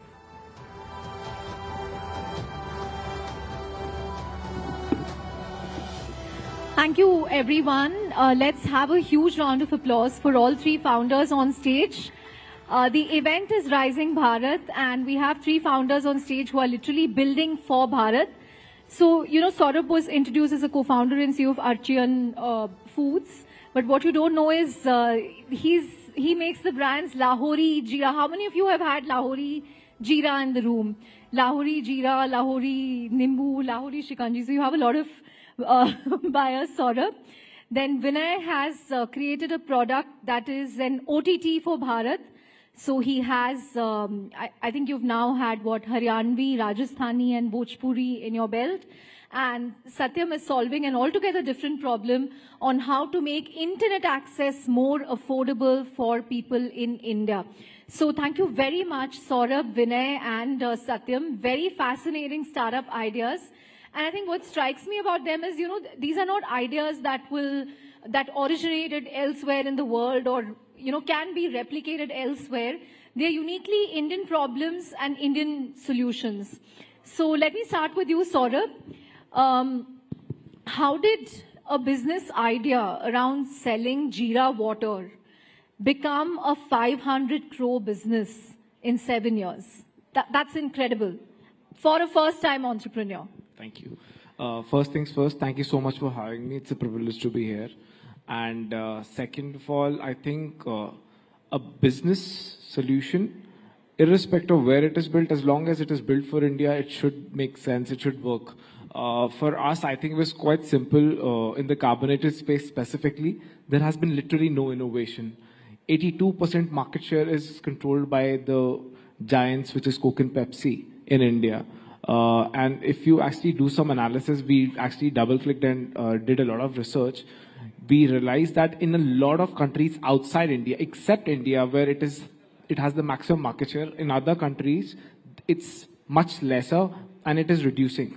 The reason is that the local flavors were actually taking a large pie of these market shares in all the countries except India. It had to happen. It's just we did it first. People want newer experiences. These formulations are donkey years old and there is no reason for them to innovate, as we spoke behind the stage. So I think because there's been no innovation and people want newer experiences, that is why people like us exist, where our right to win is pure innovation. Right, so I think you should thank PepsiCo and Coke every day that they are not so serious about innovating. They are happy with their dominance in And also for cola. creating the market. Right. Vinay, OTT for Bharat. Why? As simple as it doesn't exist. Like, And you know, you're from Haryana, so were you missing Haryanvi content? absolutely. So let me first tell what we do. We are OTT for Bharat has become an old introduction for us, by the way. Like we were. It's also easier to pitch to investors if you say we are the Netflix. Probably for Bharat. that's why it still remains. That's why the line is sticky. OTT for Bharat, Netflix for Bharat, and investors like to fit you in their own predefined boxes, you know, and so probably these lines work. But what we do actually, the problem that we identified was that कि भारत में बहुत सारी cultures हैं, बहुत सारी अलग-अलग संस्कृति हैं, हम बहुत सारे अलग-अलग संस्कृतियों का समागम है, लेकिन हमारे देश में because of two things. One, we have such a huge colonial baggage that we keep feeling, you know, less about ourselves in the way we are, essentially, right? So हम अपने ही cultures को बहुत suppress करते हैं, inferiority complex carry करते हैं उसके around में, and so we never kind of promoted that. And second, because of the informalness of how our cultures are, they never came out. Right. And so I grew up in Haryana. I grew up speaking Haryanvi, and I was like, why is that there is no one who does Haryanvi content? Simply because Haryanvi is a dialect and not a language. Dialects don't have their own script, so they don't have their own literature, so there was no cinema as well. And I was like, today, that is not the case. Today, we as a we don't need literature to make films, and we don't need theaters to release films and make them big and distribute them, right? So, which is where, as a way to promote cultures, we chose cinema, basically a constructive storytelling as a way to promote cultures, and OTT became the way then to basically distribute it. So that's how essentially the story came about. We are a company to promote India's regional cultures. And today we do that through making very high quality, incredible movies and web shows in those local cultures. Tomorrow, if it takes us to make Disneylands for each cultures, then we will make that and basically keep promoting those cultures. Right. So you literally had to create content in Haryanvi, in Rajasthani. Yes, absolutely. We are basically, so just to finish the last line and then answer this, we believe that we're building the confidence layer of this country. You know, once people start feeling the comfortable with the idea of who they are, they feel confident, and that's how societies thrive. And so, like there's an India stack, we are the confidence stack of this country is what we believe we are building. Confidence stack can be a good name for this panel as well. Absolutely, I think, yes. I invite both of you to join Confidence Stack. So yes, thank you. And yes, like you said, Haryanvi and Rajasthani are markets where there was no film industry that existed before us. We had to go and create an entire movie industry from scratch, which meant finding, you know, different form of artists, you know, poets, comedians, folk artists, theater artists, etc. And figuring out that all of them actually wanted to make a film at some point, and because there was no opportunity that existed for them, they had the talent, but the only way to make a movie was to go to Bombay, struggle there, and hopefully get a break at some point. And so they decided कि चलो और कुछ नहीं तो कविताएं लिख लेता हूँ, कॉमेडी कर लेता हूँ, शायद थोड़ा पैसा बनेगा, मेरा घर चलेगा उससे. We found all of these artists, funded their first ever movies and web show projects, and basically created an entire movie industry out of that.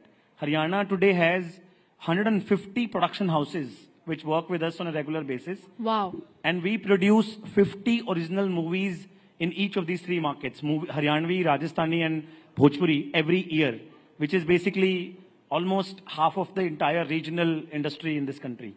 So you're like the Karan Johar of Haryana. Maybe that's... Minus the coffee show. Maybe this is the coffee show. But yeah, yes. We are the producers as well as the distributors of Haryanvi content and Rajasthani content there. Right. Satyam, you know, he spoke about confidence layer. Now that confidence layer will not work without your infrastructure, because you're making internet affordable, unlimited internet for 5 rupees on a daily basis. All of us need to know about this. So tell us a little about your startup. Sure. See, if you just go Yamuna Par and go to Gandhinagar, there would be a boy, Bharat. He wants to watch an IPL match. And all he can do is he can watch the entire ad of Dream 11 and 1 over. Because in India, the average telecom ARPU is 170 rupees.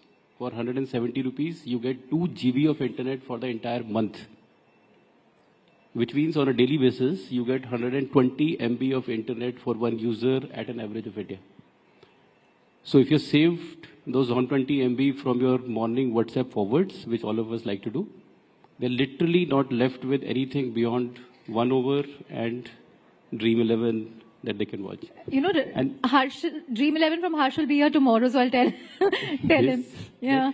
But the fundamental to this is everybody deserves to dream, and we need to shift this whole narrative of India from poverty elevation to prosperity creation.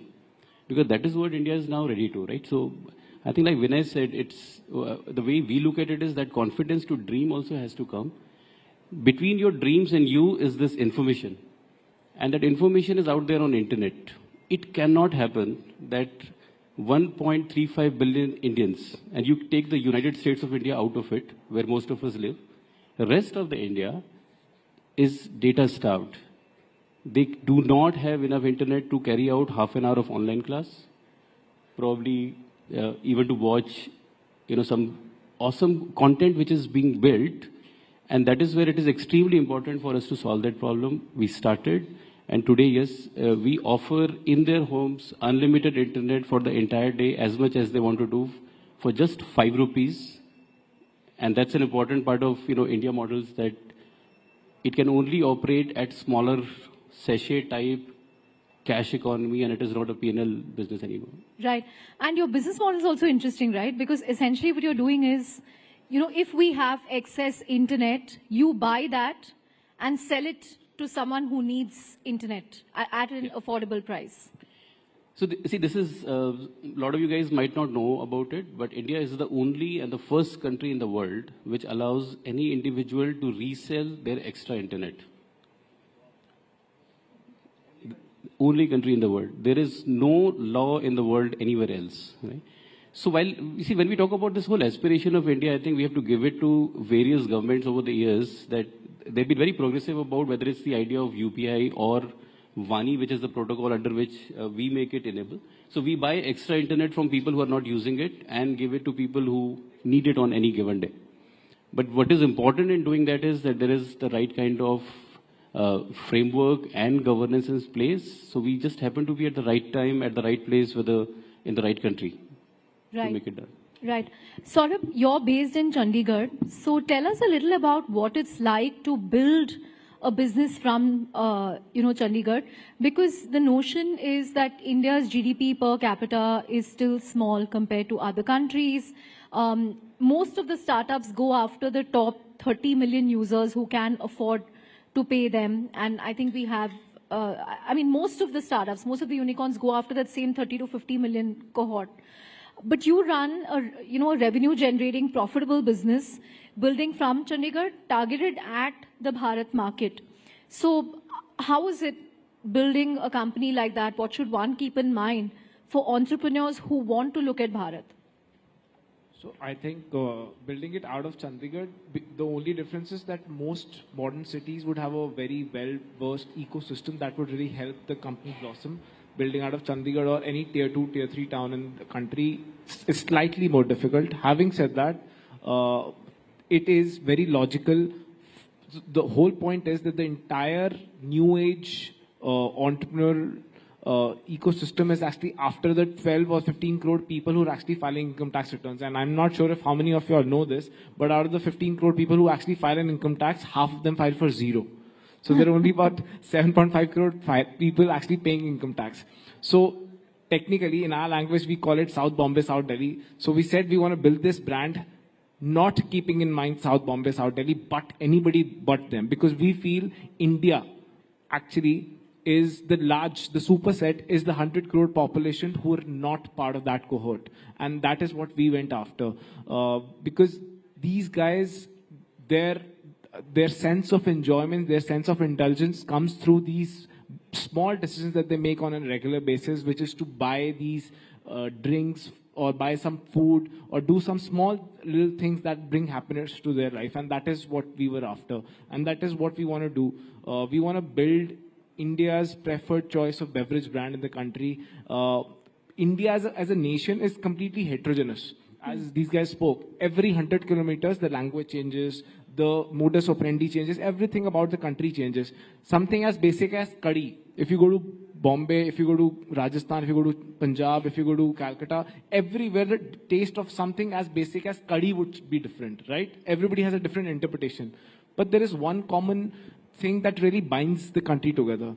No matter what part of the country you go to, but you'll always find golgappe or street food or chaat, you know, something like that. So chatpata masaledar is the very essence. It's something, it's in our DNA as a country. Irrespective of being so fragmented, we're still together when it comes to chatpata masaledar flavor. And that is the whole thesis. That is what we build the company around. A chatpata masaledar flavor. And then the entire Lahori flavor. And the price point also helped you. Yeah. So as I said, how do you go after masses and how do you sort of focus on that cohort is making sure that the product market fit, the PMF, sort of works out where the pricing plays the most important element. We as a country are a value for money. No matter how, I'm not talking about the really wealthy, ultra wealthy people, but even my mother, till date, if she would buy sabji, she would negotiate. You know, that is the country we are, that is who we are, and we need to appreciate that any product that you sort of launch in the market, if you're targeting the masses, price point is absolutely critical. And we kept it at the 10 rupee price point, which is a magical number.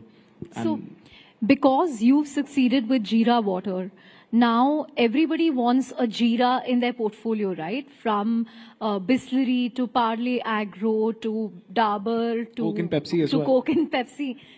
See, be careful what you wish for. If you need to appreciate any category, so now everybody knows we are the OGs when it comes to building that category. We created that category. Now everybody's bouncing on it because everybody wants a pie of it. Having said that, what happens when something like that happens, when there are more people coming into the category expands further. This is great for business. I want more and more. There can never be a case where you are in a business where there's no competition. Good competition, fair competition is a good place to be in. So I'm really happy that everybody's taking this seriously. It just gives more validation to whatever we thought makes sense. So we're very happy that this competition is coming through. Last week I was at a concert and वहाँ पे लाहौरी जीरा नहीं मिल रहा था, वो Bisleri का मिल रहा था. I had that, and then I yesterday again went back to Lahori as soon as it was available. I don't know if it's any consolation, but the tastes are not even in the ballpark. They're not even in the ballpark, frankly. They don't even stand against each other. You have a brand ambassador on stage. So technically, he's working for him and he's working for me. If he doesn't supply internet, nobody watches OTT. My team has actually sent me with a mandate that I need to strike a partnership with you. So I'm doing this on the stage so that you don't run away from me. We'll take credit for it. Just name credit that we facilitated this. But this is a good one. He works for you and you work for him. Happy to. But when people keep saying that people in India don't like to pay for digital content, especially Bharat. But you are witnessing strong growth in subscribers and revenues. And you told me that you have 4 million paying subscribers, right? So again, what's driving this growth? And all these people are paying you 800 rupees per year, which is actually more than, I think, what a Z5 or something charges. Yes. How are you getting them to do that? So first of all, I think people who say that India doesn't pay for content are their information is absolutely coming from bad sources, is what I can tell you. Most probably, it's lazy statement made from an AC office because they don't have in them to go out on the ground and find out if people are actually ready to pay or not.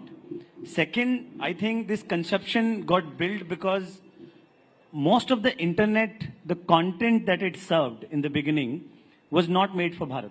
That content was primarily built, it was basically a second copy of West that came to India, and that was the content that we are consuming. Then it was primarily English, whatever Indianized version of it we consumed.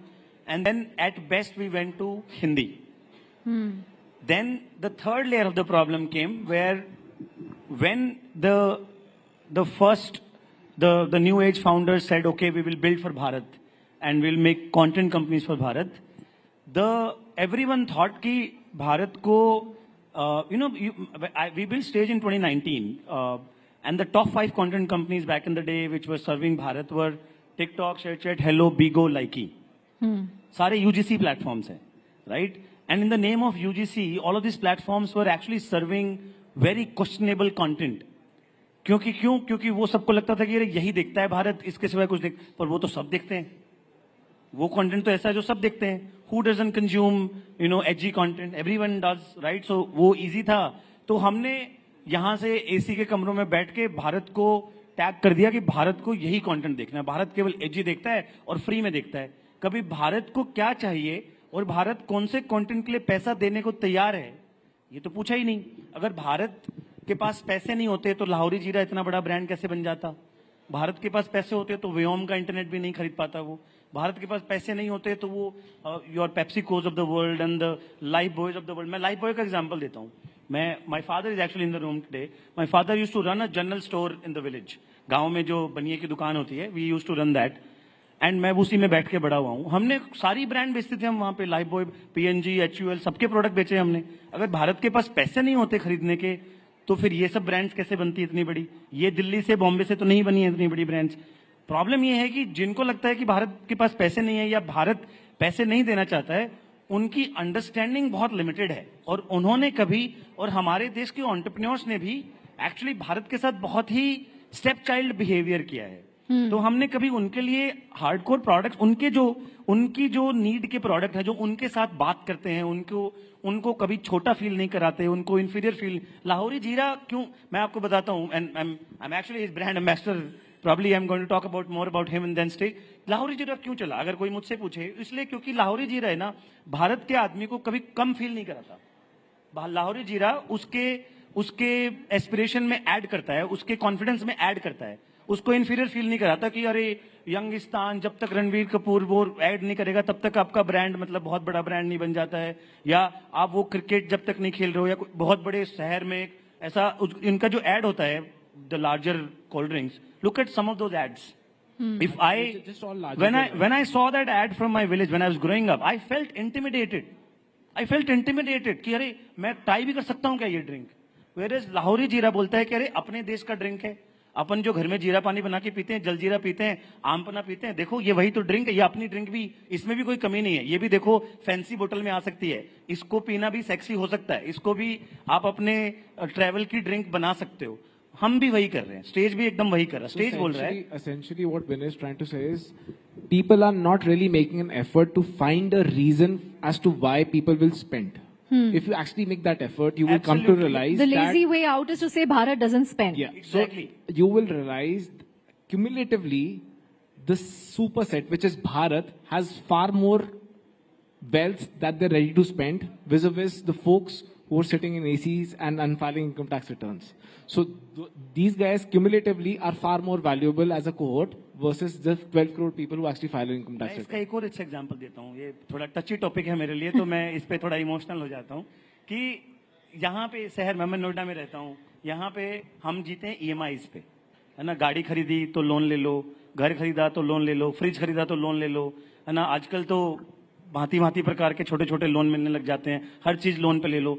हम जहाँ पे जिन users की बात कर रहे हैं, वहां पे लोन वोन का कॉन्सेप्ट है नहीं कोई, है ना. लोन लेना गलत बात समझी जाती है, इज्जत की बात हो जाती है लोन लेना. जितनी सेविंग इनकी सारी साल की होती है ना, उतनी सेविंग हमारी दादी नानी के आटे के डब्बे में मिल जाती है, क्योंकि सेविंग नाम का तो कोई कॉन्सेप्ट ही नहीं है इधर. तो पेइंग पावर, पेइंग कैपेसिटी बहुत है. बस कोई उनके लिए वो प्रोडक्ट बना दे जो उनका प्रोडक्ट है, जो ऐसा ना हो कि यार ये हमने यहाँ दिल्ली के लिए बनाया था, आप भी यही देख लो. राइट. जो उनको ये कह दे कि ये हमने आपके लिए बनाया है, ये आपका प्रोडक्ट है, आप देखो, उसके लिए वो पैसा दे देंगे फिर basically. Right. Satyam, yeah, you want to weigh in? Yeah, so see, obviously these guys have talked about it. The 2 points to it, right? In our learning also, it's not about the cost; it is about the context that we need to get right. And most of the time, the conversation goes towards cost because it comes from very Western concepts of how businesses are seen. Now in US, you buy more to save more. So you go to a Costco and they'll say, you know, you take 5 and you get 2 free. Now this is a very US based of value pricing. In India, you save more so that you can buy. And therefore, 96% of cigarettes in this country, people would take 1 stick at a time. Because it has to match my cash flow. I've got 20 rupees in my pocket. You cannot tell me that buy the entire box of cigarette and I will give you 25% discount. Now, till the time we get the context of India right, the solutions would not be primed to this. So if India can sell so many cigarettes, and if even a beggar can afford to buy tea, which is nothing else but a commercial transaction, you would see somebody actually asking you, chai ke paise de do, which means a drink which didn't even exist in this country 200 years back, which Britishers brought it in, became a business model over time because somewhere the context clicked. Right. So if we start to put Indian lens, shift from, let's say, rather than build in India, we have to be born in India products now. Because build in India were actually seen in US, copied in Europe, and then they were built in India. Right? But if India ke liye banana hai, they have to be born in India. They have to probably come from people who are as passionate. Born in India is a good construct. Yeah. I think just to add to what he said, it's actually logical and it is validated. You will realize that it is the mindset I'm talking about. Costco's and all these modern trade stores across the world, they have like massive sales and they work really well. In India, it's an inferior experience. That is why quick commerce is actually rising and taking over the modern trade. People in the Western countries, they like to buy in bulk, store and then consume over a period of time. Whereas India mein kehta cash flow, aaj cash sambhal, saving kar, aaj solve kar, and that's why quick commerce solves for it. वो आज solve कर देता है और जब कल की requirement आएगी तो वो फिर buy करेगा. Nobody likes to buy in bulk and store in India because they prefer cash. So the mindset is not to buy in volumes. Buy, just solve for today and save on money. Right. So that thought process is coming through. I'll just add, one interesting example of, so when we look at India lens, right, then it is not only about tech. Trust has to go with tech to bake it for India. So in our call centers, for example, we realize when you call, people say, sir, आपको हम 2 minute के hold कर सकते हैं, ma'am आपके साथ हम ऐसा कर सकते हैं. And we just made a small shift. So if you call to our call center, they will say, मैं आपका भाई सत्यम बोल रहा हूँ, आज मैं आपकी कैसे मदद कर सकता हूँ. And the conversation from there on fundamentally changes. And we have seen, some female calling and then saying, कि आप भैया तो बोलते हो लेकिन कभी रक्षाबंधन पे क्यों नहीं आते? Now, can you believe a transactional statement which was about a complaint actually ending up in a very, very different context because instead of calling sirs and madams, we've started just calling ourselves bhaiya and didi. Now, that's where probably it has to be seen from a different lens. It's a huge opportunity. I mean, a billion Indians, $100 is a $100 billion business. Right? How many businesses in India can aspire to be $100 billion, right? Maybe you're looking at 3 of them possibilities. There are many more. Right. As we wind up, Satyam, but were you ever intimidated that you're entering an industry that already has such heavyweights, telecom? See, we are thankful for the first set of things to be out there because if you look at it last 20 years, there have been fundamental disruptions in how businesses have shifted, right? From supply-led businesses where people owned infrastructure, platforms came in who were doing a better supply match. And that is where the value got added to the end consumer. So be it Amazon, be it Uber, which disrupted transportation, Airbnb disrupted retail. No one has ever done it in telecom. So I think the excitement of being the first one, even if you are martyr or उसमें आप शहीद भी हो जाओ तो उसका मजा शायद अलग है. That is what was carrying us. But on the other side, 1 billion Indians, everybody deserves to have big dreams. In our lifetime, if we can help 50 crore people to fulfill their dreams in some ways, I think it's worth it. And it's worth it beyond all the hurdles, every other constraint that you talk about. At least enable them to dream. Yeah. At least enable them to dream. Yes. And if not us, somebody else will do it. It has to happen. And also, businesses Chandra, evolve. I think to that point, I'd also like to add, for all 3 of us, there are large incumbents in our respective industries who are operating. But what needs to be appreciated is that large guys cannot do everything. There will always be they'll also younger have folks legacy coming issues in. Yes, too. there are legacy issues, there are innovation issues. There is no motivation at the end of the day. What you are actually doing is just ensuring that there is scale and you continue to do things. The reporting is signed. They're just trying to standardize things. I think the focus is always on that rather than innovation. For people like us will always exist in industries where there will be large incumbents. It's just more logical. We will come up with reasons as to why they should start innovating again. Right. As we wrap up, Saurabh, you are a revenue-generating business, profitable business. You're also in the middle of raising a big round of funding. But what are your ambitions over the next year? You've kind of been you're dominant in the North India market. What next for Lahori? I think it's very, very simple and very clear in our minds. The next couple of years, we absolutely intend to have national footprint where anybody in India traveling wherever, whatever part of the country you go to, you will find Lahori Zira as an option. So I should be able to order it in Bangalore. 100%. 100%. No matter, not in Bangalore, but any part of the country. Next 2 years, the idea is to have national footprint. Next 5-year dream and ambition and something that I promise you we will fulfill is we will be the preferred choice of Indian consumer for beverages. Great. Vinay, you just raised a round of funding. So what are your ambitions beyond Rajasthani, Haryanvi and Bhojpuri? 5 years from now, every single regional culture of India, every Indian who comes from them would be proud of their cultural identity and would have never have to feel any sort of inferiority complex because they come from a certain background. That would be the real success. The confidence stage. layer. Confidence layer. Satyam, who has also raised a round of funding. Yeah. See, by 2030, we want to make sure that Vyom becomes synonymous with the internet. There are at least 50 crore people who, for just 10 rupees in their pocket, can get as much internet as they want, so that they can complete their online education, they can watch whatever they want to watch and fulfill their dreams. In next 2 years, we expect that at least 1 crore people, today we are at around 10 lakh users who use internet through us. We would be at around 1 CR users who, with just 10 rupees in their pocket, would only have 3 choices. Either to have Lahori Jeera, or to watch an amazing content, or to have unlimited internet from us. That's a great way of putting it. I think just to add before you wrap this up, I think what is important is that folks like us, we are the ones who need to dream. And younger folks who aspire to be entrepreneurs, we just need to dream a step bigger. At some point in time, Vyom could possibly lobby for this in other countries, get that regulation done and start doing it across.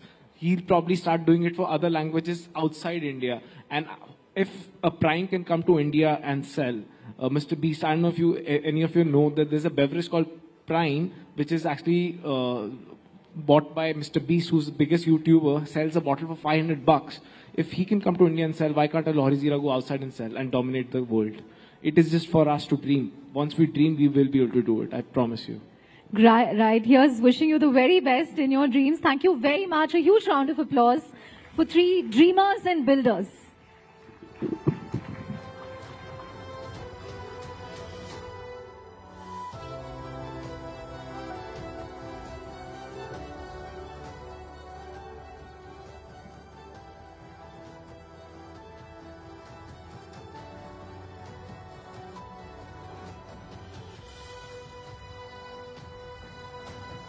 Well, that indeed was like the much needed coffee shot this evening for all of us, or should I say the much needed soda drink. Thank you, gentlemen, for putting out those very interesting ideas for the young entrepreneurs in our country. And now, ladies and gentlemen, it's time to shift our attention to one of the most pressing issues confronting the nation today, which is air pollution in the national capital. As we all know, Delhi's air quality has reached critical levels in recent years, impacting the health, impacting the well-being of millions of its residents. It has become a health crisis that affects not only the physical environment, but also the economic and social fabric of the city. And to take this conversation ahead, I would like to invite a team from IIT Delhi who will present a white paper on the issue, which will outline comprehensive, data-driven solutions to tackle this growing problem. Team IIT Delhi. Can we please have a huge round of applause?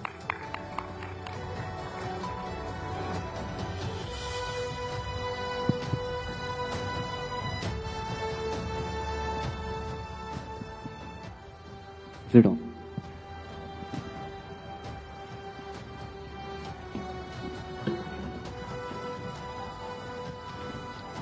Hello everyone. I'm Sparsh. I'm currently pursuing my BTech in third year in Department of Biotechnology and Biochemical Engineering at IIT Delhi. Hello everyone, I'm Utkarsh Singhwal and I'm currently pursuing Bachelor's of Design from IIT Delhi. Pranam, I am Avni, currently pursuing my Bachelor's of Technology in Biochemical Engineering and Biotechnology at IIT Delhi. So, here we are to discuss the strategies for air pollution mitigation for Delhi. Here we'll be discussing about biopellets, dust mitigation, and urban planning and beyond. So, the crisis of air pollution in Delhi NCR are grave, right? The Delhi pollution crisis has reached to the level that PM 2.5 has been nearly 20 times of the WHO guidelines, right? What are the major contributors in this issue? The major contributors are vehicle emissions, industrial activities, construction dust, and agriculture residues. Solutions already exist. We need to make a systemic change to implement them. One of these solutions is urban ventilation. Urban ventilation with strategic planning and green infrastructure. What is the problem over here? The problem is that Delhi is today currently facing an urban island effect, due to which it is facing an elevation of temperature up to 4 to 5 degrees relative to its rural areas near it. Right? It happens because the construction and all the development projects absorb a lot of heat. Right? The solution of this is urban ventilation. Urban ventilation corridors essentially allows the air to flow, which in turn moves the pollutants and do not allow it to collect at the same place and gets fresh air in the region, right? And we have the result of a survey where in the city of Hangzhou, China, has been able to find a reduction of around 25.2% of PM 2.5. Now let's have a look at case study from Hong Kong. So Hong Kong's air ventilation assessment, it emphasizes on breezeways, podium designs, and also on the varying height of buildings and how can we improve ventilation using it. So looking at the first example, as we can see that improper spacing of buildings can lead to blockage of sea breeze. So we can place the buildings apart by up to 30 meters of spaces. Now let's look at how streets plays a major role in this case area.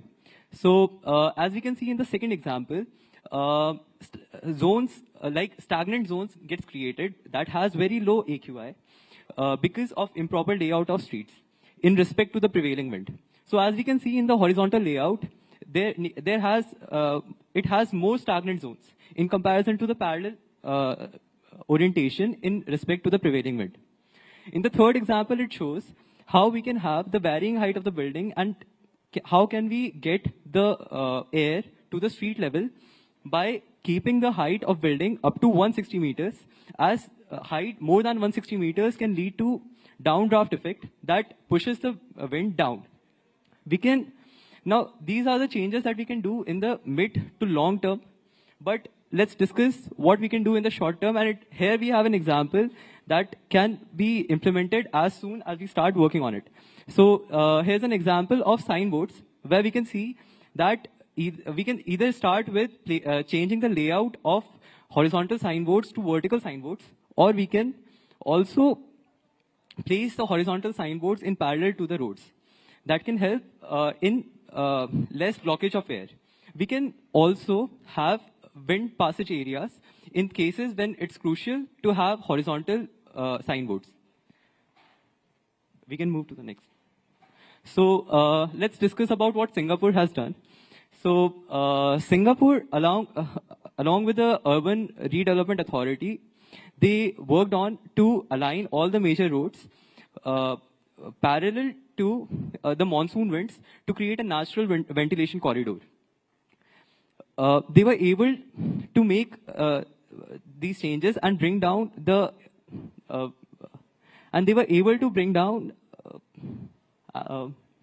moving forward, they also worked with National University of Singapore, where they worked on energy efficient buildings, green spaces, and also they made some major infrastructure changes like terrace farming and wind passages to the building. And it's fascinating to note that they were able to bring down the urban heat by 1 degree Celsius, and they were also able to cut down the energy needed for cooling by 5%. Now, despite all the complexities of urban areas in Delhi and its high population, we can also work on major roads and create some air corridors, and we can also work on the riverfront of River Yamuna. So I'll be talking about biomass pellet manufacturing and parali. During the month of November, it is always all across the headlines कि parali की वजह से ये हो रहा है, parali की वजह से ये हो रहा है. If you talk about, this is the recurring issue which has been in public discourse every time, especially contributing to the winter air pollution in Delhi. Now we'll be talking about what does parali actually does. So 85% of the rice residue is burnt in Punjab, 40% in Haryana, and 29% in Western UP is burnt openly. Farmer faces a compressed sowing season because of the shift in the sowing season between the kharif crops and the rabi crops. So basically farmers के पास कुछ ऐसा वो system नहीं है, क्योंकि उनके पास 15 से 20 दिन होते हैं, उसमें से उनको पूरा का पूरा स्टबल निकालना है. अगर वो नहीं निकाल पाते हैं तो वो पीनलाइज्ड हो जाएंगे. उसके लिए we need to create a sustainable ecosystem जहां पे हम फार्मर्स को इंसेंटिवाइज कर सके. So here comes our solution where we propose to facilitate the farmers with biopellet manufacturing faculties over the most efficient location by optimizing the cost and the supply of biomass wherever we can have. So basically what we are proposing is कि हम farmers से उनकी पूरे के पूरा stubble लेंगे and then we'll convert it into pellet, and then we'll supply it to thermal power plants. Now, why will thermal power plants take the parali from us or the biopellet from us? Because government has mandated the use of 5% of biofuel in financial year of 2024 and 2025, and this has increased to 7%. The co-firing of biofuel has increased to 7% in the financial year of 2025 and 2026. So this is the solution we are proposing. Now, talking about the advanced dust separation technologies. So, around 38% of the Delhi air pollution comes from the construction sites, the dust which is there across the roads. So, we propose to use natural polymers like lignosulfate and MgCl2, which acts as dust aggregator and binds the dust.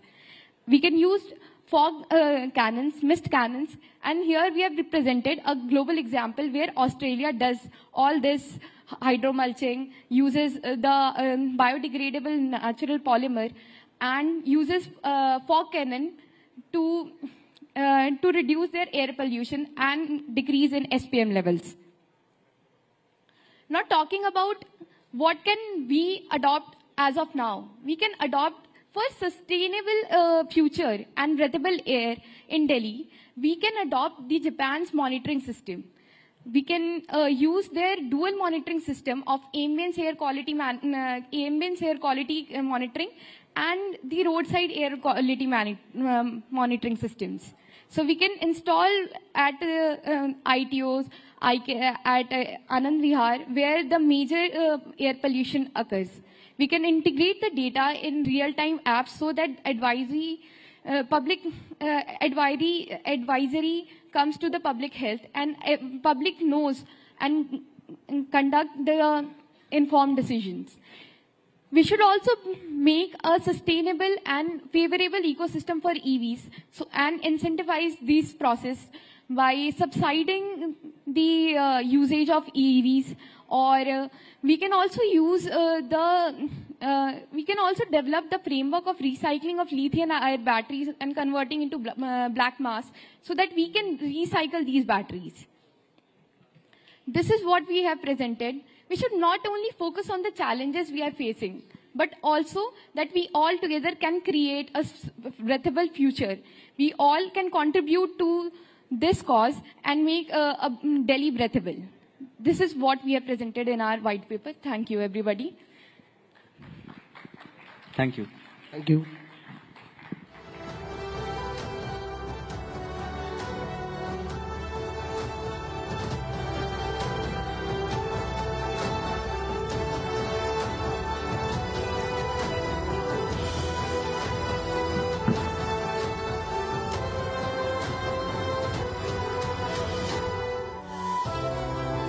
Thank you, Team IIT Delhi.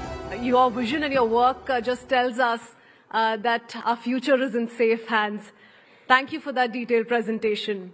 And ladies and gentlemen, as promised earlier, the evening is only going to get better from here. Up next, it's a great honor and privilege to welcome one of India's most dynamic and influential political leaders, Sachin Pilot from the Congress Party. Mr. Pilot has made a significant mark in Indian politics, particularly in Rajasthan, where he has been a key figure in shaping the state's political landscape. Today, we have this unique opportunity to hear from him directly as we explore a range of issues that our country continues to face. The Congress Party's vision for India's future will be discussed and how leaders like him are working to address some of the most pressing issues as well, from economic reform to social justice, development and national unity. Mr. Pilot joins us virtually for a fireside chat titled Pilot's Vision, Navigating Bharat and Rajasthan's Future. And Shivani Gupta, my colleague, will be taking this conversation ahead.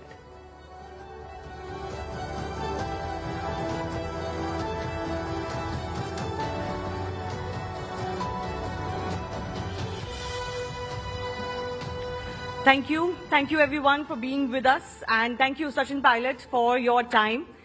It's a pleasure to have you here on Rising Bharat because our theme is youth. And who better than one of the young faces of the Congress Party, the oldest political party in India, to talk to it about. Let me begin by asking you, Sachin, if you were asked to describe what vision you have as an individual, as a political leader for the youth of the country, how would you describe it?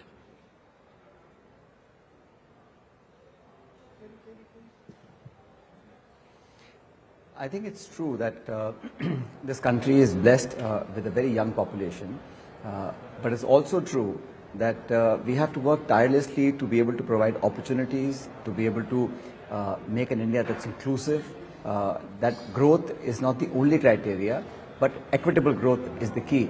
And young people, educated people, really have a lot of contribution to make. And to my mind, India is a country that is made up of more than one ideology, more than one narrative. So how to get people together, how to make India a 21st century nation that can take upon the challenges that the times have brought to us. I think politically we have different views, and I think the government of the day may have tried last 10 years, but there is certainly a sense of lacking, a sense of not being included, and a sense of despair between the young people as they move forward, and the huge divide that we have between our society, rich and poor. There are many challenges, but for young people, I think there's a lot of opportunity, and we in the opposition are happy to be constructive in our role, but we certainly will make the government of the day accountable and answerable as we move on. But Sachin, I have to ask you, if you look at recent election results, not just the Lok Sabha election results, but you look at Haryana and Maharashtra, where your party was expected to do very well, but it didn't. Don't you think that your party is losing or has already lost that connect with the Indian youth?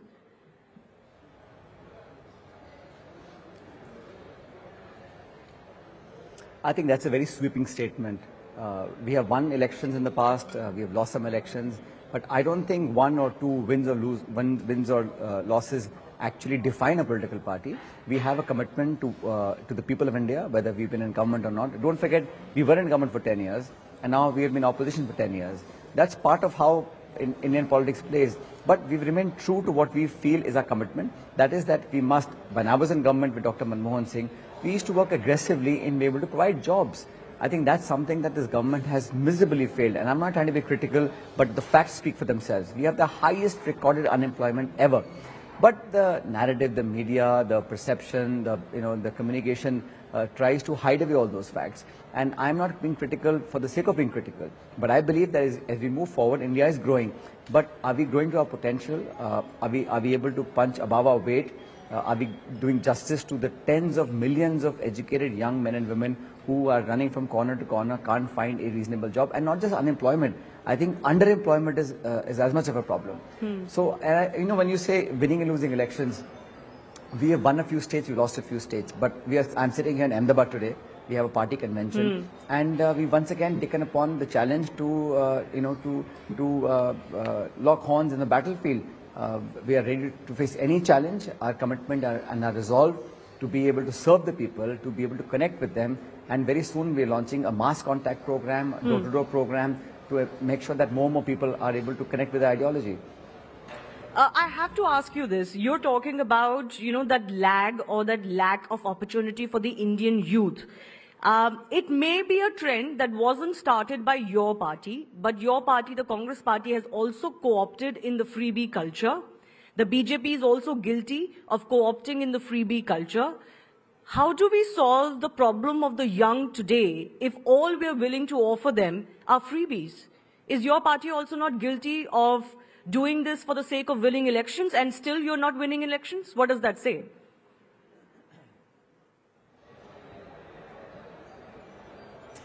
It's a very good, I'm glad you asked this question. And here's my answer to that. My response is very clear. I believe as a state, it is our constitutional responsibility to be able to provide support, resources for those who don't have any.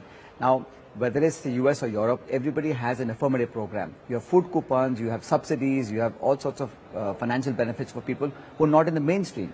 But it should be targeted, it should be monitored. One should not use that as a platform to garner votes. But once you're in government, and I have to take you back, from 2004 to 14, when we had UP 1 and 2, 145 million people were lifted from abject poverty, above the poverty line. So I'm all for supporting and targeted support of all people who need our resources, whether education, health, food subsidy, electricity. I think we owe to those people. But it can't be a race to the bottom. It can't be that I'm giving 200 units and you give 400 units. That's not how it is. And there are many political parties who don't have the governance historical record of delivery. Our party has been in power for a few decades. We've been in opposition. We talk with responsibility. And I can tell you one thing, whatever election promises the Congress party makes, it's done with a thorough due diligence of what the resources are, what we can manage, and what we're able to deliver. There are some people who are getting into this competitive game and are promising things which then becomes problematic post-elections. So I'm against that. But I think people who deserve the support and help of the government should get that support. Okay, then let me ask you, your leader, the leader of the Congress party, or the biggest face of the Congress party today, Rahul Gandhi, he's been talking about caste-based reservations. He wants to expand it beyond the 50% limit legally prescribed today. He talks about jitni abadi utna hak, that it should be on the basis of the proportion that one has in population. And the idea is, of course, that the OBCs and others are much larger in population than 50% of the Indian current population. If we go that route, the direct question that comes to mind is what happens to merit then? Because the young of the country, the youth of the country, if there is one thing they tell politicians again and again, and us when we go to the field, is that they want an India which runs on merit, not on किस परिवार से आते हो, आपके माता पिता कौन है. Dynasty, they don't like reservations as much. They want merit. They want to be standing on their own feet. So then I don't understand, how does your vision of what the youth need go hand in hand with the jitni abadi utna hak, or more reservations than we already have? I think I've understood your question. No, so let me start by saying that I am fully in agreement with you that we have to have a competitive merit-based system in our country. There's no question about it. But on the flip side, if the argument you made, I have only this to say. There are people who have not been able to enter the mainstream, who are on the fringes of our society, absolute fringes, economically, socially, subjugated to centuries of suppression.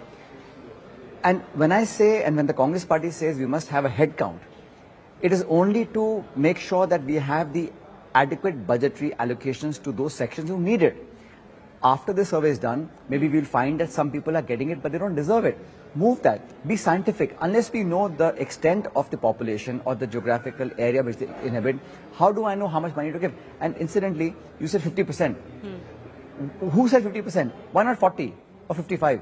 This limit is arbitrary because it is said, some decades ago. India has changed. I think we must have a head count to see the socio-economical background of everybody in this country, and then take a considered view of how much to allocate where. It's very scientific. Now we have technology, we have bank accounts, we have direct benefit transfer, we have, technology at our disposal to figure out which areas, which sections, and which part of our society needs that support. Right now, it's done ad hoc. It's done, if I run a government, I'll say I support this one, you come to power, you support that one. There is no scientific basis of allocating budgets, money, schemes, programs, and there is no scientific way of monitoring that. All we're saying is, let the truth come out, let us have a full head count, and based on that, post-discussion, do a merit-based system of how do you allocate resources. Right now, resource allocation is done at the whim and fancy of a political party or a government. There is no data to back it. Every time we have gone to court, court always says, please give empirical evidence of why you want to do this scheme or reservation, for example. And I think there's no harm. There are about a dozen states who have already crossed the 50% limit. So 50% limit is something that was, put down by some court decades ago. There is no reason for us not to have a head count and then take a reality check as to how much we need. Perhaps we need less. And if we have to cross a limit in some areas, let's do that. Let's not be bound by history and legacy and not be scientific in our approach. So to your argument that this will kill merit, I don't believe it. I think people who have merit have enough space and they should get space. But those who have been left out in the mainstream for decades and centuries do need a level playing field. No, possibly that 50% mark was set because at least there will be 50% merit-based and 50% reservation-based. Maybe it was more palatable for people to accept that rather than a 70-80% reservation. But I'll ask you very quickly. You're saying caste survey, do it, get the head count and then allocate resources accordingly. That's fine in its own regard. But are you also for increasing reservation limit to 60, 70, 80%?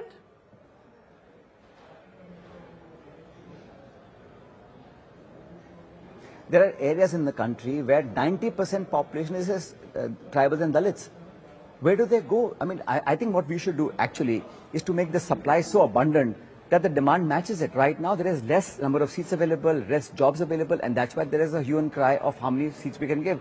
If you make the supply abundant, if you put resources in creating jobs, if you increase the number of seats for engineering, for college, for education, they will not have this problem. I mean, we have to work in tandem. And when you say that 50% should be merit, I think it should be 100% merit. But what about a large chunk of our country that has not moved as quickly as some of us have? What about those people who don't have access to money, resource, connections, who can't get to a college, who can't get education, and are living in abject poverty? And this country cannot grow and get its place under the sun in the global world unless that half of our country is brought to the front line. And the way to do it is not giving money, is giving opportunity. And I'm asking for level playing field, but you cannot ignore those who have all access, studying in the best schools and colleges, competing with people in villages who have hardly anything. So you have to have a balance. But having a head count, how does it hurt? Let's get the facts out. Let's not do, tera, mera, I know better, you know better. Let's get scientific proof of what the numbers are, and then we figure out how to move forward. Okay, fair enough. Head count at least can be a start for a rational debate. I have to ask you one final question, Sachin, before I let you go. We're talking about the youth. I don't want to make it too personal, but, there are several leaders of your age bracket who have lost the Congress party recently. Your fellow former congressman, there was a time when there were, movement linked to you as well. Why is it that that the Congress party, your party, is failing to retain its young talent?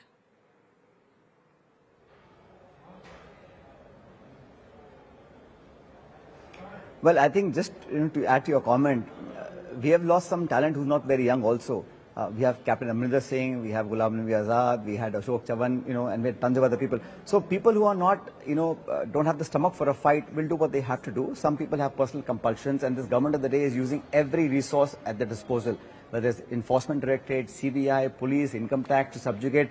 And once people cross over, suddenly they become blame-free and become the best people in the world. That's between them and the BJP. I have nothing to add. All I can say is that those who are committed for the party, who believe in the ideology and will fight till the end, Those are the kind of workers we want to cultivate. And today in the session at AICC in Ahmedabad, we are giving a clarion call for this year to be the year of organization, to reach out to the blocks, to the panchayats, to a mass contact program, door-to-door campaign, to galvanize the supporters, and people need a strong opposition. We have been put in the opposition, but for 4.5 years, I can assure you that the Congress party, our workers and our leaders will be on the ground, voicing the voice of the people, raising those issues and making this government accountable. Kaun aa raha hai, kaun ja raha hai, it's part of politics. I will make no comments, but I think ultimately people are the best judge. Whether anyone makes a decision, good or bad, you and I can't make a decision. The people of India will decide whether this is right or wrong. All right. I do appreciate you joining us, Sachin Pilot. Thanks a lot for speaking here on Rising Bharat. We look forward to more stories coming in, not just for the youth that the Congress party will be connecting with, but also, of course, your state of Rajasthan as well. All the very best, and thanks a lot for joining us.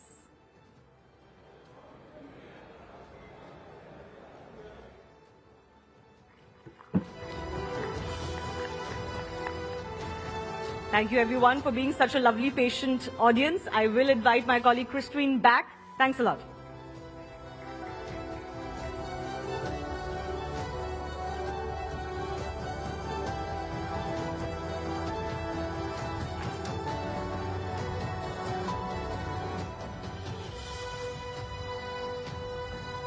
Well, thank you, Mr. Pilot, if you're hearing this, for this most candid and very engaging conversation. Well, ladies and gentlemen, up next, allow me to welcome a remarkable leader and a visionary who is helping shape the future of the global economy.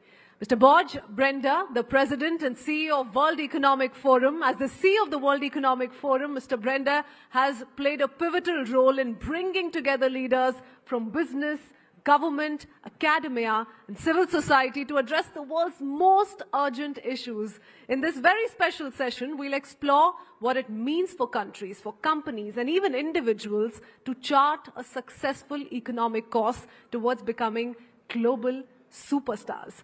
What are the trends driving growth? What challenges must we overcome? And how can we prepare for a future of unprecedented opportunities? Mr. Brenda is joining us virtually today, and he will be in conversation with Shireen Bhan. Shireen, the floor is yours.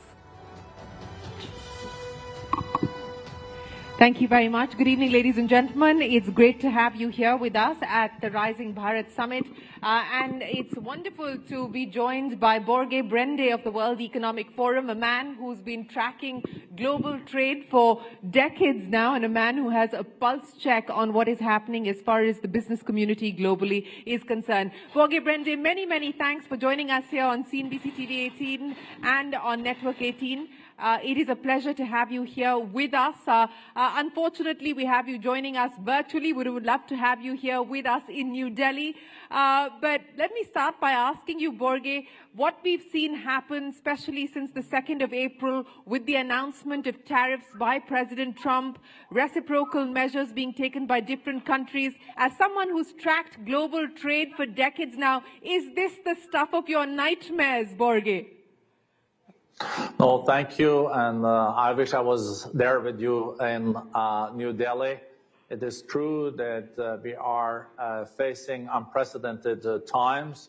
I would admit that in many ways, I'm glad I'm not the trade minister anymore. I could put it that way, because it is very challenging times. The largest economy in the world, the US, is almost 30% of the global GDP. With 5% of the global population. They have introduced no tariffs that are the highest ones in the US in a century.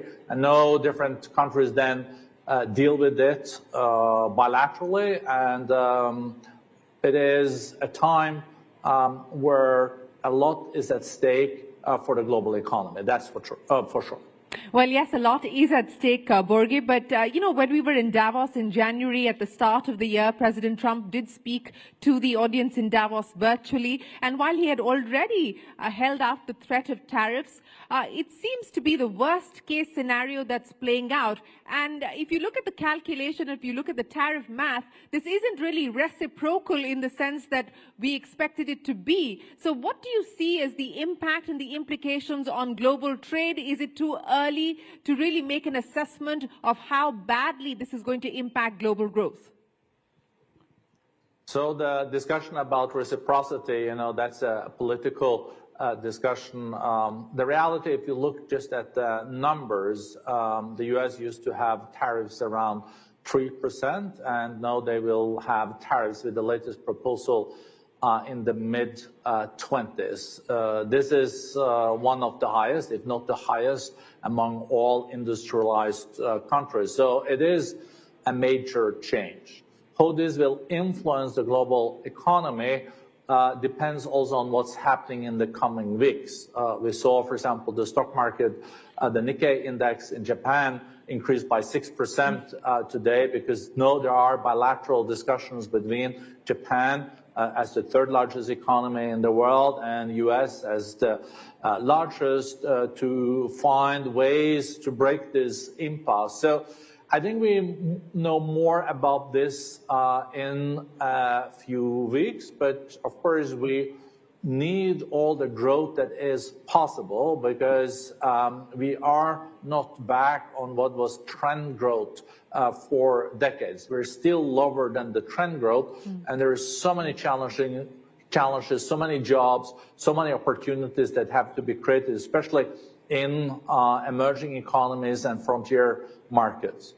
Yes, well, speaking of opportunities as well as the road ahead, I want to build a little bit more on the retaliatory action and now the possible retaliatory action on China with President Trump threatening another 50% tariff on China. China responding, saying that they will take countermeasures if the U.S. were to go forward with that.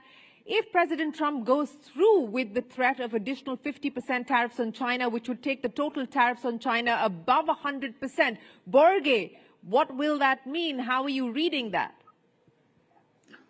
This will all be speculation, so I don't want to go into that because we will know the answer to this in a few weeks, at least most likely. But it is significant when the two largest economies in the world also are not seeing eye to eye on how to then deal with trade and investment between each other. So as I mentioned, the US economy is the largest, China is the second largest. Together, they're almost 45% of the global economy.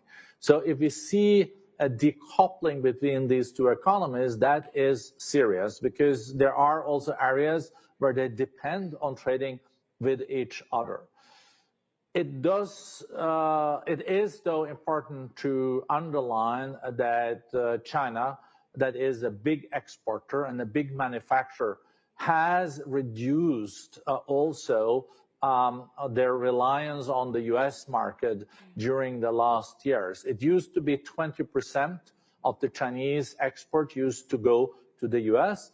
Today, they're down to 12%. So even if the trade was going to stop, 88% of what China exports today could continue.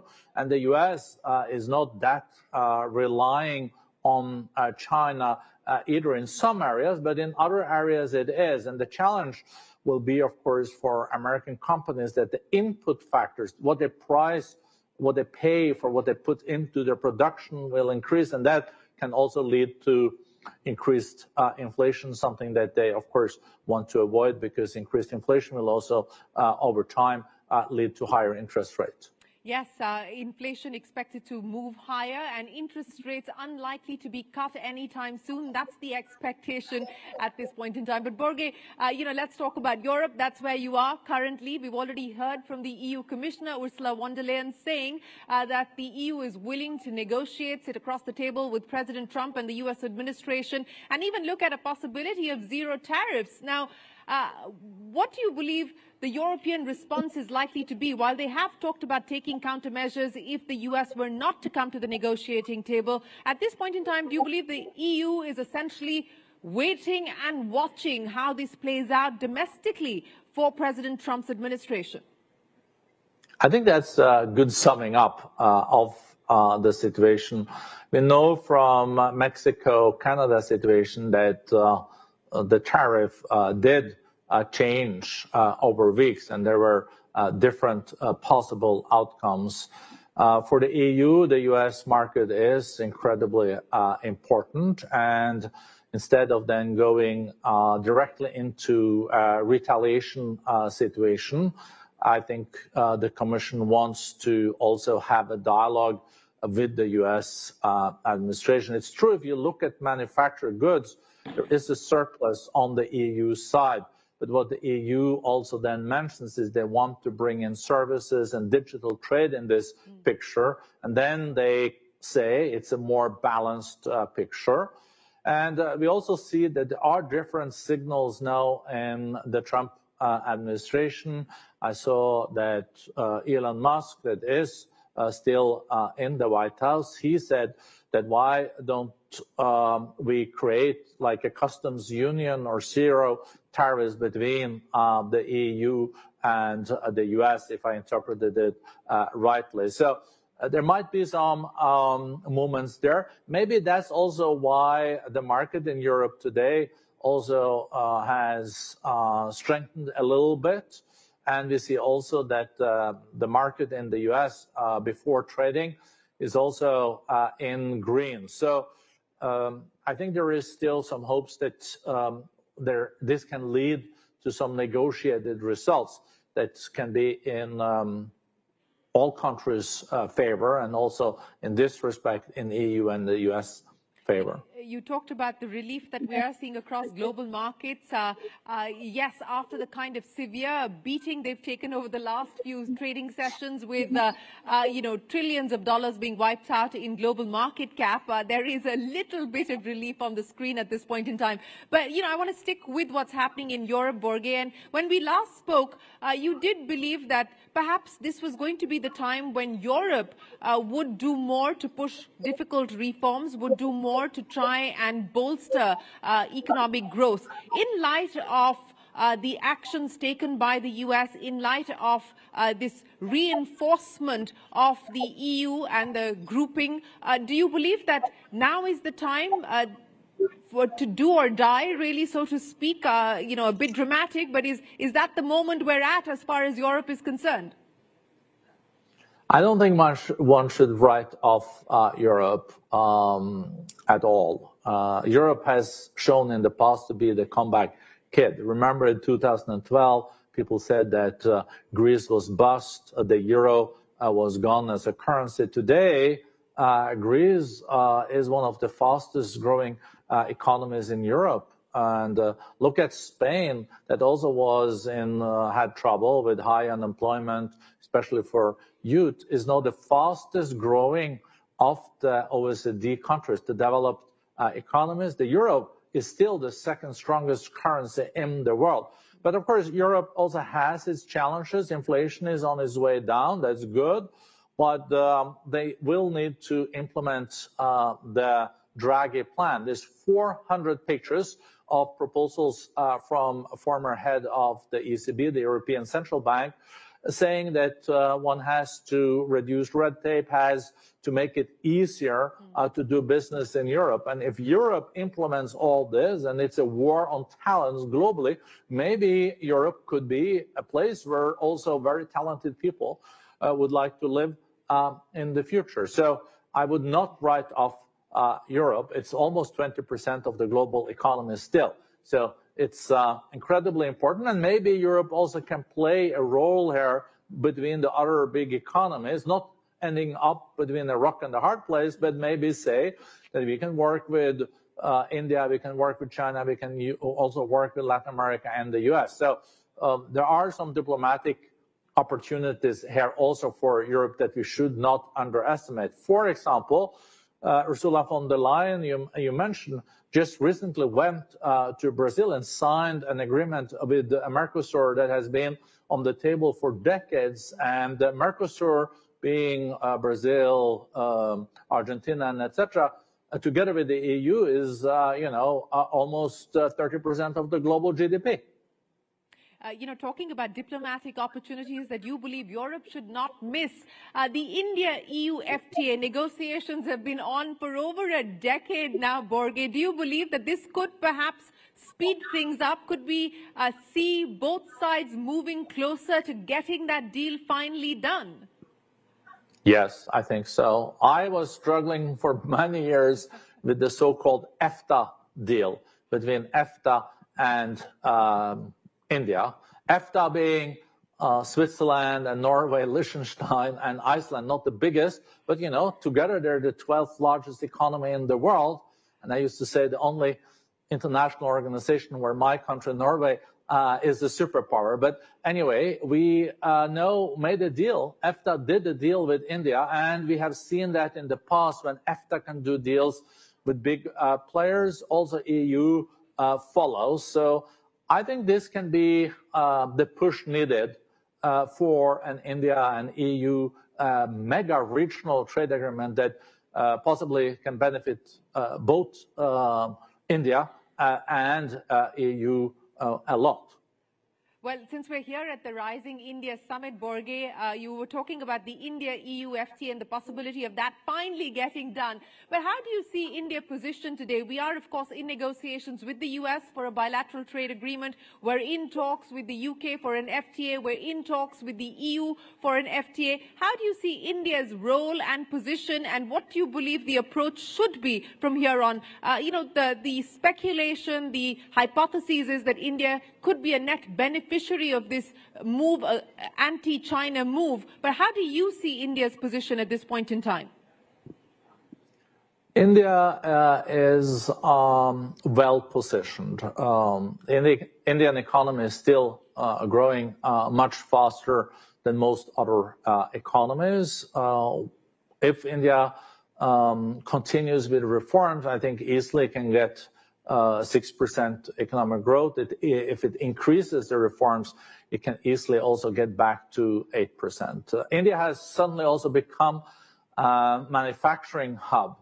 I just looked up the numbers before this, and I saw that India is the second largest exporters of cell phones in the world. That was not the situation just 5 years ago. India has amazing talent. One of the youngest population in the world.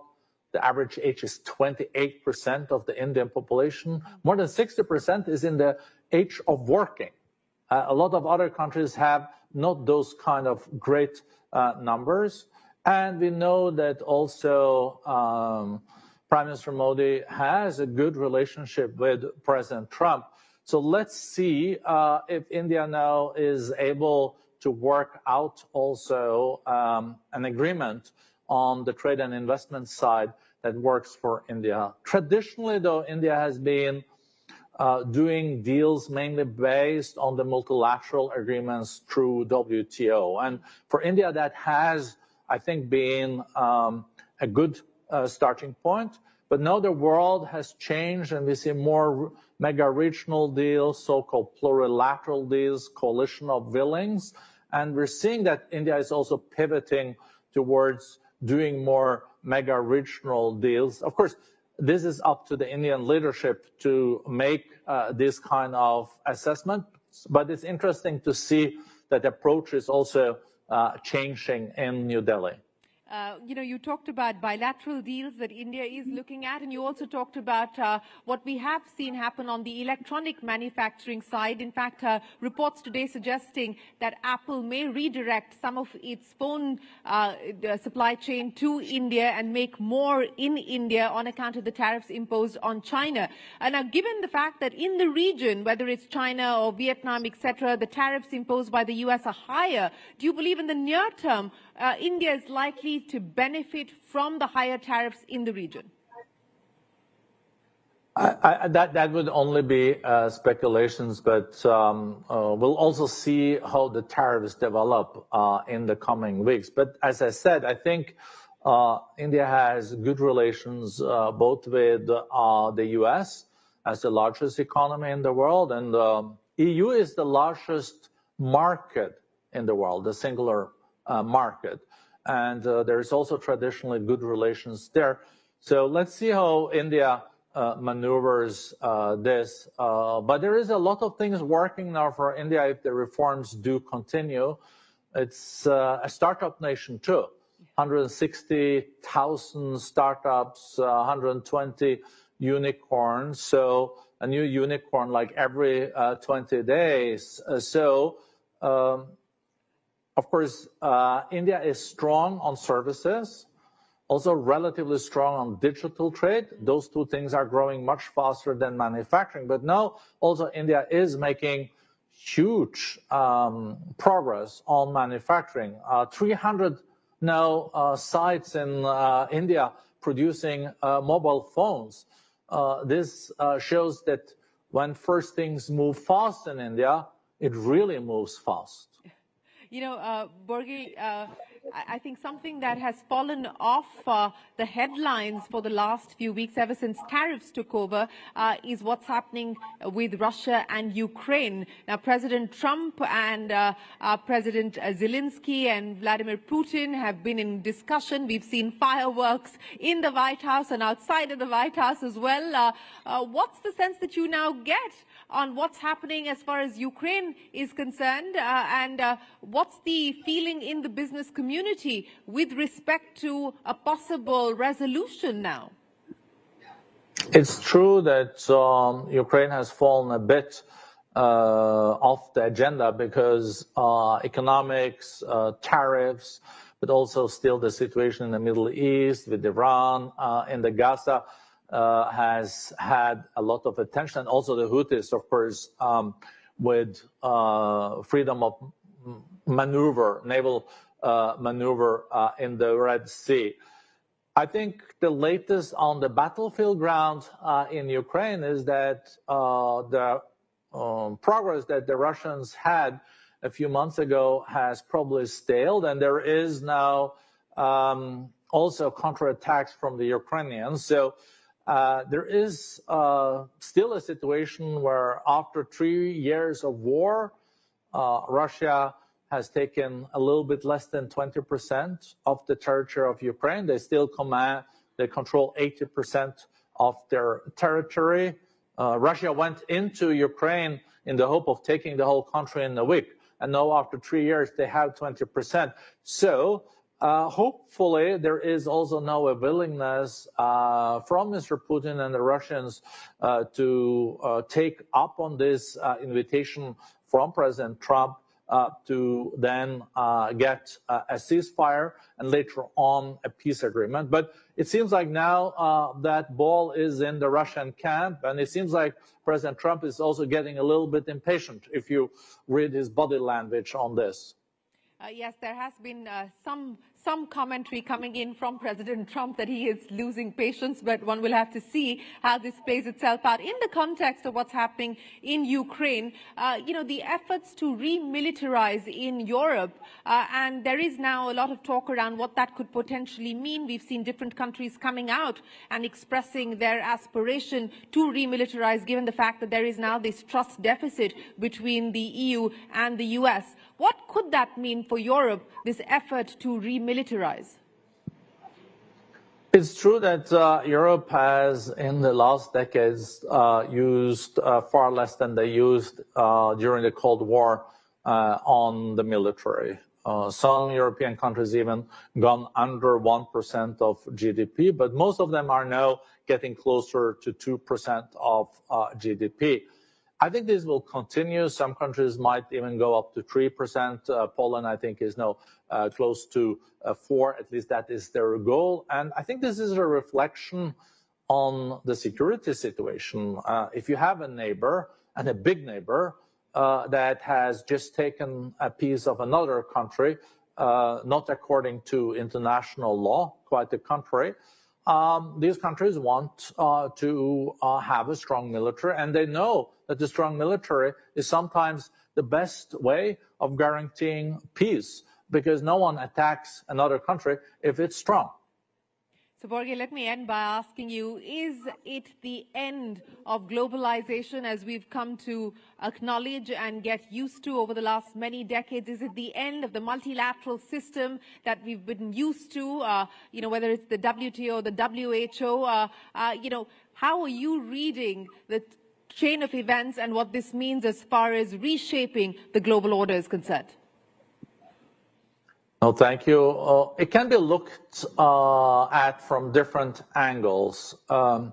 Still, we should remember, though, that 70% of the global trade do happen under the rules of the World Trade Organization, the WTO. And trade is still growing, at least until the last week. We have so far this year had a growth in trade around 3%. The global growth has been around 3.2. So it's not even been shrinking. So we're trading more with each other now than at any other time in history. But with the new tariffs, it can represent also something new. And it's true that trade is not growing as fast as it used to do in decades. Trade used to be the engine behind growth. Now the growth is also coming also from other areas.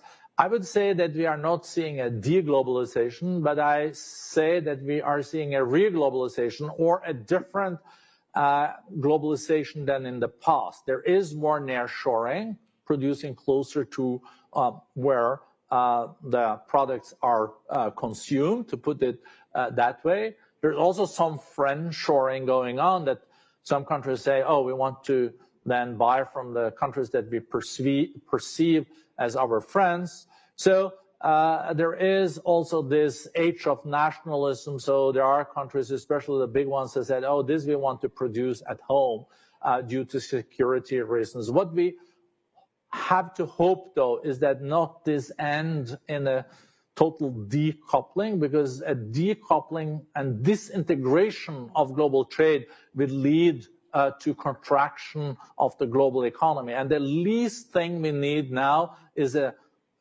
recession, because there is no ammunition to fight a new recession, because the countries are more indebted now than since at any other time since 1945. So let's hope that we'll continue to trade. The trade might be looking different, or some adjustments, but let's not lose the baby with the bathwater. That would be my last appeal. Well, let's not lose the baby with the bathwater. Let's ensure that trade continues, and let's also ensure that the world doesn't head back into contraction. It's been a difficult time through COVID, and we don't want to go right back there. Borge Brende, it's been an absolute pleasure. Thank you very, very much for joining us here at the Rising Bharat Summit. Appreciate your time. We look forward to seeing you here in India, and we hope to be able to discuss how these events of the last few days are going to shape global growth and the global economy. Always a pleasure. Many thanks for joining us. Ladies and gentlemen, big round of applause for Borge Brende of the World Economic Forum. Thank you. Thank you so much for such a powerful session. और मैं चाहूंगी एक बार फिर से जोरदार तालियां, ताकि हम आगे के सेशन के लिए बढ़ सके। अब तक का दमदार शानदार सेशन रहा है राइजिंग भारत को लेकर, और अब आगे बहुत ज्यादा खास सेशन आपका इंतजार कर रहा है, क्योंकि जैसे जैसे हम इस हिस्टोरिक समिट में भारत के इकोनॉमिक रोड मैप पर ब्रेनस्टॉर्मिंग कर रहे हैं, वैसे ही अब वक्त है एक और खास टॉपिक पर बातचीत करने का, चर्चा करने का, ताकि इसे और गहराई से आप समझ सकें कि कैसे ये राइजिंग भारत का एक बहुत इंपॉर्टेंट हिस्सा है। दरअसल ये टॉपिक है फाइनेंशियल इंक्लूजन का एक इंपॉर्टेंट एस्पेक्ट, इंश्योरेंस। आज हमारे साथ एक ऐसे लीडर हैं जो इंडिया को, इंश्योरेंस सेक्टर को पूरी तरह से बदलने के फोर फ्रंट पर है। Aman Batra, chief strategy officer, insurance देखो। जोरदार तालियां आप जरूर बजाएं, ताकि जो ये सेशन है आपको बहुत कुछ बताएगा। इस फायरसाइड चैट का टॉपिक है democratise insurance and enabling livelihood. और अभी का जो ये वक्त है, ये जो समय है, बिल्कुल परफेक्ट है, क्योंकि एक ऐसे देश में जहां डाइवर्सिटी और स्केल इतना बड़ा है, इंश्योरेंस का एक्सेस सिर्फ लिमिटेड लोगों तक ही होता है। लेकिन अमन बत्रा और उनकी शानदार टीम, दमदार टीम, इंश्योरेंस देखो के जरिए ये पूरा नैरेटिव बहुत तेजी के साथ और शानदार तरीके से बदल रहे हैं। जी हां, ऐसे इंश्योरेंस प्रोडक्ट्स वो बना रहे हैं जो ज्यादा एक्सेसिबल, अफोर्डेबल और रेलेवेंट हैं, और हमारे आपके लिए नहीं, बल्कि भारत के हर एक नागरिक के लिए। अब हम सुनेंगे, जानेंगे, देखेंगे उनकी सोच को कि कैसे इंश्योरेंस भारत के फ्यूचर को ट्रांसफॉर्म कर सकता है और करोड़ों करोड़ों लोगों की जिंदगी को यह अपलिफ्ट भी कर सकता है। अमन बत्रा से बातचीत करने के लिए मैं स्टेज पर बुलाना चाहूंगी चंद्रा श्रीकांत को, ताकि एक और दमदार सेशन का हिस्सा आप सभी बन सके।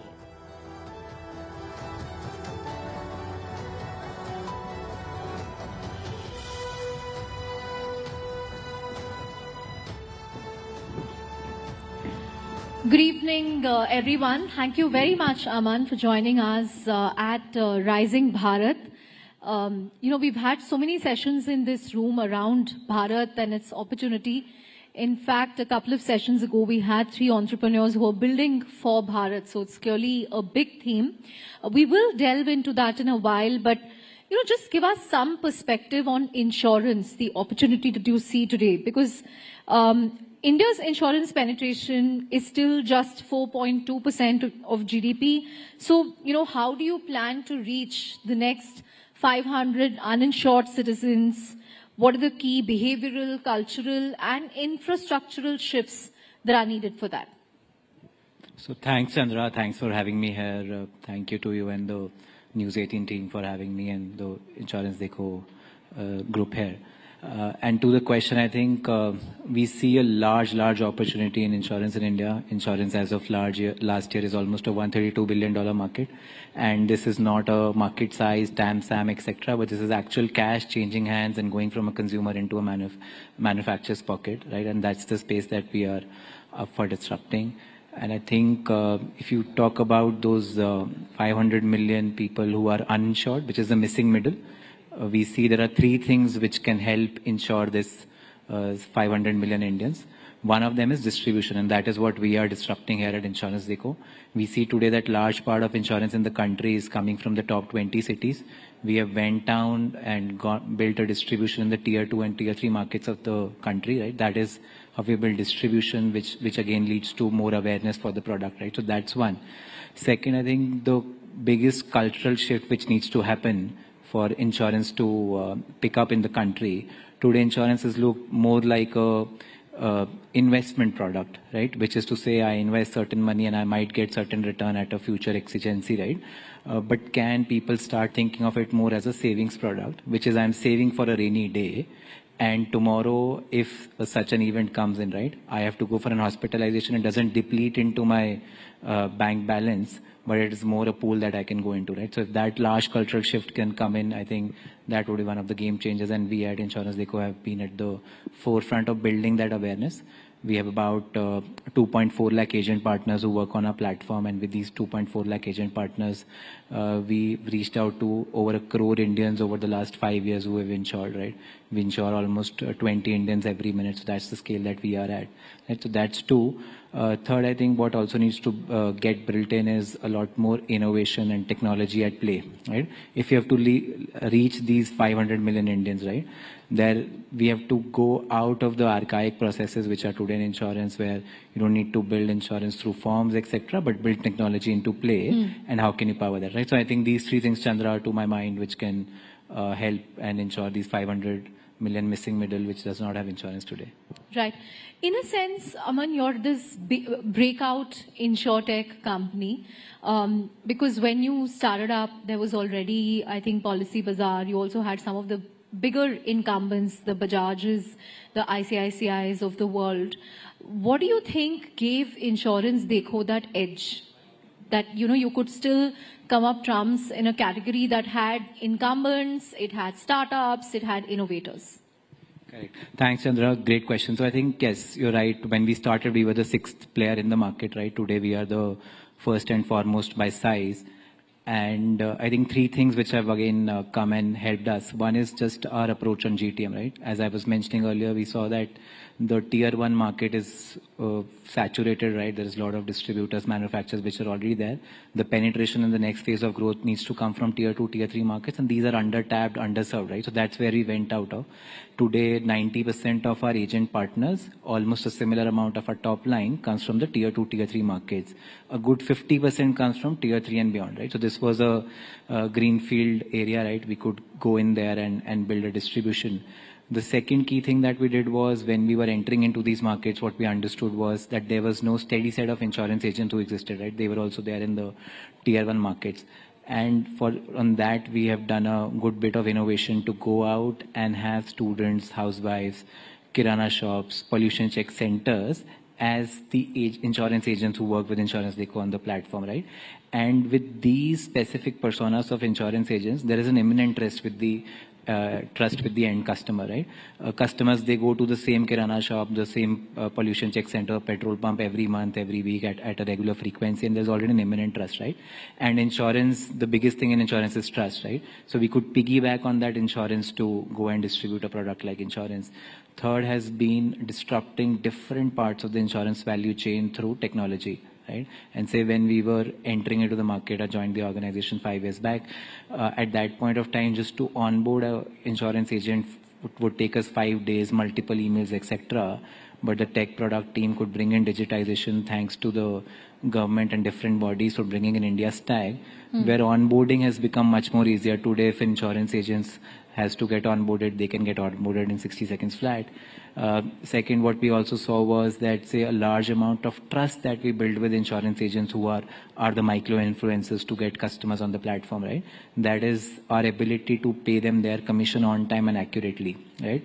Earlier, these used to be done over Excel, but now today what we can do is we have something called anytime commission. Any of our insurance agents who source insurance policies to the platform can come in and withdraw their commission in real time. So it's almost an ATM equivalent. So technology coming at play and bringing that trust, right? But a large part of the disruption has also happened around claims and servicing, right? That is also how trust gets built for the existing customer. They come back to renew the policy. They also go in their friends and family circle and give us a lot of referral, right? So those are some of the plays, Chandra, that we have done on this focus. Right. Aman, you know, in the previous session, we had entrepreneurs who I said were building for Bharat. They are getting those users to pay for their services. How did you go about doing that? Because you said that, you know, we decided that tier 1 was saturated, so we went after tier 2, and now we are going after tier 3. But insurance at some level is still an expense. I mean, one can argue that, okay, it's an investment, but, you know, you don't see the tangible benefits immediately. So, I mean, mentally, it's still an expense that you have to do every year. So how did you sort of go about convincing people, you know, what was in it for them? Are people willing to pay for this in the Bharat market?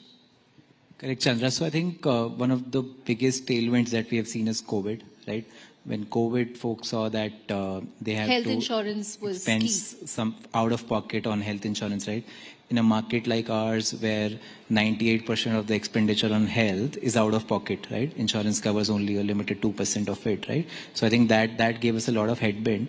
But I think just from our approach perspective, also two things which have come in very handy for us to build conviction around high ticket size, high engagement products, specifically on health and life insurance, are twofold. One is making it more affordable for the end consumer, right? So going from a one-time upfront payment to more EMI payment, right?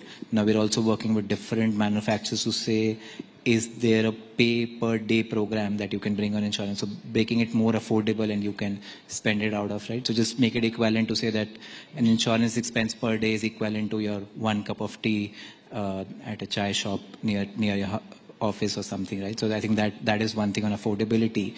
The second is case study, right? And in the markets like tier 2, tier 3 that we have gone to, right? Just convincing and building awareness with case studies, and a case in point is, hypothetically speaking, Aman is a consumer, right, who took health insurance, went through a certain instance, right, where they had to expense about 10 lakhs, which was say almost 3x, 4x of their annual salary, and insurance could come and help them, right? Similarly, people who were invested into products like savings product on insurance side, which is for a future event, to send their kids to college, to help them plan for a future event that they have, right? When these case studies go around in the community of influence, right, they help bring in a lot of trust, right? Because there is someone actually on ground who's benefiting from this, right? And those hyper-local case studies have been something which have been very helpful for us to build conviction around some of these large products and then also drive awareness. Right. In terms of the opportunities that you see going forward, Aman, again, you've leveraged technology to map your customers, what their needs are, what their needs could be going forward. I'm sure you've built an analytics engine to gauge that. So what opportunities do you see beyond insurance? What can you cross-sell, upsell in the future? Correct. Thanks, Chandra. So I think, yes, with distributors like us and tech-first distributors, right? I think the first and foremost moat that we've been able to build is having access to a lot of data, right? The entire insurance rails for us run through a digitized system. So we have a lot more data on consumers. Which are these consumers who are coming in? What is the profile? At what part of the value chain are they dropping, right? And with these zillions of data points passing through the system, what that enables us to do is do three things, right? One is customize products for them, right? Which is we understood where's the drop off happening. Is it happening at price and feature, and how do we go back and work with our partners to customize products for them? Second is also just the cross-sell within insurance, right? So someone who came in and say hypothetically Chandra was a customer who came and bought an insurance for her car from the Insurance Dekho portal. And now we understand Chandra as a consumer. We also understand maybe health insurance or term insurance is something, the next product that we can sell to Chandra. The third, which we are also now doing small pilots around, and we'll see whatever is regulatory possible also in a space like ours, which is to say, again, with these end consumers, are there also scope for getting and expanding into other financial products, right? But there is a lot of richness of data, which enables us to do all of this. Right. Like any fintech, one of your most important stakeholders is the regulator. And the IRDAI has been very busy in the last 3 years.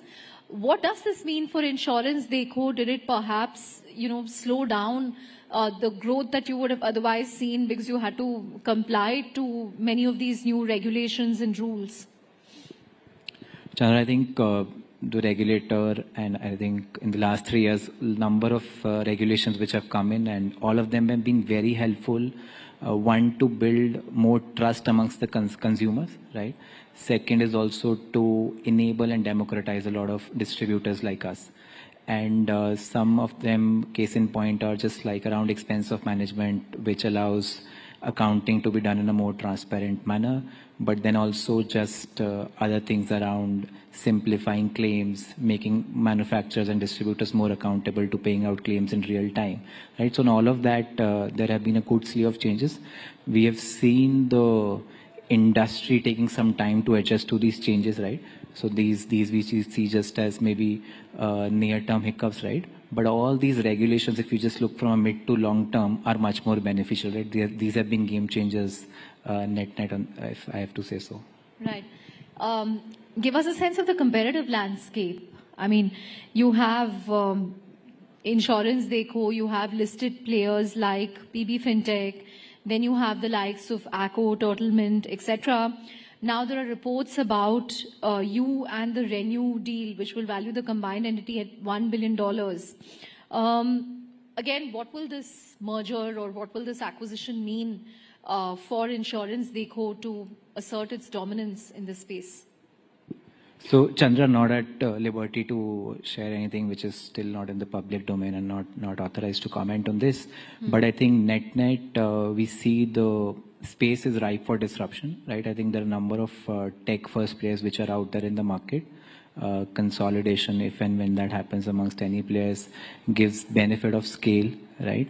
And thus going more deeper into the market, right? I think the next phase of growth only has to come from tier 2, tier 3, right? So any of the players joining hands just to build disruption in that market and build that distribution will always be a net positive for the industry as such. So when can we expect the official announcement on this deal? Chandra, my apologies, Chandra. not at the liberty to comment on that. Right. In a recent interview with Money Control, you mentioned that, your IPO is at least 18 months away.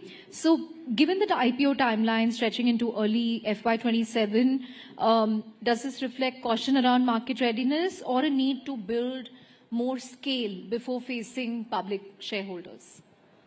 Correct, Chandra. So I think that's the public position, right? I think IPO is at least 18 months away for us. There is already a large amount of scale that we have built, right? The company is already at north of 4,000 crores of premium that we did in FY25. At that scale and size, though we're a distributor, but if you just track reckons against the general insurers, right? And the PSUs aside, on the private side, we'll be the 11th or the 12th largest player. At that scale and size, now there is much more that we need to do for our partners, for our end customers. and also solve for a lot of internal things, right? Just build the right committees, right teams, right processes in place, right? Which can hold a study after a public market, right? So those are the things which the team is committed to building over the next 12 months and doing a IPO listing post that. Right.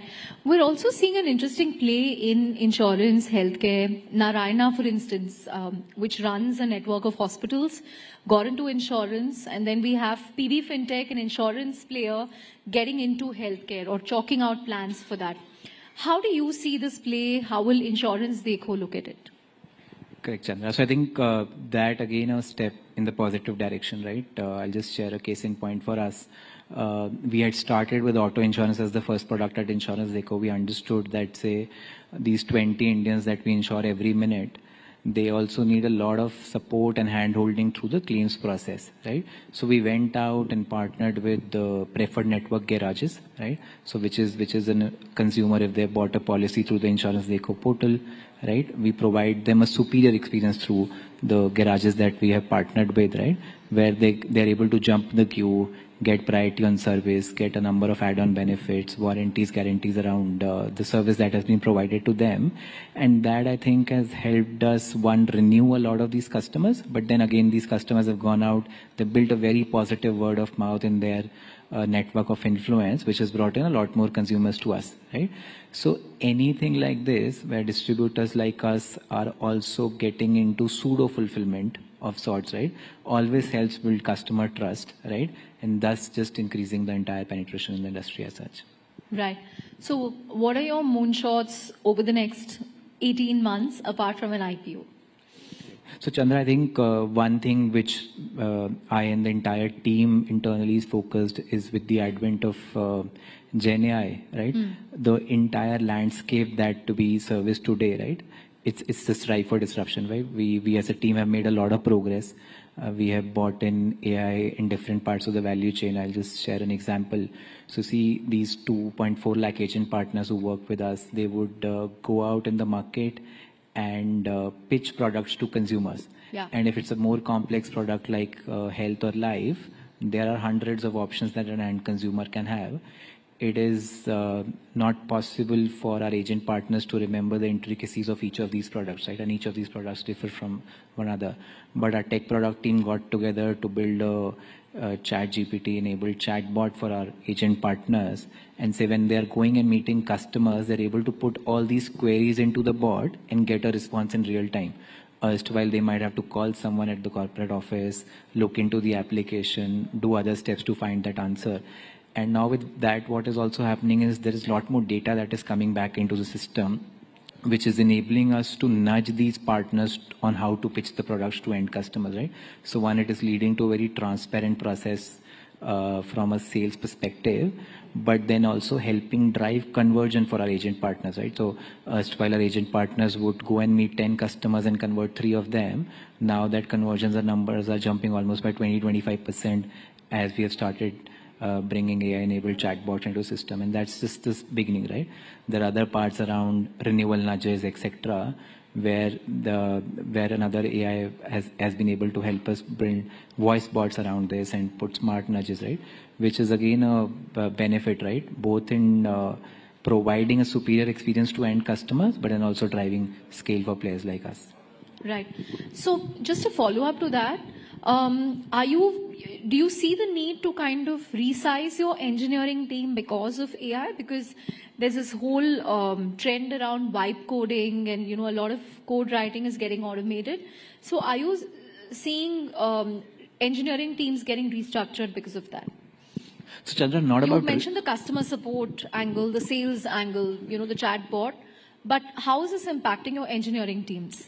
Correct, Chandra. So just on the tech teams, I think, and we closely work with them, which is to say that just with the different tools which are now available with the advent of ChatGPT, it has made all our tech developers more productive, right? So if we were able to churn out hypothetically 100 things in a month, it has led us to achieving about 150, 180, right? So just making more productive and thus again helping us provide a superior experience to end partners, customers that way, right? So it's just coming in and helping us deliver on that vision of insurance for all by 2047.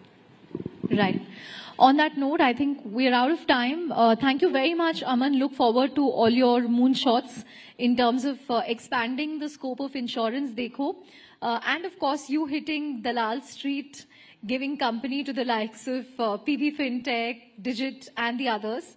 Luckily, among all the IPOing startups, the insurance category is still, doing well. So we'll hope to see Insurance Dekho make that cut. But thank you very much. A huge round of applause for Aman Batra. Thanks, thanks for having me. और बहुत ही inspiring रहा ये सुनना कि आखिर कैसे insurance देखो ने सारे बैरियर्स को तोड़कर इंश्योरेंस को भारत के कोने कोने तक पहुंचाया और ये इतना आसान नहीं था लेकिन इस टीम ने इसे आसान किया empowering families and individuals to secure their futures. आइए अब हम इस शाम के फाइनल फेज में आ गए हैं जिसमें अब तक आपने हमारा साथ दिया है, आगे भी इसी तरह से साथ दीजिए क्योंकि एंटरटेनमेंट की दुनिया से हमारे पास एक बहुत ही खास मेहमान यानी कि गेस्ट है जिन्होंने अपनी पावरफुल एंट्री प्यार का पंचनामा से धमाका किया। सबको याद है स्वीटी जो टीटू और सोनू के बीच आ गई थी और तू झूठी मैं मक्कार में अपनी कैमियो से सभी का दिल इन्होंने जीत लिया था। तो चलिए जोरदार तालियों के साथ वेलकम करते हैं नुसरत भरूचा का। नुसरत हमसे शेयर करेंगी अपने इंडस्ट्रीज के एक्सपीरियंसेस, उनके चैलेंजेस और सफर की कुछ बहुत ही खास बातें। और साथ ही मैं स्टेज पर बुलाना चाहूंगी रुबिका लियाकत को जो इस दमदार सेशन को आगे बहुत ही इंटरेस्टिंग बनाने वाली है। तो आप सभी हमारा हिस्सा बनकर रहिएगा।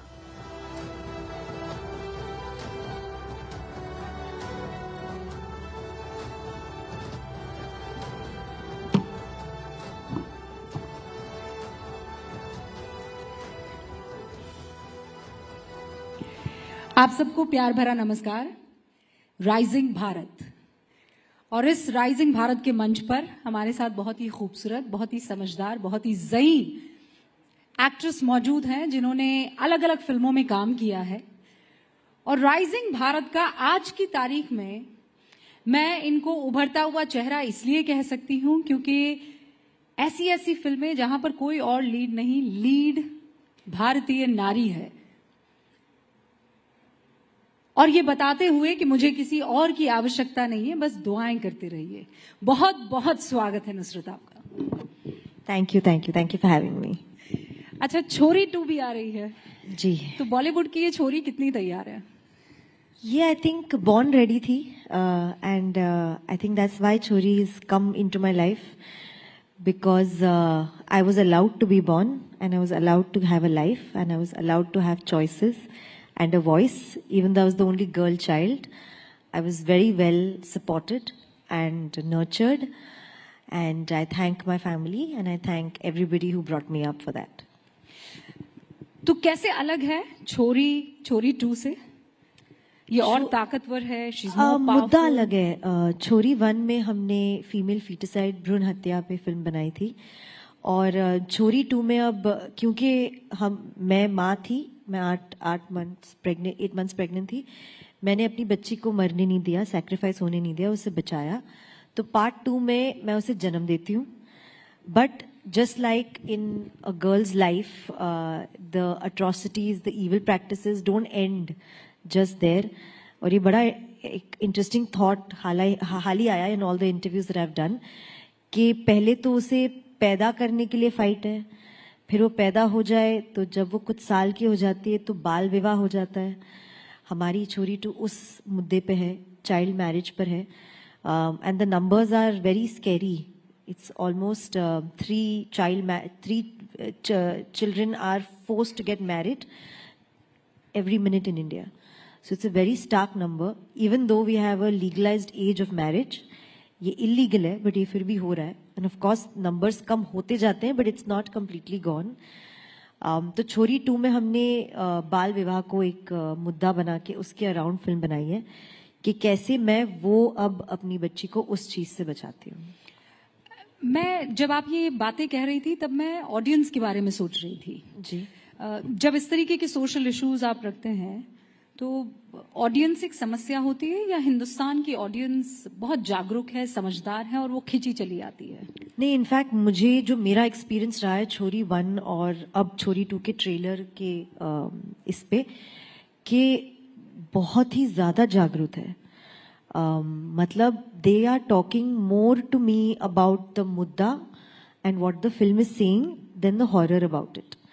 मतलब वो मुझसे नहीं कह रहे कि भूत कौन है और डरा कितना रहे हो. वो मुझसे पूछ रहे हैं कि इस बार आपने कौन सा मुद्दा छेड़ा है और इस बार आप बच्ची के साथ क्या नहीं हो वो आप प्रोटेक्ट करने वाले हो, कैसे बचाने वाले हो. तो वो बड़े ही ओपन माइंडेड तरीके से इस फिल्म को एक्सेप्ट किया उन्होंने. छोरी 1 पे हमें कोई बैकलैश नहीं मिला. बाय दैट आई मीन किसी ने नहीं बोला कि ये तो होता ही नहीं है. अब people like to live in ignorance, but I think when you say Jagrat, I genuinely mean our audiences are woke because they are accepting of the fact कि ये evil practices अभी भी exist करती है. Absolutely. And acceptance is the first step. कि पहले आप accept तो करो कि चलो यहाँ नहीं वहाँ तो हो रहा है ना. Atleast वहाँ देख लो, उसे सवाल पूछ लो, उसे रोकने की कोशिश कर लो. That's what's happened with us in Chori 1. And trailer के response से तो Chori 2 में मुझे लग रहा है उतना ही होगा. अब क्योंकि मुद्दा थोड़ा और बड़ा है and most of the girls who get married at that age they are playing with dolls. उनकी शादी कर दी जाती है, उनको आइडिया भी नहीं उनकी लाइफ आगे क्या होने वाली है. It's very scary the things that can go wrong in a child marriage. It's a power game. I mean, they could be abused sexually. They could be put under human trafficking. There could be underage pregnancy, which could be a very great risk to their health. कैसे बचाओगे उसे इन सब चीजों से? आप ऐसे किसी victim से मिले जब आप रिसर्च कर रही थी? But during the course of this film promotion and release, that is my agenda. That is what I want to do. I think one of the reasons why मैं इस फिल्म से जुड़ी हूँ बिकॉज मैं इन मुद्दों को जाके पर्सनली देखना चाहती हूँ. तो अगर आप देखोगे तो we don't have too many other promotion events. I am actually travelling on my own with my team to go and find people and talk to them. We've reached out to some NGOs across the states and see who's willing to at least just have a dialogue with me. मैं बस जानना चाहती हूँ कि होता क्या है और हुआ क्या. Just for myself. उससे ज़्यादा मुझे उससे कुछ लेना देना नहीं है. But I just feel कि अगर मैं किसी चीज़ को आवाज़ दे रही हूँ तो उसके पीछे के चेहरों को थोड़ा तो मुझे भी सुनना चाहिए. तो आपको नहीं लगा कि ये पहले होमवर्क होना चाहिए था ताकि आप उनके दर्द को समझ सके? नहीं एक्चुअली, क्योंकि हम ये फिल्म हॉरर के थ्रू कह रहे हैं. अब हॉरर में मैं आपको एक्सप्लेन करती हूँ, थोड़ा सा ट्रिक है of film making. It's a little bit different audience here but I will still give it. अच्छा. When you are making a film which is on human horror, देखिए भूत होता है तो भूत होता है, उसको आप भूत ही है वो. बट जब एक इंसान दूसरे इंसान को मारने के लिए आता है उसमें कोई जस्टिफिकेशन नहीं होती है. वो इंसान इविल हो जाता है खुद से. अब अगर मैं आपको एग्जैक्ट जैसे क्राइम हुआ है वैसे के वैसे दिखाऊं तो आप बैठ के देख नहीं पाओगे. हमें उसको थोड़ा सा सॉफ्ट करना पड़ता है, हमें उसे थोड़ा सा एक्सेप्टेबल करना पड़ता है. इसलिए हम काल्पनिक कहानियां बनाते हैं, इसलिए हम गोस्ट डालते हैं, इसलिए हम दासी माँ डालते हैं कि कोई बहुत पुरानी प्रथा है, इविल प्रैक्टिस है, ये आपकी दुनिया में एग्जिस्ट नहीं करता. But there is a part. Of course. हम बस उसको थोड़ा सा ढक के, थोड़ा सा छुपा के आपको परोसते हैं ताकि आप उसे खा सको. वरना आप बोलोगे मिर्ची बहुत ज्यादा है, ये मेरे से हजम नहीं होगा. It's just that. So because we have chosen a medium of horror, the whole plot is काल्पनिक.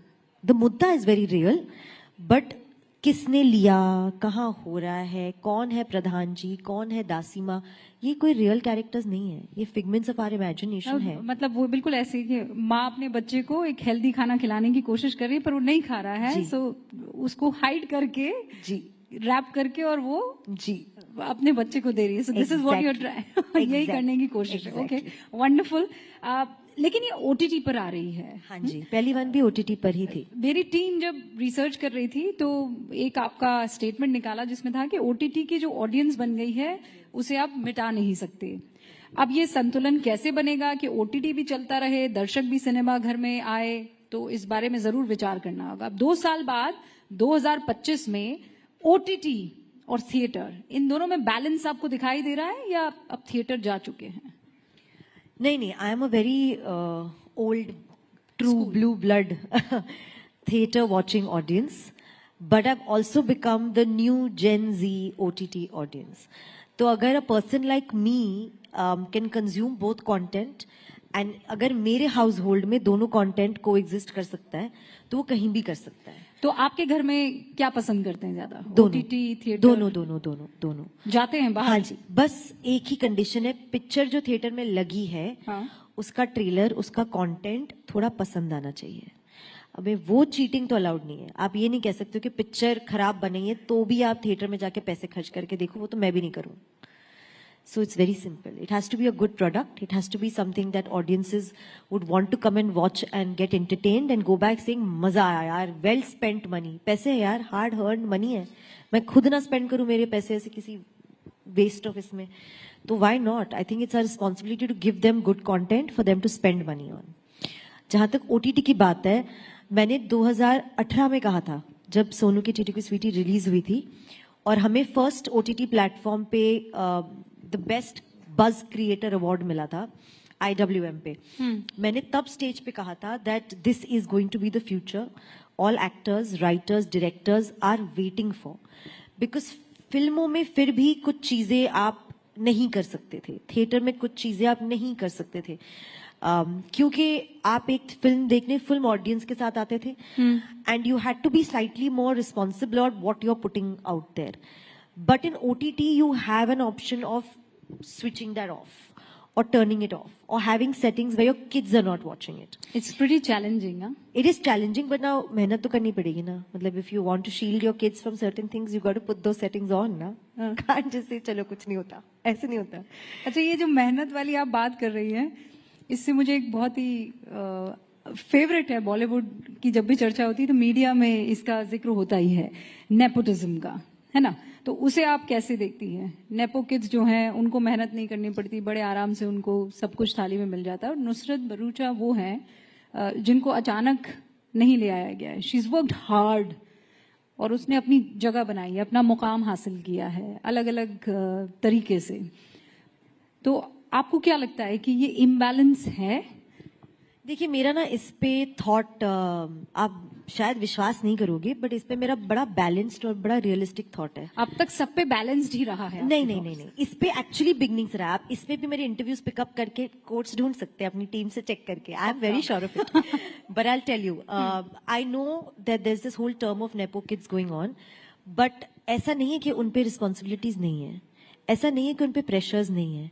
अगर मेरे पापा या मेरी मम्मी का बड़ा नाम होता तो मैं बहुत स्ट्रेस्ड होती. मैं आधा नहीं, पूरा काम जो मैं कर रही हूँ, जैसे आपने कहा कि मैंने वो रोल्स किए जो पहले किसी ने किए नहीं है, क्योंकि मुझे डर नहीं है. मुझे किसी चीज का खोने का, किसी धब्बे का लगने का या अपने लेगेसी के नाम को फॉरवर्ड ले जाने का डर नहीं है, बैगेज नहीं है. So I feel like they have their own pressures, they have their own expectations and those shoes to fill. But the imbalance is, and I will be honest and tell you even that, of course they have more opportunities than I do, and that's, let's be realistic about that, that's there. But why not? आज एक doctor के बेटे को ज्यादा doctor की ही field में opportunities मिलेगी ना. एक बिजनेसमैन के बेटे को उसी के बाप के बिजनेस में अपॉर्चुनिटीज मिलेगी ना. मतलब वो तो नहीं कहेगा बेटा चलो मैं आपको बेदखल करता हूँ, जाओ ठोकरे खाओ और फिर डॉक्टर में तो उसे MBBS पढ़ाई करके आगे बढ़ना पड़ेगा. अभी वो तो अब has to be a conscious choice. अब आप टैलेंट पे आ गए. मैं अपॉर्चुनिटीज की बात कर रही हूँ. पर यहाँ पर तो ये है कि डॉक्टर के लिए आपको पढ़ाई करनी पड़ेगी, MBBS का एग्जाम पास करना होगा, उसके बाद जाकर उसको मौका मिलेगा. करेक्ट. पर जब मैं नेपो किड की बात करती हूँ, वो आप भी समझती है, उसमें भाई साहब डॉक्टर बना दिया है, अब जा तू इलाज कर. Correct. But the failure is still the same darling. उसने एक्टिंग क्लास कर ली, उसने डांसिंग क्लास कर ली, बट अगर आके वो परफॉर्म नहीं कर पाया तो as an audience we should reject it. हम उसे क्यों मौका दे? और ऐसा हो रहा है क्या? ऑडियंस रिजेक्ट कर रही है? ऑफ कोर्स कर रही है. जो उनको पसंद नहीं आ रहा है वो नहीं है. But at the same time आपके पास एक आलिया भट्ट है, आपके पास एक रणबीर कपूर है. You can't deny it. Talent is talent. उसके आगे फिर आप वो कहाँ किस लीनियत से आते हैं वो याद नहीं रहता, उनका टैलेंट याद रहता है. नुसरत को किस तरीके की चैलेंजेस का सामना करना पड़ा है? आई मीन, एक औरत होने के नाते डिफरेंट चैलेंज होते हैं, इंडस्ट्री के बाहर से आती हैं, वो एक अलग चैलेंज होता है, या नहीं आप ये टैलेंट वाला जो है कि भाई टैलेंट है तो चल जाएगा? कोई स्ट्रगल नहीं है. Challenges है. Being an outsider has its cons. It has its pros also. But chalo, I'll not be balanced on this question. I'll give you that. I'll tell you the cons of it. She is being a sport now. No, I'll tell you, I'm a very realistic person. ये दिखता नहीं है मेरे roles से और मतलब it looks like I'm a fun, happy girl, which I am. But my thoughts are very rounded. They're very wholesome. I don't live in any delusion. I don't live in resentment. I don't live in bitterment. I don't. I'm not bitter that इसको ये picture क्यों मिली और मुझे क्यों नहीं मिली. बहुत आसान है बोलना यार इसको ये पिक्चर मिली because of blah blah blah. But एक बार खुद पे उंगली डाल के देखो मुझे ये नहीं मिली क्योंकि वो भी करना जरूरी है. So I live in my reality. I live in the fact कि okay this is why maybe I didn't get it. Why she got it is not my problem. I do not want to engage my mind and my energy there. It's not worth it. But I'm coming back to my question. Yes. The cons of being an outsider is you don't have familiarity, you don't have support, you don't have anybody guiding you. मतलब मैं एक stage पे आऊंगी, मुझे किसी ने नहीं बोला है चलना कैसे है, देखना कैसे, किसको हाय बोलना है, एग्जैक्ट तरीका क्या है. मैं 4 बार गिरूंगी और खुद सीखूंगी. ये जो गिरना सीखना है ये मेरा जर्नी है. And do I wish there was somebody sitting at home watching my interviews and watching what I say and my father or my mother or my aunt telling me, बेटा ये तूने सही नहीं बोला, अगली बार इसका ध्यान रखना. That's teaching, na? Why not? I would like to go home to a film family where they are watching my films from their own experiences and lending some knowledge to me, imparting some sort of like an environment for me to grow in, जो मेरे पास नहीं है, जो मुझे खुद से create करना पड़ता है. That I feel is a con for me. और फिल्मों को लेकर? मंजे? फिल्में जब मिलती है तो उसमें भी किसी तरह का ऐसा बंटवारा होता है कि नहीं आउटसाइडर तो इसको ये टाइप की फिल्म तो जल्दी मिल जाएगी. नहीं, पर नहीं, ये बड़े बैनर की फिल्म नहीं. देखो मैंने तो ये भी सुना है कि पोस्टर पे आप सही नहीं दिखते हो. एक पोस्टर वैल्यू बनाने के लिए हम किसी और को कास्ट करेंगे. मैंने तो ये भी सुना है कि इसके फॉलोअर्स ज्यादा है तो इसको कास्ट करेंगे. एंड वो किसी फिल्म बैकग्राउंड से नहीं आती है. अब बताओ. द फैक्ट दैट एक फॉलोअर्स की जो भी हो जिसका भी उसका प्रोफेशन है, आई विल नॉट से दैट, उसको ज्यादा कास्टिंग के ऑप्शंस मिलते हैं, ये तो रिडिकुलस बात होगी ना. So I am saying I am not just fighting the film and the opportunities of people who have 10 battle है. There is another battle going on altogether. Now followers is a battle. How do I, tell me what do I say there? मैं क्या बोलूं कि sir ठीक है मेरे followers इस लड़की से कम है बट मेरा टैलेंट तो ज्यादा है. अरे ये तो बहुत इंटरेस्टिंग है. कैसे बोलूं मैं? नुसरत फिल्म नहीं मिलेगी क्यों भाई, फॉलोअर्स कम है. सोचो टैलेंट बाद में देखा जाएगा. Very interesting. तो भाई एक तो नेपोटिज्म हो गया, फिर अभी सोशल मीडिया का अलग मसला आ गया. एंड सोशल मीडिया में Nusrat being a woman I can understand. आपको पता होगा वो रश्मिका मंदाना वाला केस, एआई वाला, ये डराता है.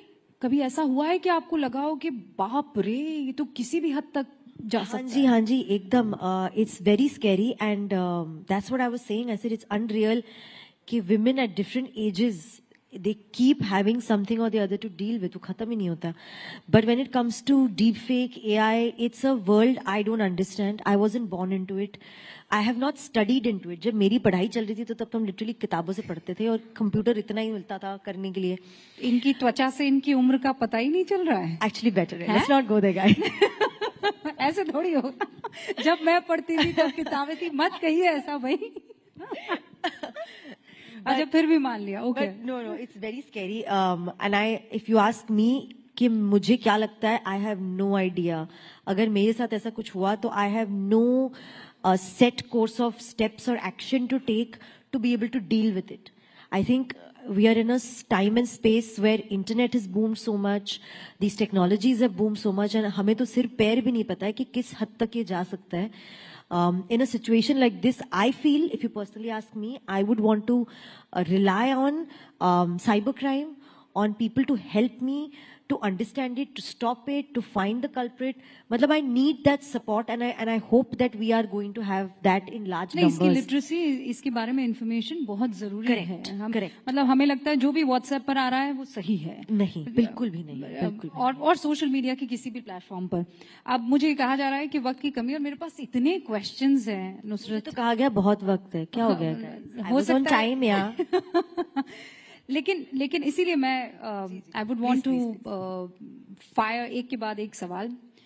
पॉलिटिक्स में आपका इंटरेस्ट है कि आप कहती है this is not my cup of T? I don't think it'll be right for me to say that. So I'll be politically correct. And of course है. अच्छा, जब इस वक्त आप राइजिंग भारत के मंच पर है, और अगर मैं इससे जुड़ा आपसे सवाल ना पूछूं तो मजा नहीं आएगा. भारत को इस वक्त आप कहाँ खड़ा देख रही है? नुसरत अपने चश्मे से, अपने जहन से, अपने दिमाग से कहाँ भारत को पाती है? I think it's fast forwarded and progressed to a place where I am so glad that I am part of an India today. Where we have such a global reach and presence.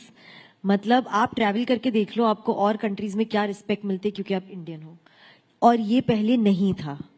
I just feel being an Indian is so respected now. What we do, where we come from, our culture, our businesses, our ideas, our inventions, that whole idea of being Atmanirbhar is something I personally resonate with so much. कि नहीं चाहिए आपका, हम अपने घर में बनाएंगे और अपने घर का खरीदेंगे और अपने घर से बेचेंगे. I love that idea. It is so enterprising. It's not funny. It's of course done under Modi ji's leadership. So I'm again lending that and saying that I'm part of a very progressive, proud India. अभी आप जब Israel में shoot कर रही थी, film promote कर रही थी, हाँ, फिल्म प्रमोशन के लिए आप गई हुई थी. वो वाकया अगर आप समझाना चाहे, बताना चाहे, क्या हुआ था? और हालांकि आपने इसके बारे में बहुत बातें की हैं, पर चूंकि इस मंच पर है, मैं चाहती हूँ छोटा सा ही सही, लेकिन उस वक्त सच में आपको लगा था कि किसी तरह की कोई मदद आ जाएगी? क्योंकि पूरी दुनिया में उस वक्त यही सब चल रहा था कि कौन आएगा, कहाँ से आएगा, कैसे आएगा. Did you have faith in your leadership then and वो हो पाया? या एक्चुअली मैंने इसके बारे में बात नहीं की है. This is actually one of the first few stages that I am going to be speaking on this. You know, it's a situation nobody can prepare you for.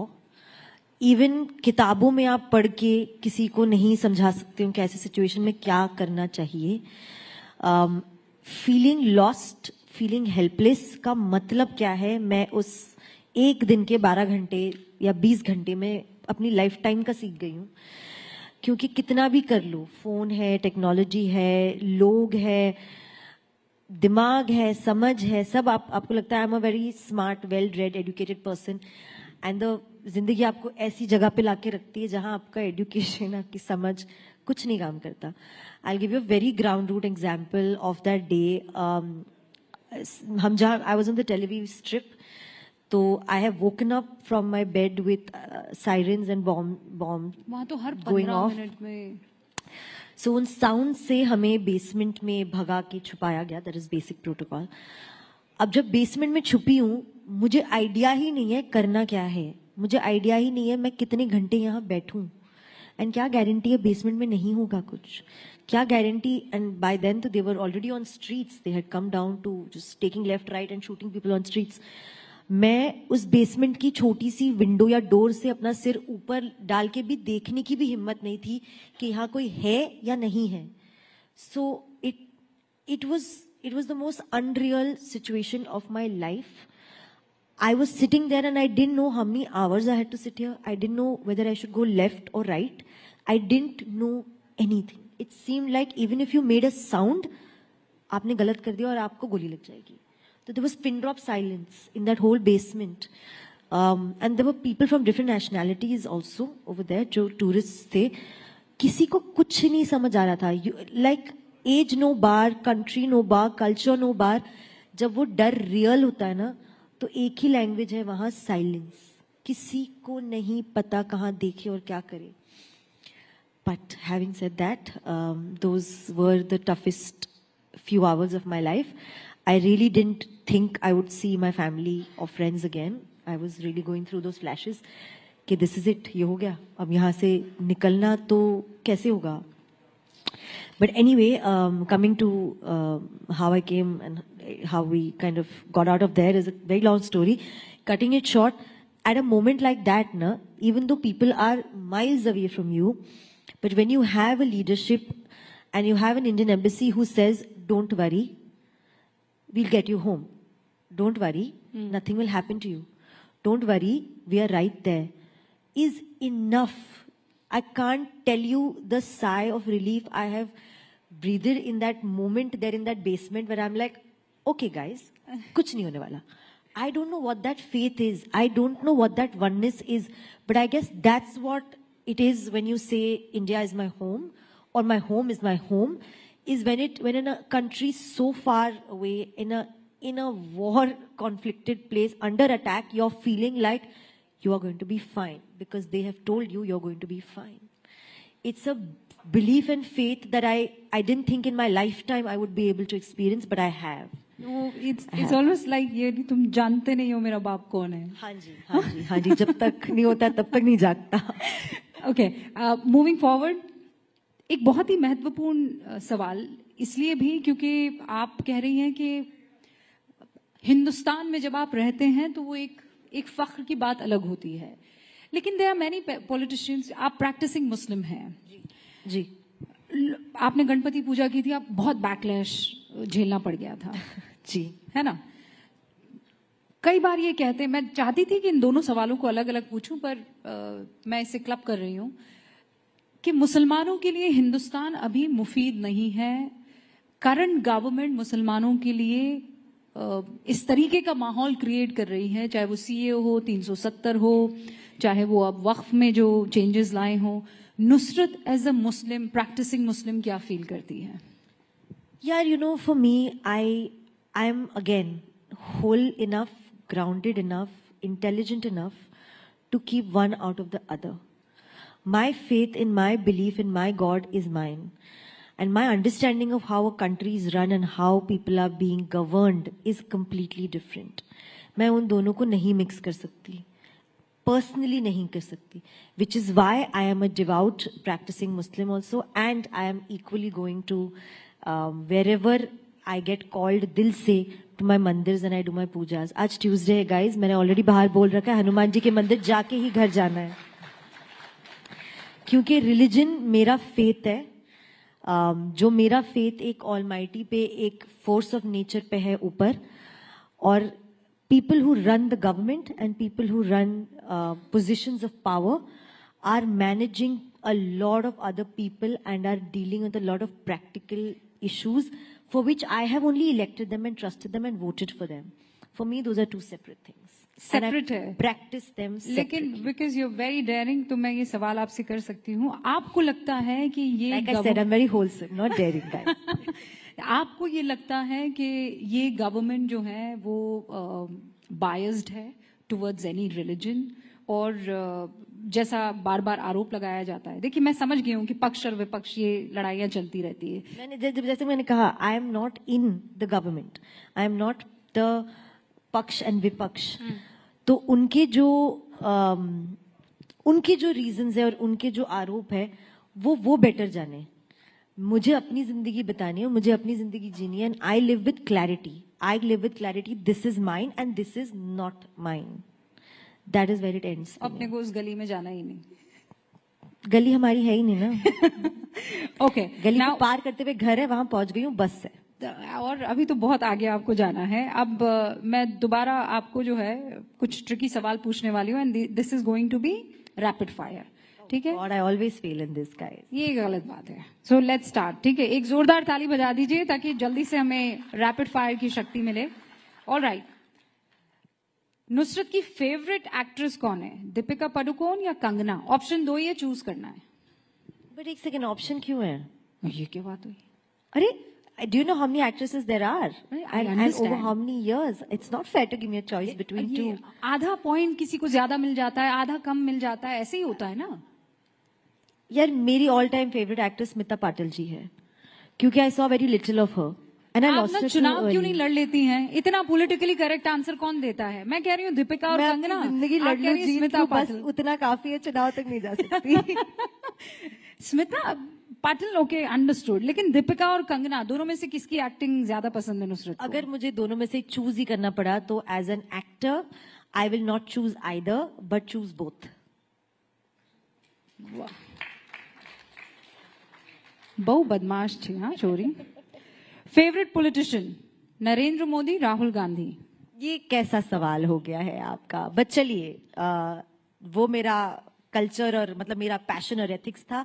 यहाँ एक्चुअली मेरी चॉइस है. I would definitely want to say our honourable prime minister Narendra Modi ji. Okay, favorite actor? Shahrukh Khan, Akshay Kumar. Again, as an actor, I'm not going to pick between the two. It's not fair. दोनों. But ठीक है, चलो दे देते हैं आपको. मैंने Akshay sir के साथ काम किया है. I love him for his comedy and the person he is. So for that, Akshay sir. But I have idolized and looked up to Shahrukh sir, and I want to be his heroine now and every day. So for his romance, Shahrukh Khan. Wow. Okay, favorite tourist destination? Maldives, Dubai. Australia. क्योंकि मेरा भाई रहता है वहाँ, and I would rather go to a country where I have family and enjoy with them. ये क्या तो destination? यहाँ तो ऐसे ही हम काम के लिए चलते रहते हैं. अच्छा ठीक है. It's not even interesting destination. Australia, Lakshadweep. ये गलत ऑप्शन थे भाई. With my brother from Australia to Lakshadweep. Very interesting. ले लो ना आज अवार्ड अगर कोई इधर पड़ा है तो. Thanks. On this note, जोरदार तालियां नुसरत भरूचा के लिए. बहुत मजा आया आपके साथ. Thank you so much. All the best छोरी 2 के लिए.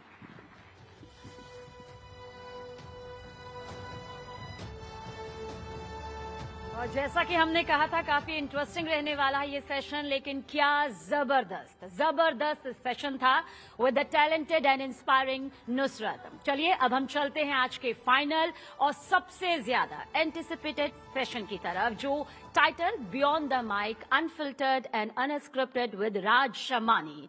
और ये सेशन होगा रॉ, रियल और बिल्कुल अनफिल्टर्ड. जी हाँ, राज Shamani, a dynamic entrepreneur, content creator and speaker, हमारे साथ है अपनी कमाल की बेहतरीन जर्नी शेयर करने के लिए.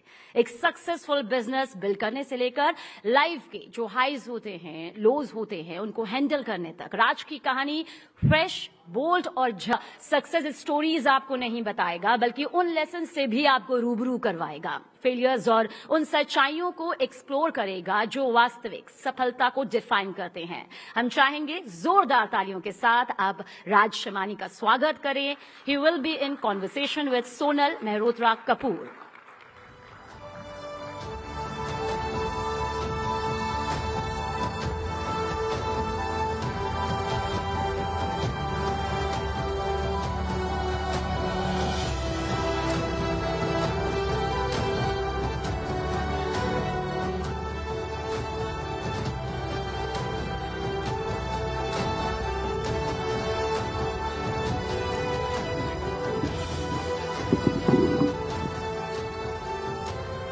Hello.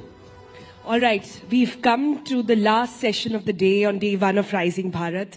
I know everybody is saying, finally, but I can say we've saved the best for the last. For those of you who don't know Raj, ये वो है जिनकी वजह से हम जर्नलिस्ट का टीवी अब कोई नहीं देखता. ये वो है जिनकी वजह से YouTube लोग ज़्यादा देखते हैं, टीवी कम. ये वो है जिनकी रील्स आप रात भर देखते हैं और आपको फिर नींद नहीं आती है. और ये वो है जो हम journalist, and I think I speak that for the fraternity over here आज, जो चप्पलें घिस कर गए, इलेक्शंस कवर करे, फाइनली एडिटर बने और एक बड़े किसी पॉलिटिशियन का या किसी सेलिब्रिटी का इंटरव्यू लिया. और इनको देखिए, अपनी उम्र बताइए पहले राजा. 28. I just don't. At 28.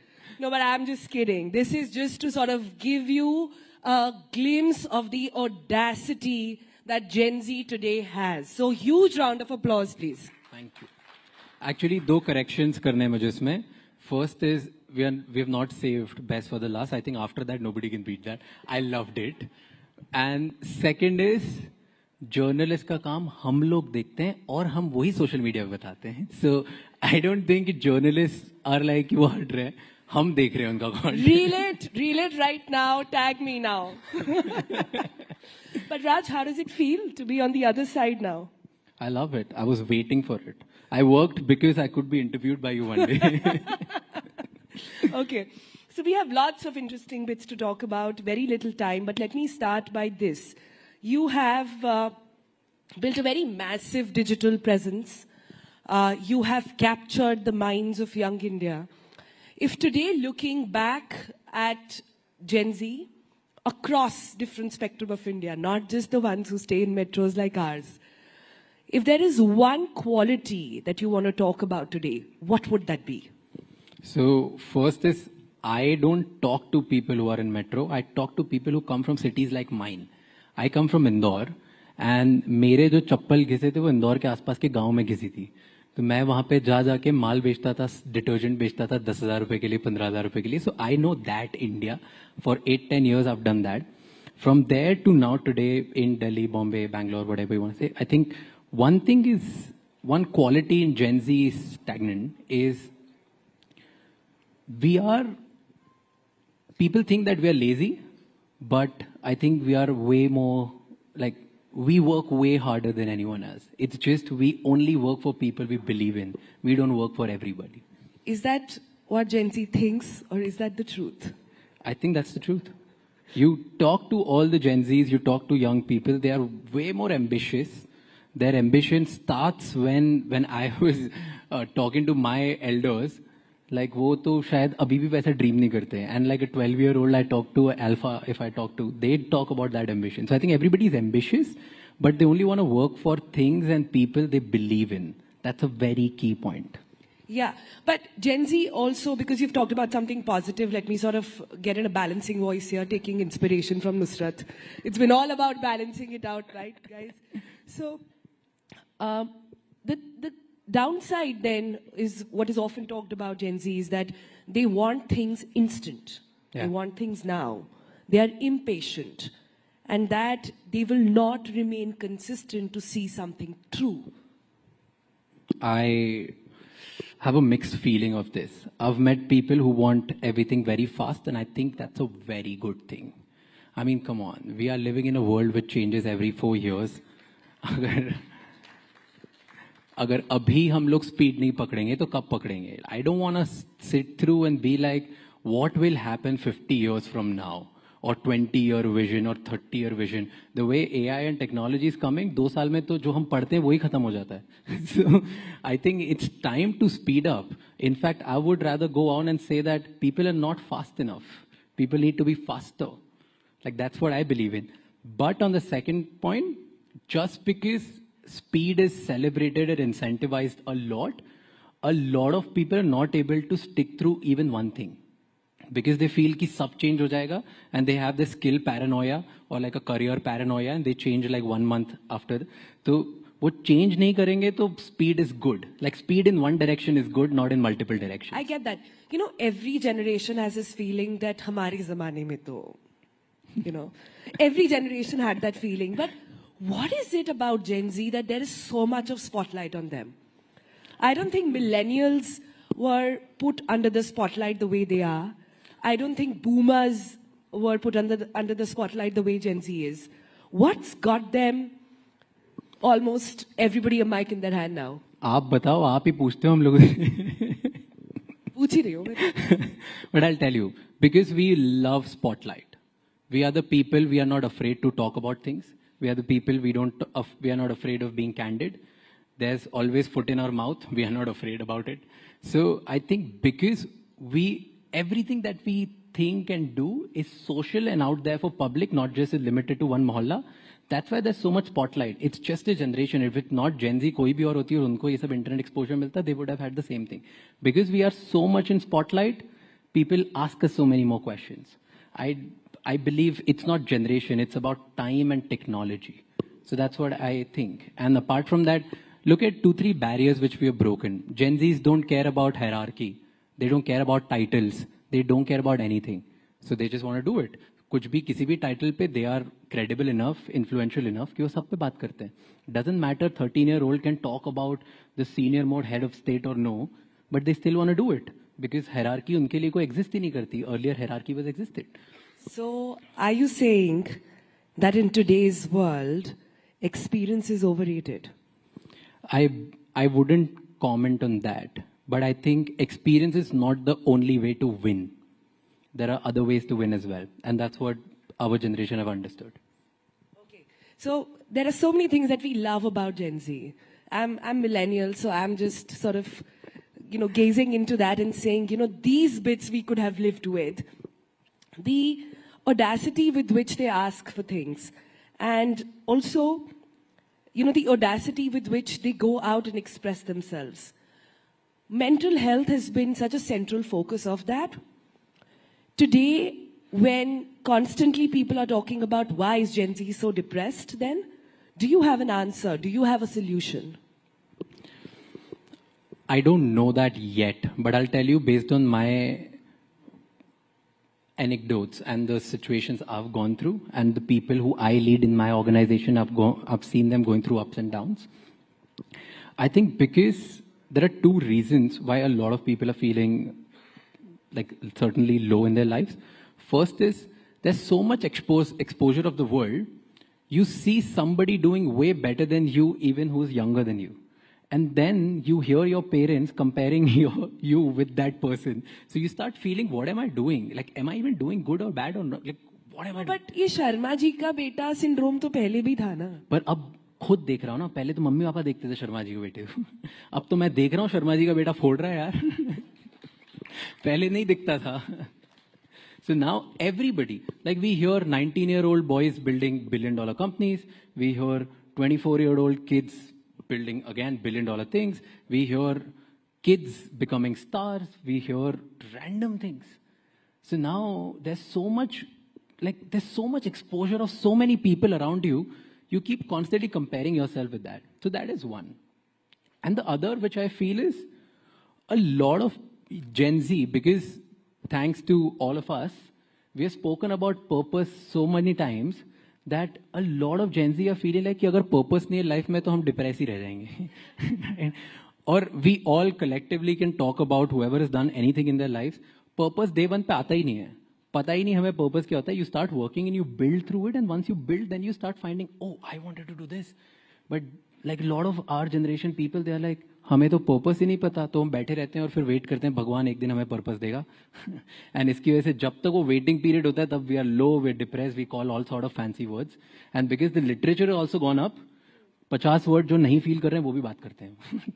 You know, the beauty of my job and the beauty of this Rising Bharat Summit has been that in the morning I conducted a session which was about JOMO, the joy of missing out. This was about people who were leaving the city life to go back and stay in places which were slow-paced, where there was no internet connection, where they could grow their own food. And then I meet him. So that's the beauty, that's the spectrum of the world we live in today, which is truly, truly fascinating. But let's do some crystal ball gazing, okay? Sorry, my voice is just gone.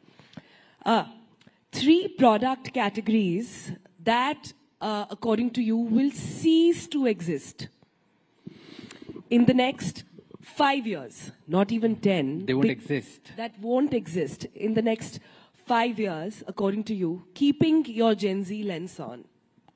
Wow. I've never thought about it. I think the first thing is these batches, these iCards. ये चले जाएंगे 5 साल. Because you will rather walk in with probably some biometric or facial recognition, so that will go. That's what I believe in. Second is,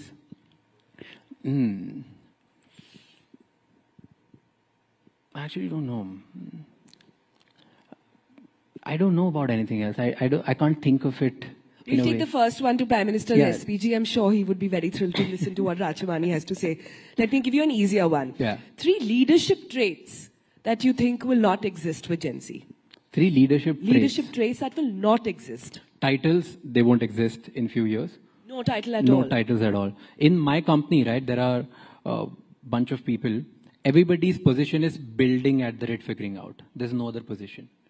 From a senior most C-suite person to an intern, everybody's building at figuring out. There's no other title. And I've seen this getting practice in multiple organizations in all of my friends' companies, even in the companies where there are like 600 people. So titles won't exist. That is what I believe in. Second, I also believe in people with Gen Z, they'll start saying sorry and apologizing and just being accountable for their actions way more than previous generation. Because we reward authenticity way more than anything else. Perfected craft itna nahi chalta jitni authenticity chalti hai. That's the second. And third, I believe the most important thing which Gen Z will bring is building an influence on an individual level. We won't be waiting for someone else or a community leader to go out and speak for us. Everybody will be speaking for themselves. So that is a trend which I see. And this is what Gen Z leadership is all about. Interesting. No titles. Very fascinating world. Very fascinating. I'm thinking newsroom that would be. But let's move on now and get some quick answers out of him. What's the one Gen Z trait you've personally had to unlearn? This, everything I want today. And now you do what instead? I want everything today, but I want the same thing which I probably will be able to achieve in 10 years. And now I'm like cognizant of the fact that the thing that I want in 10 years, I'll be able to get it even if I work every day with the same work ethic. Not bad, not bad. Okay, one thing that Raj Shimani does to stay relevant in this fast-paced, algo-changing everyday world. I have never focused on trends or views ever in my life. So I've stayed focused on one thing, that's value.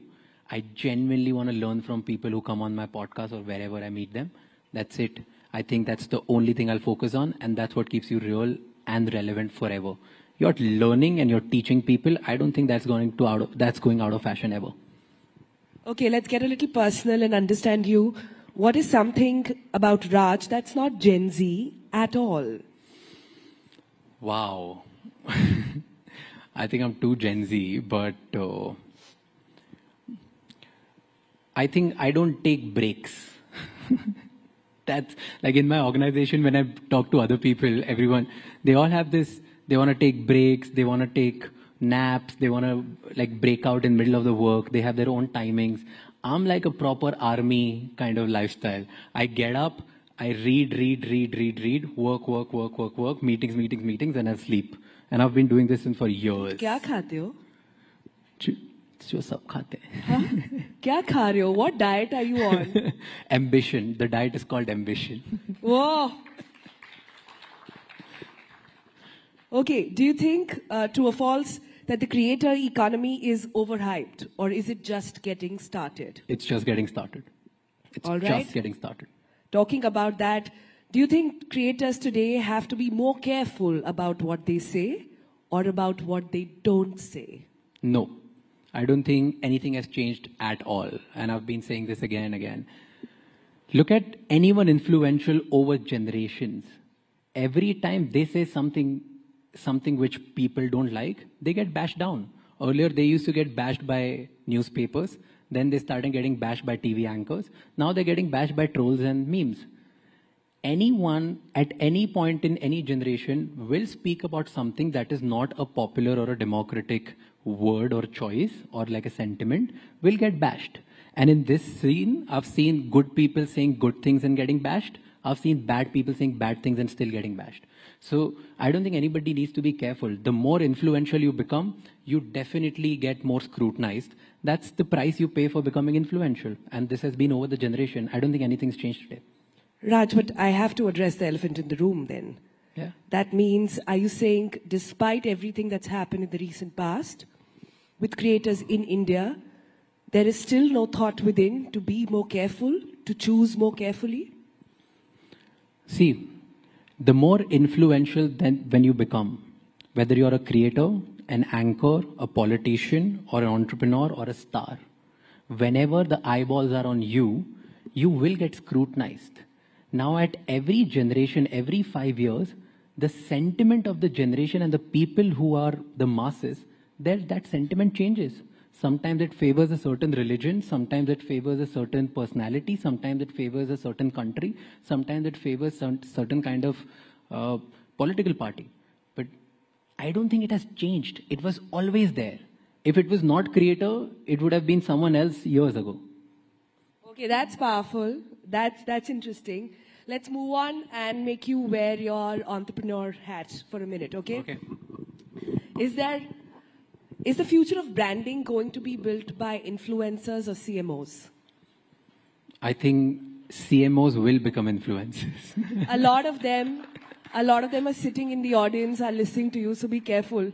सारे brand deals वहीं से आते हैं, Raj. हाँ, तो बोल रहा हूँ CMOs बनेंगे influencers.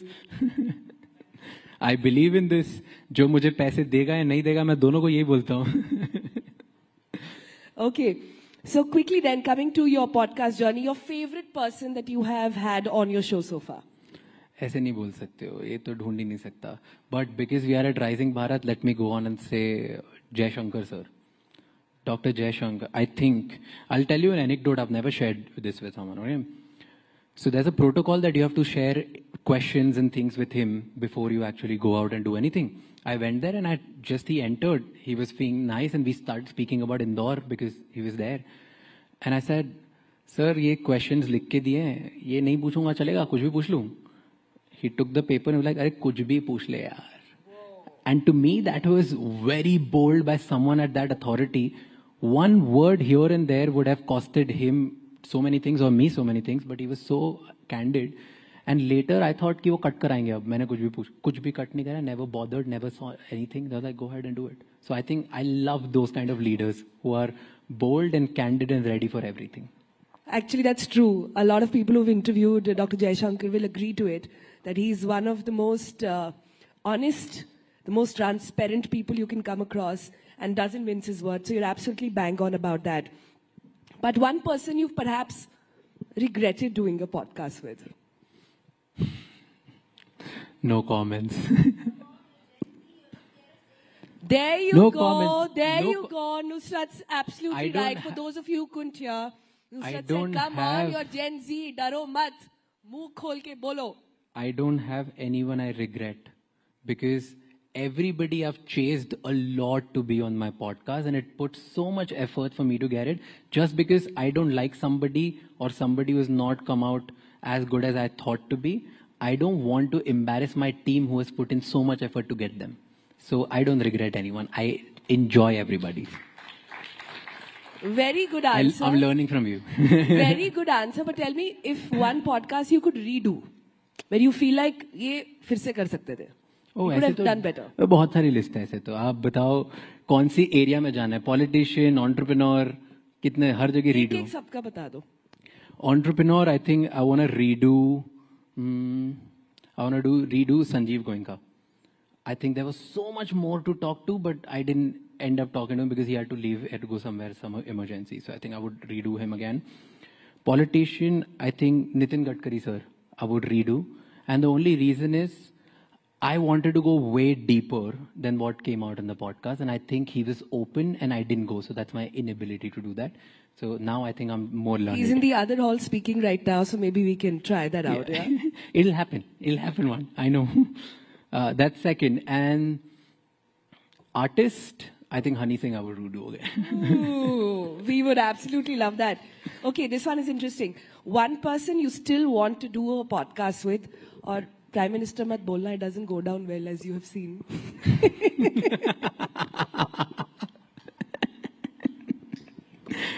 Okay. I'll tell you top three people. One politician, one... So, politician, of course, Prime Minister, because you just said Gen Zs aren't afraid to go out and take a shot. So yes, I would do that. Business owner, I would love to do MDA, Mukesh Ambani. I would really want to go inside his head and talk about what he's planning with his kids now.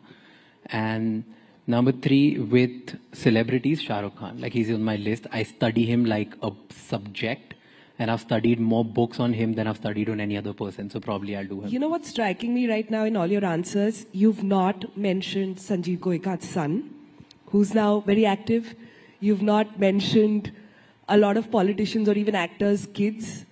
So you're somewhere still aspiring. So I'm taking one for the team and saying that the whole generation still got it, guys. I'll tell you a better answer for this. All of these young people, most of them, they're friends and they're going to come on my podcast anyway. So I don't have an avenue to it. Okay. I know Shaswat here, he's a good friend. So I'll get him whenever he's ready and I'm ready, we'll do it. Okay, talking about business then, what's the wildest business idea that you perhaps had but could not pursue?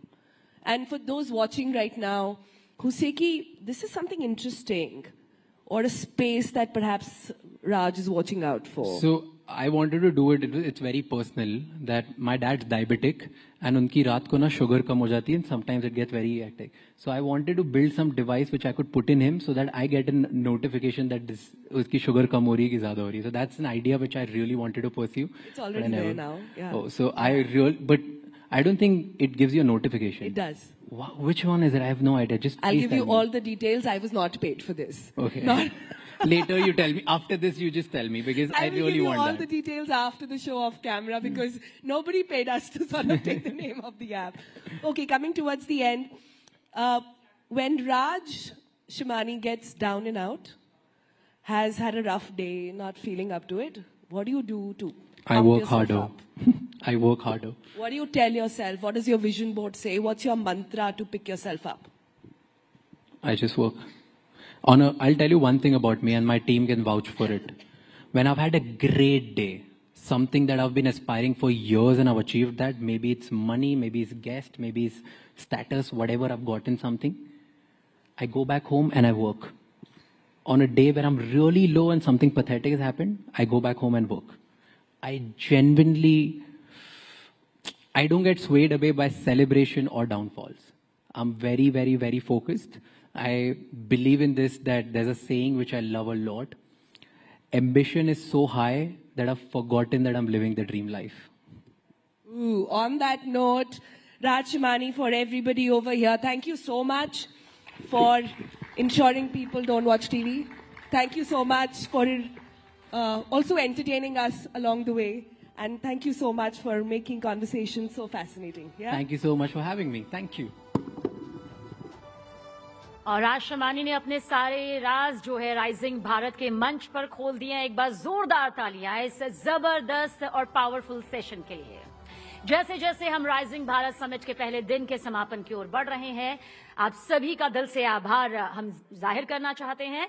आज के इस कमाल के संवाद में आप सभी ने हिस्सा लिया, उसके लिए बहुत बहुत शुक्रिया. आज हमने कई पहलुओं पर चर्चा की, नेतृत्व, इनोवेशन, सामाजिक परिवर्तन और आर्थिक प्रगति. और इन सभी चर्चाओं का देखिए एक ही मकसद था, ये समझना कि हम सब मिलकर कैसे एक समावेशी भारत के निर्माण में अपनी अपनी भूमिका यहां पर निभा सकते हैं. और इस समृद्ध अनुभव से भरपूर इस समिट के समापन पर हम अपने सभी पार्टनर्स का धन्यवाद करना चाहते हैं. आपकी अटूट विश्वास से भरी साझेदारी ने हमें ये मौका दिया कि हम देश के सबसे उज्जवल विचारों, क्रिएटिव सुझावों को इस मंच पर एक साथ इतने बखूबी तरीके से ला सके. देखिए, हम विशेष तौर से धन्यवाद देना चाहते हैं हमारे को पावरिंग पार्टनर ड्रीम स्पोर्ट्स का, हमारे एसोसिएट पार्टनर मैक्स एस्टेट का और हमारे associate partners Vikram solar, central avionics और रिलायंस इंडस्ट्रीज लिमिटेड, जिनका सहयोग बेशकीमती रहा, अमूल्य रहा. और साथ ही हम थैंक यू कहना चाहेंगे work space partner IndiQube, exchange partner national stock exchange, logistic partner DTDC, energy partner crown, LNG, बीमा पार्टनर इंश्योरेंस देखो और हमारे स्टेट पार्टनर उत्तर प्रदेश और मध्य प्रदेश का, जो News18 नेटवर्क के राइजिंग भारत समिट का अभिन्न हिस्सा बने. थैंक यू सो मच और उम्मीद है कि कल फिर आपसे इसी जोश के साथ मुलाकात होगी.